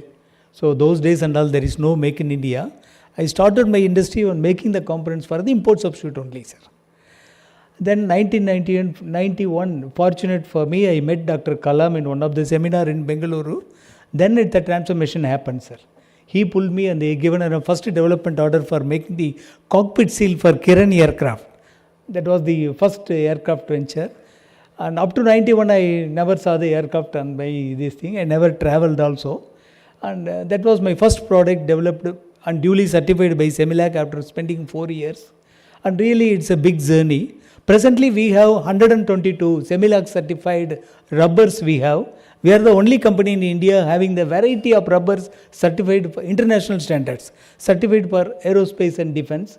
And the same rubber and 122 specification were duly certified by Boeing, Civil Aviation and Airbus also. My headquarters is there in Salem, Tamil Nadu, Salem, and we are having 2 more manufacturing units in Hosur. 80% we are having the military aviation, 9% we are having space, 7% in the civil aviation, 3 energy, 1 is others. Others in the sense, during the COVID system, we manufactured the components for our 30,000 ventilators. We got an emergency order from PM CARES for making 30,000 ventilator parts. 46 rubber parts we manufactured for 30,000 ventilators with the aviation rubber. Fortunately, we have the aviation rubber. We use the rubber for making the ventilator parts. These are all the approval we have.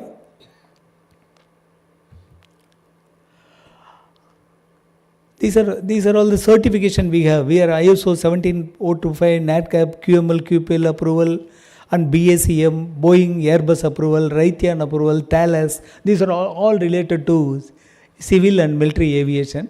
And we are DGAQA certified, Semilac certified for Indian military activities.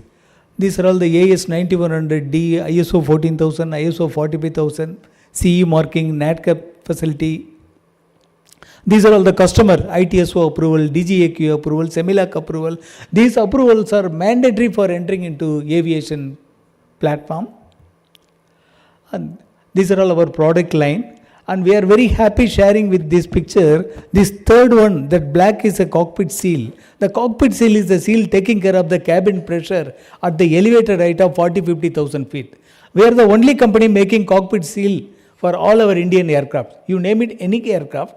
It may be Kiran, Jaguar, IJT, MiG-21, MiG-27, Sukhoi. All the aircrafts are flying with our cockpit seal. And we are exporting the cockpit seal back to Russia through Hindustan Aeronautics Limited for Sukhoi aircrafts. And these are all the other components. It's certified for Boeing and Airbus. And these are all the rubbers we are duly certified by Semilac, DGCA, Boeing's. These are all the variety of rubbers, nitrile rubber, silicon rubber, fluorocarbon, fluorosilicone, like that. And these are all the metallic segments. And initially we are working with only one segment of rubbers. Presently we are having the 6 verticals. We are into mechanical assemblies also we are making. We are now, presently we are having around 45 CNC machines with us, 3, 4, 5 axis machines. The rubber to metal bonded, composite with rubber and other these things we are making. Now we are very happy sharing you. We are a tier 1 for Boeing. Last 3 years back we got the tier 1 status. Boeing, they are getting around 2,500 components from us for their civil requirements. these are all SATCOM radomes and all for making the composite product for Indian requirement. And these are all the products we are exporting to Boeing. And recently we acquired Taneja Aerospace at Hosur. Hosur Taneja Aerospace is a 35-year-old company and they are having the runway. They are making the aircraft, smaller aircrafts. Their manufacturing facility taken over by us and we are associate for making the space programs. These are all hydraulic hoses, missile fabrication. We got an emergency order from PM CARES for making the missiles. It's Gagan-Gag. Gagan-Gag was designed by the Air Marshal DO and the company is there in Nagpur and it was ordered through Bharat Electronics. These are all our products we are making it for this thing. And recently we secured an order for our AAAU antenna. Antenna, we successfully completed the antenna for the Brazil vehicle. Hydraulic connectors, NADCAP certified facility. These are all the in-house testing capabilities in the house. Mr. Sundaram, I will request we can just flash this for the reference of audience. Okay. And if anything which you feel that policies from the Navy, from government, Yes, which yes. can be helpful to industry like Sir, you, I will to closely we can spend complete more this, time. sir. Please, Then I will explain, sir, please. And these are all QML approved, sir. QML is the body of PRI. Performance Review Institute is available there in United States. Once we are getting the PRI approval, automatically that all the hydraulic systems and all we are able to supply, sir. It is for aerospace. Globally, we can supply the parts. We are all QML approved, QPL approved source. And in India, there are only 3 companies got the approval. And we are one among the 3. And these are all the clamp products also QML approved, sir. These are all our expansion plan. We are expanding a big near Tamil Nadu, near Bengaluru, Hosur. We are expecting a chemical processing unit with the international standard quality systems we are having. And this Boeing certified certification for our QML parts, sir. And recently, we launched the autonomous underwater vehicle by our chairman DRDO at GRSE Calcutta. GRSE is our partner for marketing the product and we designed and developed by us, by Neerakshi. He named this for Neerakshi. It goes up to 300 meters deep sea and it took the pictures and it was launched at GRSE Calcutta last month. And this another form we created for our stress analysis details and all, sir.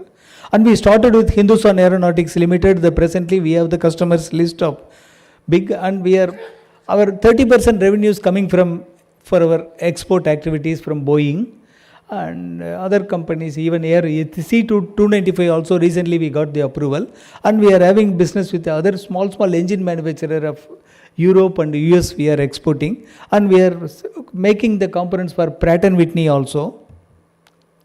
I am very happy sharing with you and we received around 17 national award, 3 from our Honorable Prime Minister of India for our innovation activities, sir. Indigenization activities and all for cockpit seal and other areas. And this appreciation letter for Chandrayaan 3. We supplied 46 parts for Chandrayaan 3 projects. Here I want to say something. If you are following the quality, if you are having the infrastructure, certainly we can grow. We can do, sir. That is that knowledge given taught by Dr. Kalam. I think about 35 years back when I met Dr. Kalam, I spent around 7 years with him, sir. 91 to 98, I was working with various projects. And he was usually telling, don't take away the profit from your organization. You reinvest the profit into equipments and you can create the facilities. See, I started my industry with 7 lakh rupees, sir. With 7 lakh rupees, I created my industry. You come and visit my industry. Still now I am getting salary from my company. But I am having almost all the equipments available in our factory. All the 3 industry I am available, all the facilities. So that's why we are going to local to global. So usually Dr. Kalam is telling, learn from India, earn from abroad, like that, sir. So we are learning from India. India is given a big platform for learning many things and we can get our profit from the through towards the export. I am happy sharing with you 10% of my revenue coming from Egyptian Armament Authority. We are having a GOCO model certified by Egyptian government, and we are running their industry at Cairo. And that machines and all installed by the Egyptian government, we are giving our rubbers, certified rubbers to Egypt Armament Authority. We are giving the tools, and their squadron leaders and the people are coming frequently to India, and they are staying in our Salem plant, and they get trained, and they are making the product in Cairo. Shortly we are going to create a fantastic rubber facility at Cairo by us, sir, by us. So the similar type of facility we are discussing with our Indian Navy. Last 3-4 months I went to NAOI Goa. Goa is having a small facility of making the rubber parts. We are very much interested to run the plant owned by Indian Navy, and yesterday also I discussed with our Chief of Naval Staff, and he is very much interested, and we can manufacture the product in NAOI Kochi. We don't import anything, sir, rubber. Initially we can start with rubber, and we can stop all the imports, and we can manufacture in NAOI Kochi. Shortly we are expecting the approval from headquarters, and we can run the plant in Kochi, and making all the requirements can be manufactured in our NAOI Kochi. Like that we can do many things, sir. Even Indian Air Force also, they are keen of making the part, developing the part within India. Give us an opportunity. So many technocrats are available in India. We can make use of the technocrats. Finally, one request, sir. Boeing, I am having a 3-year experience with the Tyrone Boeing. Boeing, how they are doing, sir, when we are developing a part, it is certified by FAI, first article inspection. When they cleared the item, they are giving order for 5 years. 5 years they are giving the order to the particular vendor, sir. So there is no L1, L2, and L1 is there. But when we are getting the product approved, 5 years we are going. Based on that, we can import the raw material. Unfortunately, I am telling that yesterday, Mr. Vajpayee sir also, morning, he told about that. Unfortunately, all the raw materials we are importing only, sir, including rubber. No rubber, no Indian rubber is available using for our aviation. For special grade rubbers and all, we need to import only. Even metals also. Only 10-15% metals are produced by our Midani. That is not sufficient for our Indian requirements. 100%, 70% we need to import only. If we are giving the quantity, based on that we can import the raw materials, sir. That is our request. Our MSME should grow, sir.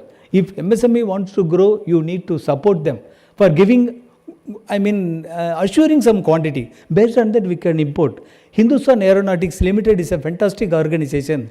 I am working with them for the past 35 years, sir. Because of them, we entered into different segment, rubber, metal and all. So initial days and all, HAL, they are supporting the raw material. They are giving the raw material. So we need not go for imports. Nowadays, we are directly going for imports because we are having so many customers. Based on that, we can import the raw material like that. Help us. And this Make in India, made for India, made for the globe, it's a fantastic slogan, fantastic thrust started by our Honorable Prime Minister of India. Certainly we can achieve the 5 trillion economy in another 1 or 2 years, sir. 5 trillion is very low only. We can keep 7 trillion, sir. So if you are all supporting, easily we can achieve 7 trillion turnover. That's this thing. Thanks for this opportunity. Jai Hind. Thank you, Mr. Sundram, for an enlightening talk highlighting manufacturing capabilities resident in the defense industry towards making India a superpower. And we have noted down whatever your recommendations are there. So once we take up these points, we will add your points also. Thank you very much.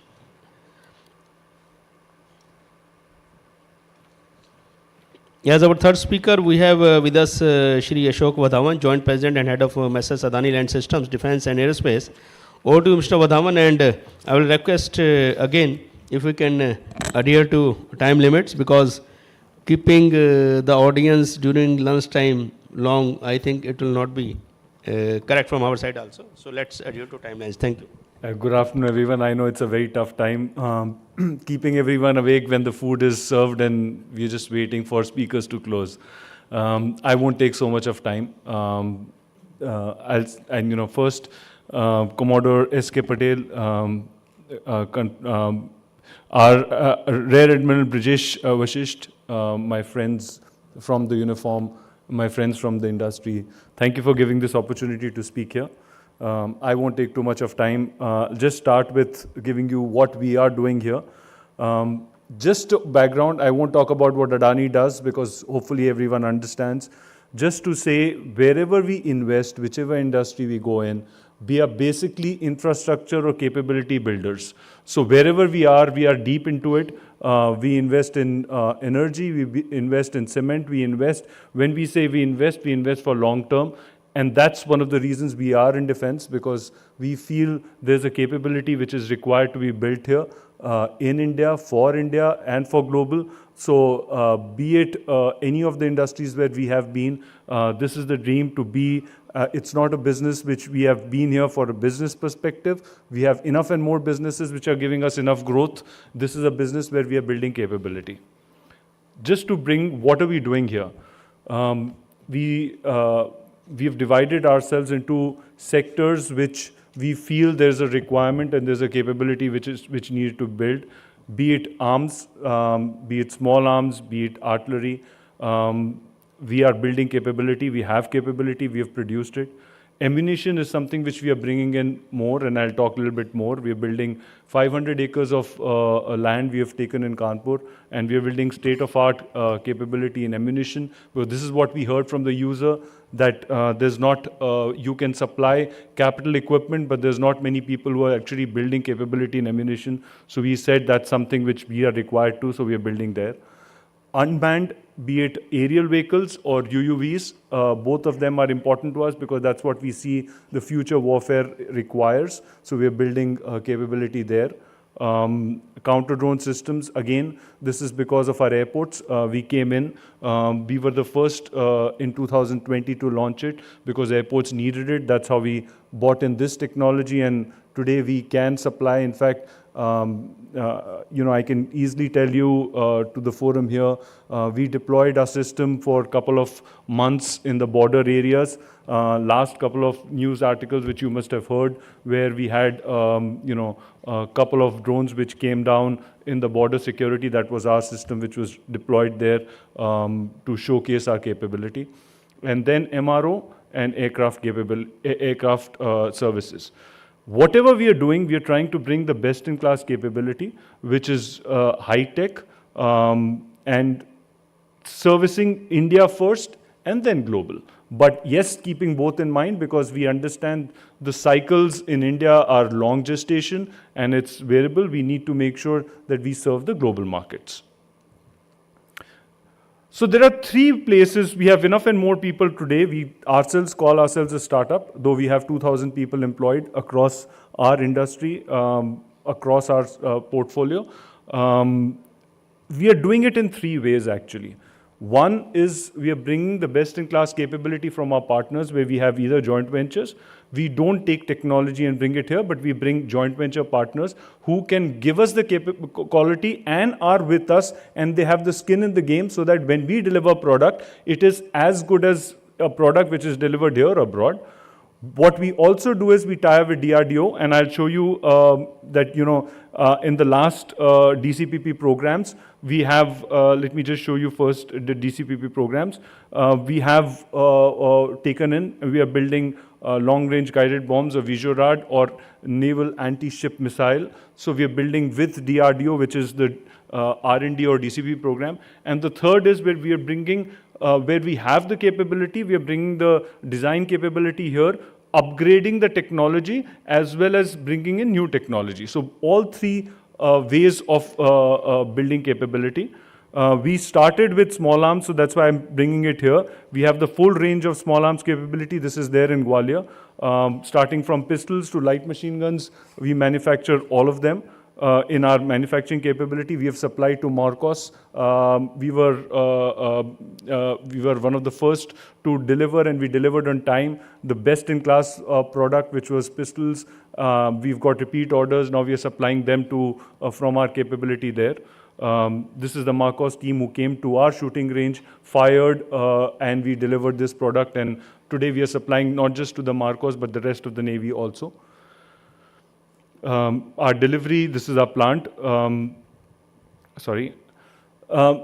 talk a little bit more about ammunition, because that's, I think, very, very pertinent for this in this space here, because This is something which we heard and we said, okay, let's bring it. We started with small caliber ammunition, but the land is 500 acres, so we want to build ammunition and eventually produce energetic material. Today we are not producing energetic material. We are producing small caliber ammunition, which is state of art, and I'll show you how, when I say state of art, something which someone would do with 1,000 people, we are doing it with 150 people. So we are building small caliber, medium caliber, large caliber, be it 23, 30 grenades. This is the kind of line which we are building in everything we do. And, this goes for anything which we do, starting from, manufacturing the first part to the last is fully automatic, streamlined, best-in-class capability, which can be run with AI technology of quality inspection, so that the manual requirement is even lesser. And, till the last packing, everything happens automatically. So this is the kind of line which we are building for all our ammunition capability. We have just got into loitering. This is something which has come to the Navy right now. We are supplying to the Air Force, which is the long-range loitering going up to 200 kilometers. We are also getting into something which will go up to 800 kilometers eventually. This is something which we are bringing in. But today we are supplying to Air Force, and eventually, hopefully, we'll be supplying to Navy also, which is HEROP. And then we are also getting into UAVs. So in UAVs, we are already supplying to Navy right now, which is the male category of UAV. We have the full range of UAVs, which is small category to large category. So we have all kind of UAVs which exist, but right now we are supplying the male category of UAVs to the Navy. And when we say we are supplying, which means we have localized most of the products. So wherever we do, we make the product in India and we supply it. It's not something which we just bring in the technology. So starting from mail, we are not doing hail, but from mail to agriculture, we have all kind of UAVs there. So, and counter drones. I can keep going on and talking about what we are doing, and I'm sure it'll be much more pertinent that we are closer interactions, which we are doing already, where we do it. So like the UAV, which we are now getting into, and we are going to bring that capability to the country. I think there are 4 points which I would want to bring and I want to table here, which is important for all of us. If we bring a capability and we build a capability which is fully automated, it's very difficult for someone else to replicate that capability in India. And if you see globally also, the way industry grows is that there are some sectors which the government ties up or the user ties up and says, okay, you build that capability and then eventually you produce it, because I will not find a second source of doing it. But what limits us is that when we bring the capability, the first thing is, until we are coming in suo moto and showing it, what we are asked is, there is no second person. So how do I give a single vendor order to you? Now, I can export it, but I can't sell it to a user because I don't have a second vendor.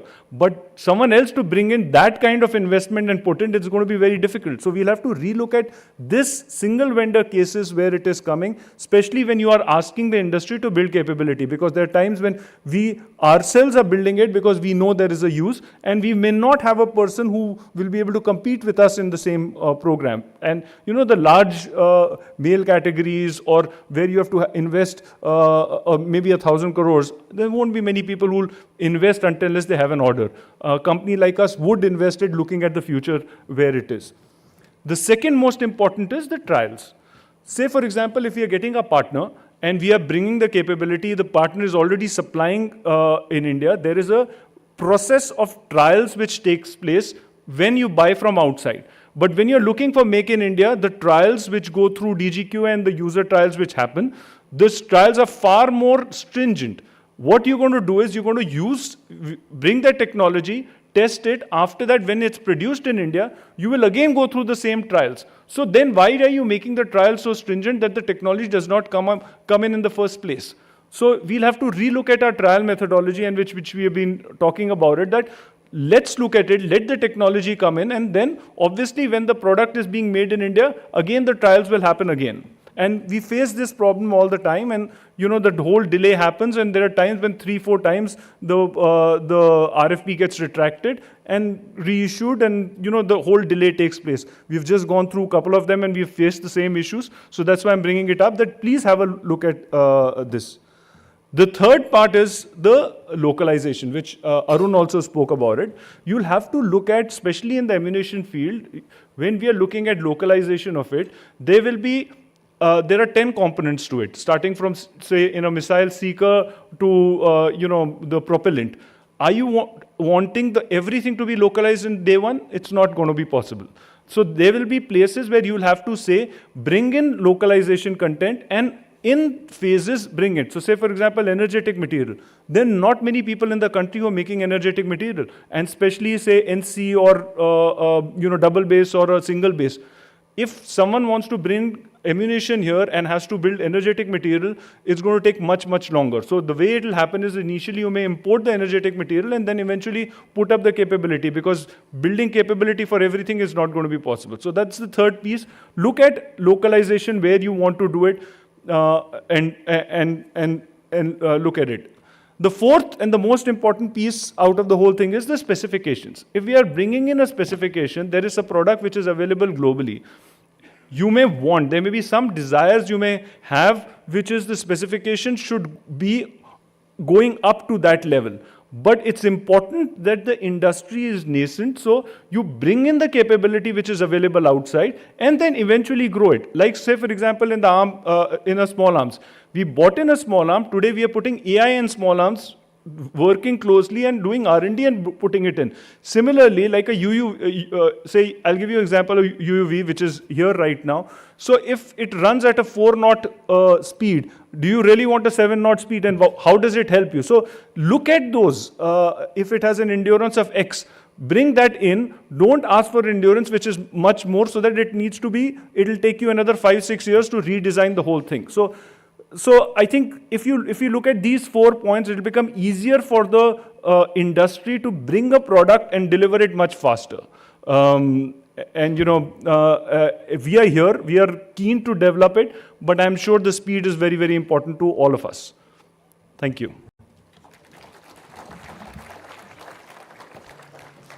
Thank you, Mr. Vadavan, for a very, very informative talk. Now, our fourth speaker, Dr. Arunima Gupta, Director, Defense Institute of Psychological Research. The background has already been told by Commodore Patel. I will just tell you, last Swavlamban, our Honorable Prime Minister Modi ji said कि आप लोग कुछ इस प्रकार का भी एक session या सेमिनार करिए जिसमें हम अपने देश के प्रोडक्ट, अपनी इंडस्ट्री, अपनी प्रोसेस, अपने लोगों में कॉन्फिडेंस वापस ला सकें. We should have faith that our products are better than imported products, जो कि कल रक्षा मंत्री जी ने बोला था. तो एक शुरुआत करते हुए, पूरा सेशन तो नहीं है, ना ही पूरा सेमिनार, हमने एक शुरुआत की है. And in that beginning we have requested doctor Anuma Gupta to just share her views in keeping this thing in line. Thank you. So, dignitaries on the dais, a very good afternoon to you. And I know before you lose your patience for your lunch, I must see that everything goes in the faster mode and a relevant mode. So, the concept of Swavlamban, when we talk about in the reference of defense industry ecosystem.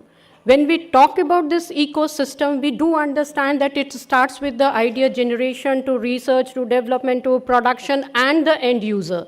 So the complete canvas of this defense industry ecosystem, what is that salient critical element which is across these processes is the human being.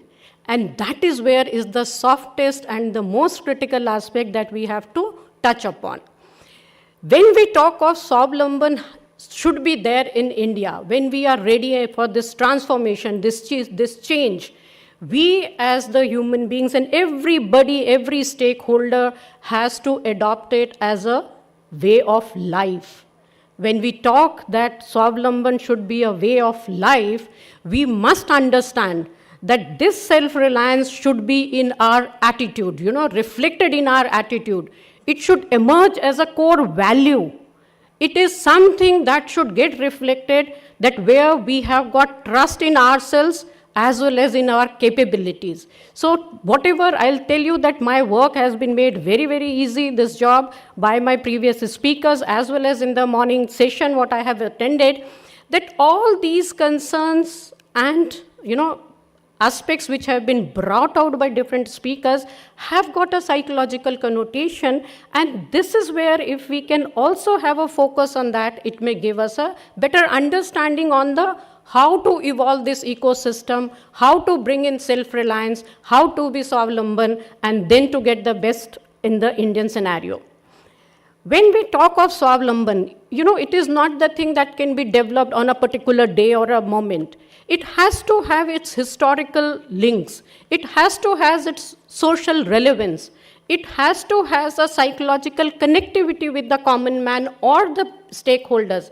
And therefore, to adopt the Swavlamban as a way of life, we must look at that how it has come into the forefronts of the Indian historical or social context.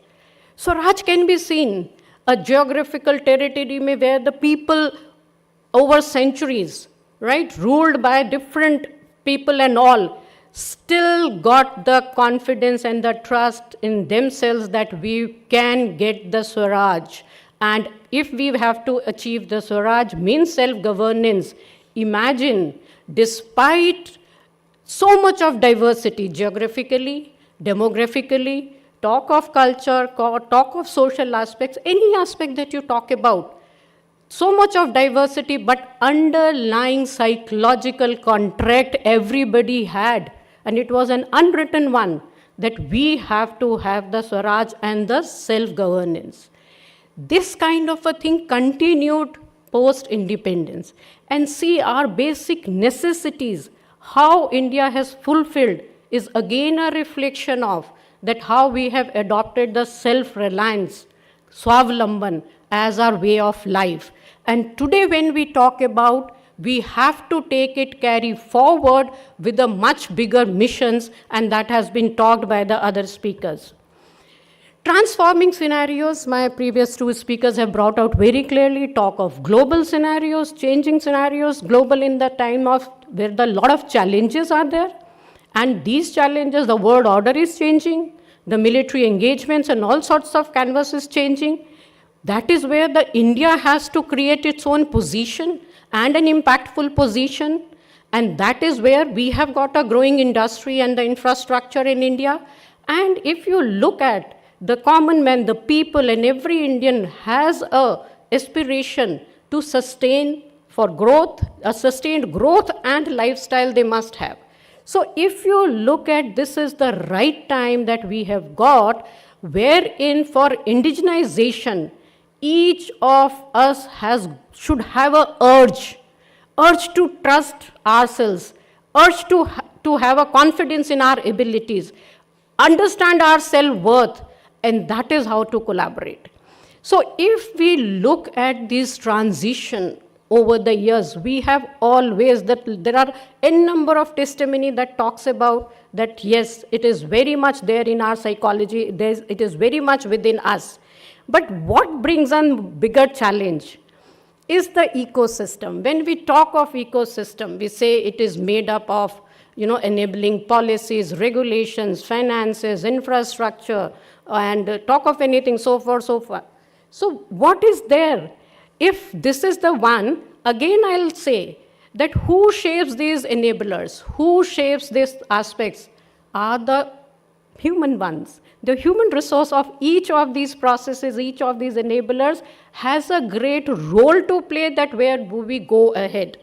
And when we talk of this ecosystem, and when we talk of this human element everywhere in the process, we must understand that something, many things may be in the written contracts, but much more than the written contracts, there are psychological contracts which are there and which we share. And if I look at that, what all industries have spoken about in this changing process, which is continuously a dynamic process, sustaining in a dynamic process with this aspect of getting the best is a challenge. And when your psychological, which are not visible, those aspects, the aspects of your expectations, mutual obligations, talk about the ambitions and all, if those are there and it works in a dynamic manner, we have to always see that this emerges as a very, very sensitive aspect to be handled. And balance is to be made. If that is not there, then you will find we will remain wanting in these aspects. Lot many perceived insecurities highlighted in terms of imports, exports, indigenous technologies and other things. Lot many anticipated outcomes, good or bad, have been deliberated in great details. That speaks of that how we have to have this ecosystem to bring out the best psychological contracts, wherein there should be a greater degree of perceived securities, greater degree of anticipated positive outcomes. There is a greater degree of participation in planning and implementation. These are nothing new. I'll tell you that last 2 days, whatever discussions would have been there, I think something must be getting reflected in these slides. So now when we talk about this, how to get it, when this human being behaves in these kind of scenarios for a purpose, there are 3 important aspects that we have to always be vigilant about and always be sensitive about. These are that how at the thought process level appreciations happen. What kind of emotional aspects that are triggered when the situations are there in the ecosystem. And what expected experiences or kind of experience that further make us to go in the right directions. Because all 3 things, if you look at, have got their positive and negative connotations and aspects. So the basic tenets, if you look at, if we can create an environment, create this ecosystem, wherein the ecosystem provides a good appreciation of opportunities then to threat. When I talk of threat, it could be in the form of that orders may not be sufficient and quality certification and all those challenges will be there and whatnot, and a lot of questions may has come out. So how to create this ecosystem wherein we can make that these are perceived as opportunities, not like threats. Second aspect is because if appreciation is of threat, then it is going to trigger the anxiety, worries, and whatnot. And if it triggers the anxiety, worries, uncertainties, and all, it is definitely going to be expressed in a manner of complaints or not very happy situations and all. So if we have to look at the ecosystem, be it at the individual level, organization level, society level, national level, any level that we talk about or international level, we must be conscious and clear about that every situation that is being developed has to be put in the form of opportunities and with the right perspective and full trust. And it must trigger the positive emotions of happiness, engagement, and engrossing in that particular process. And thereby it will get the final behavior of acting in cooperation, behaving in a cooperative mode, collaborative mode, and effective win-win situation aspects. And that is where I feel that when the industry partners talk about that profits are still taken as a dirty word or something, this is somewhere we have to have an understanding of how to appreciate each other's position and have to a win-win situation. From where actually do we get all these aspects? See, we have got our own experiences, we collect informations with our engagements and interactions, we have got our own personal preferences. So these 3 things you will find comes out through our own memory process. You can talk about our own experience process. There is another set of sources that provide us a lot of inputs about these things, about the knowledge, about all sorts of aspects related to this, is the media and all. The basic question each one of us try to get answer to is what is in it for me. Me as an individual, as an employee or this thing, or me as an organization. I could represent an organization. So as an organization, what is in it for me? Similarly for society and nation. So every process you will find, if we can look at that, what is there for each one of us, the ecosystem, stakeholders, we will be in a position to provide the better environment and opportunities and the positive, progress towards the Swavlamban. The last thing I will talk about, that when we talk of these aspects, it never stops or achieved, right? It is a continual process where we have to keep on appraising the situation from threatful to becoming an opportunity. And appraisal of the situation depends on the communication. Like this conference is one way of communicating in a very clear, transparent manner, and make the people understand that where all their threats are, their perceived insecurities are, their anticipated negative outcomes that they are thinking about, and they are expressing in their words or in their feelings. So how that situation, the situation has to be appraised in a manner where the right input, right kind of environment is developed. The second thing is, whenever such things happen, we always, as I told you, that feeling component is an inseparable component of the human being's behavior. And that is where we have got generally, majorly two choices, either to resist change or to accept change. But resisting or accepting change very much depends on that how the informations and all other mechanisms are in place, how the appraisal is being done of the situation, and that is how we have to go ahead.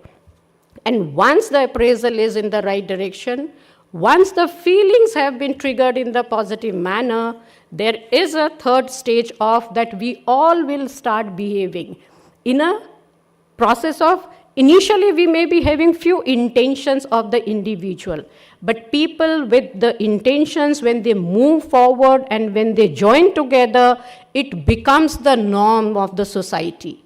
And this is where I always feel that when we talk about Swavlamban, when we talk about self-reliance, when we talk about defense industry ecosystem, when we talk about any kind of a psychological understanding or contract that each one of us to have for the nation, that is where I'll always talk about that it is a continuous process which cannot be achieved in a day. But like this conference, I think, is a great platform to go into these processes and achieve the goal that we are all setting for the nation.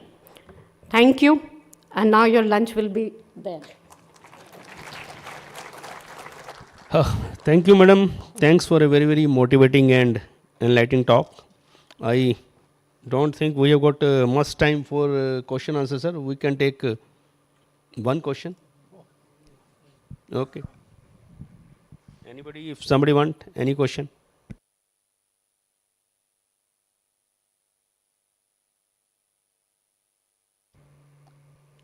Okay, there is no question. So if anybody has got some doubt, he can discuss with the speakers during lunchtime. That opportunity always there. So now I request the chairperson to please give his views as a closing remarks.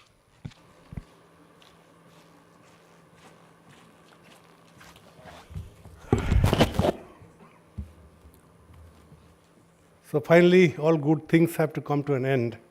We are at the end of this total Swavlamban seminar. I think I don't take much time before all of us are feeling hungry now.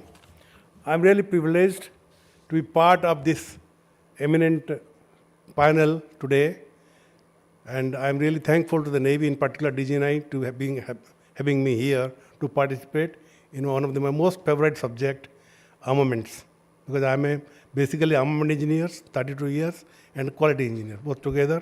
I worked Navy 32 years, then DRDO as quality director for 6 years, then now production also quality. I know a controller quality. So though I know how much I control quality, but like Madam said, once you can control yourself, you think everything will be happy. Now coming to the subjects, just briefly, Commodore Ajay Sharma brought out few things like cohesiveness, the MSME ecosystem, collaborating approach, progressive motivation, moving ahead. Yes, the way ahead is we have to do all these things so that things can, our MSMEs and other can be moved. But his one point he brought out is resource and fund allocation through MEC 1. The MEC 1 route, which I think probably Navy can take on this route and they can take up. Mr. Sundaram brought out very few things. They are really a real growth. I can see, really proud to be seeing the growth of the company in 35 years from 3 to 500. And the only company to supply cockpit seal for all the aircraft in India. And being local to go local, what they said. What Mr. Sundaram brought out is they want a continuous order for 5 years, 10 years, like other countries.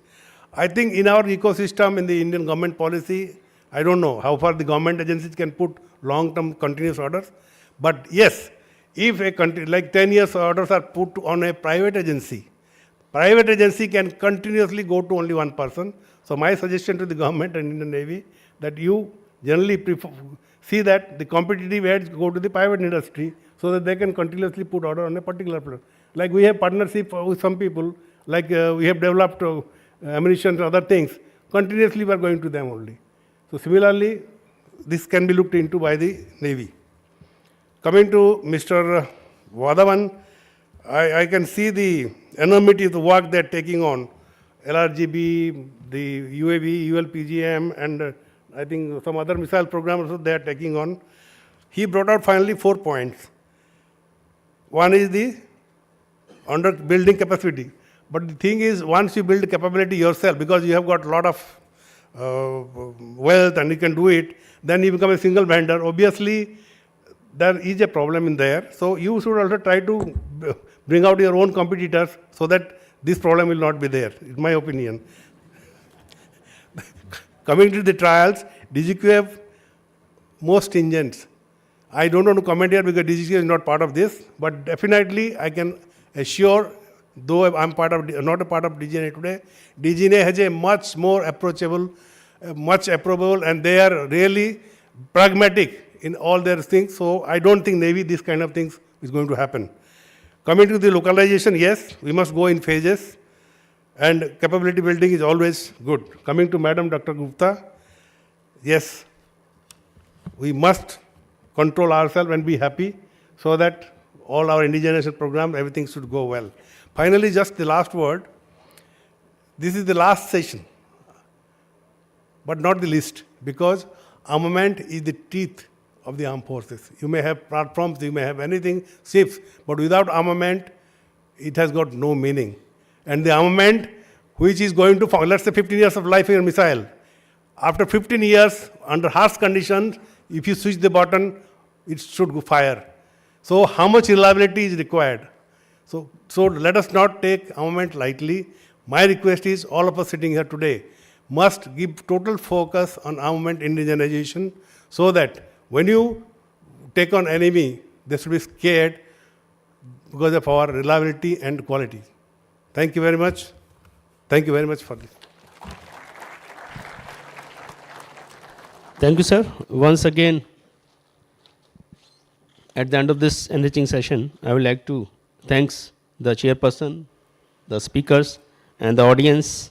Thank you. Shamna Varuna, Jai Bharat. Thank you, sir. May I now request Rear Admiral Brijesh Vashisht to kindly present the seminar memento to Commodore S.K. Patel.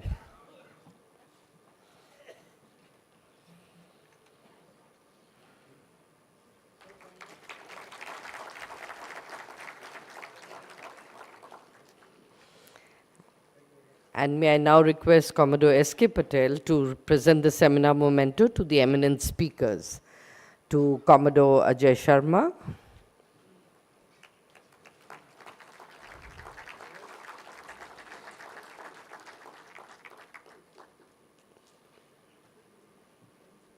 to Sri R. Sundaram,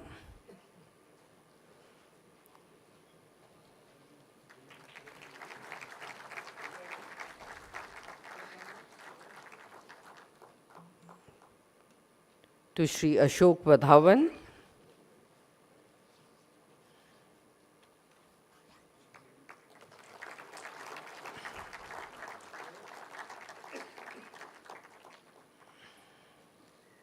and to Dr. Arunima Gupta.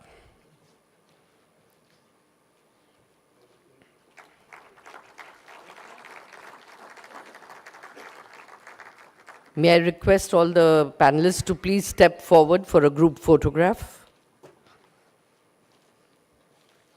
And while the photograph is on, before you all decide to leave, I'd like to say that we are coming to an end of this finale. This is the final closing session. I hope you enjoyed the sessions and found it meaningful.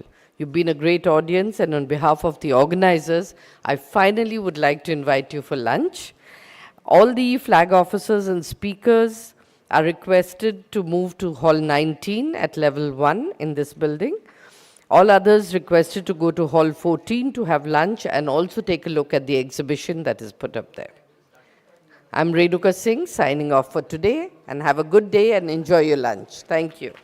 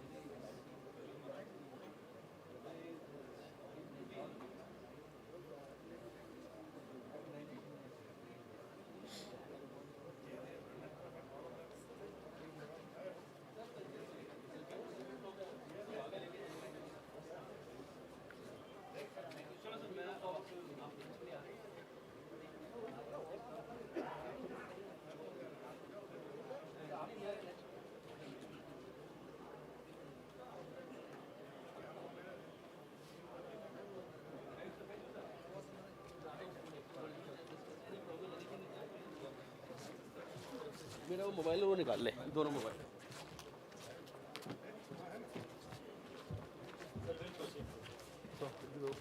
Yes.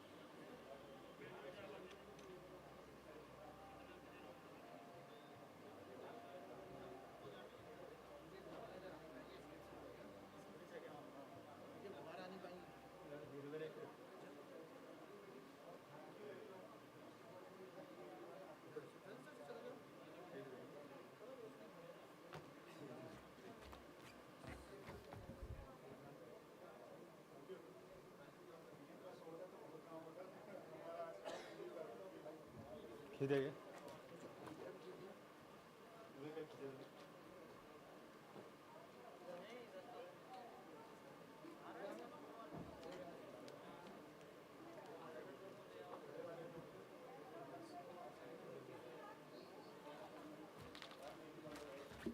आ रहे हैं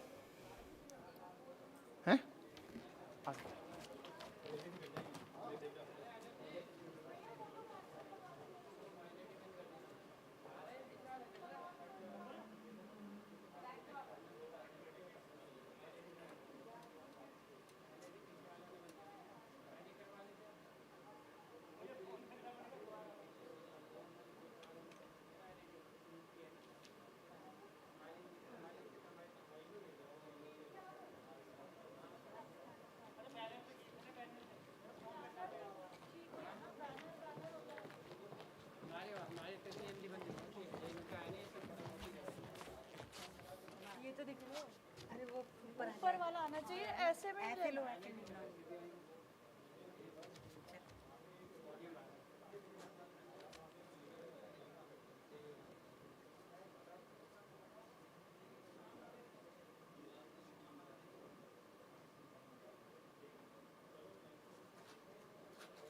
दिखाना ये portrait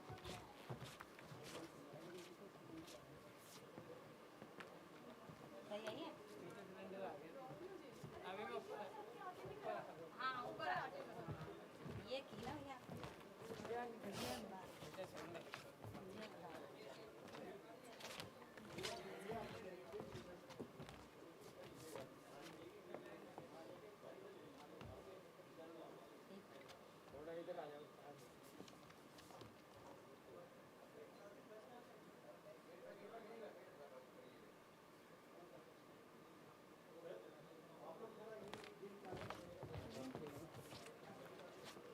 अब नहीं आ रहा ना पीले पीले होगा, हमें पीलिया हो सर।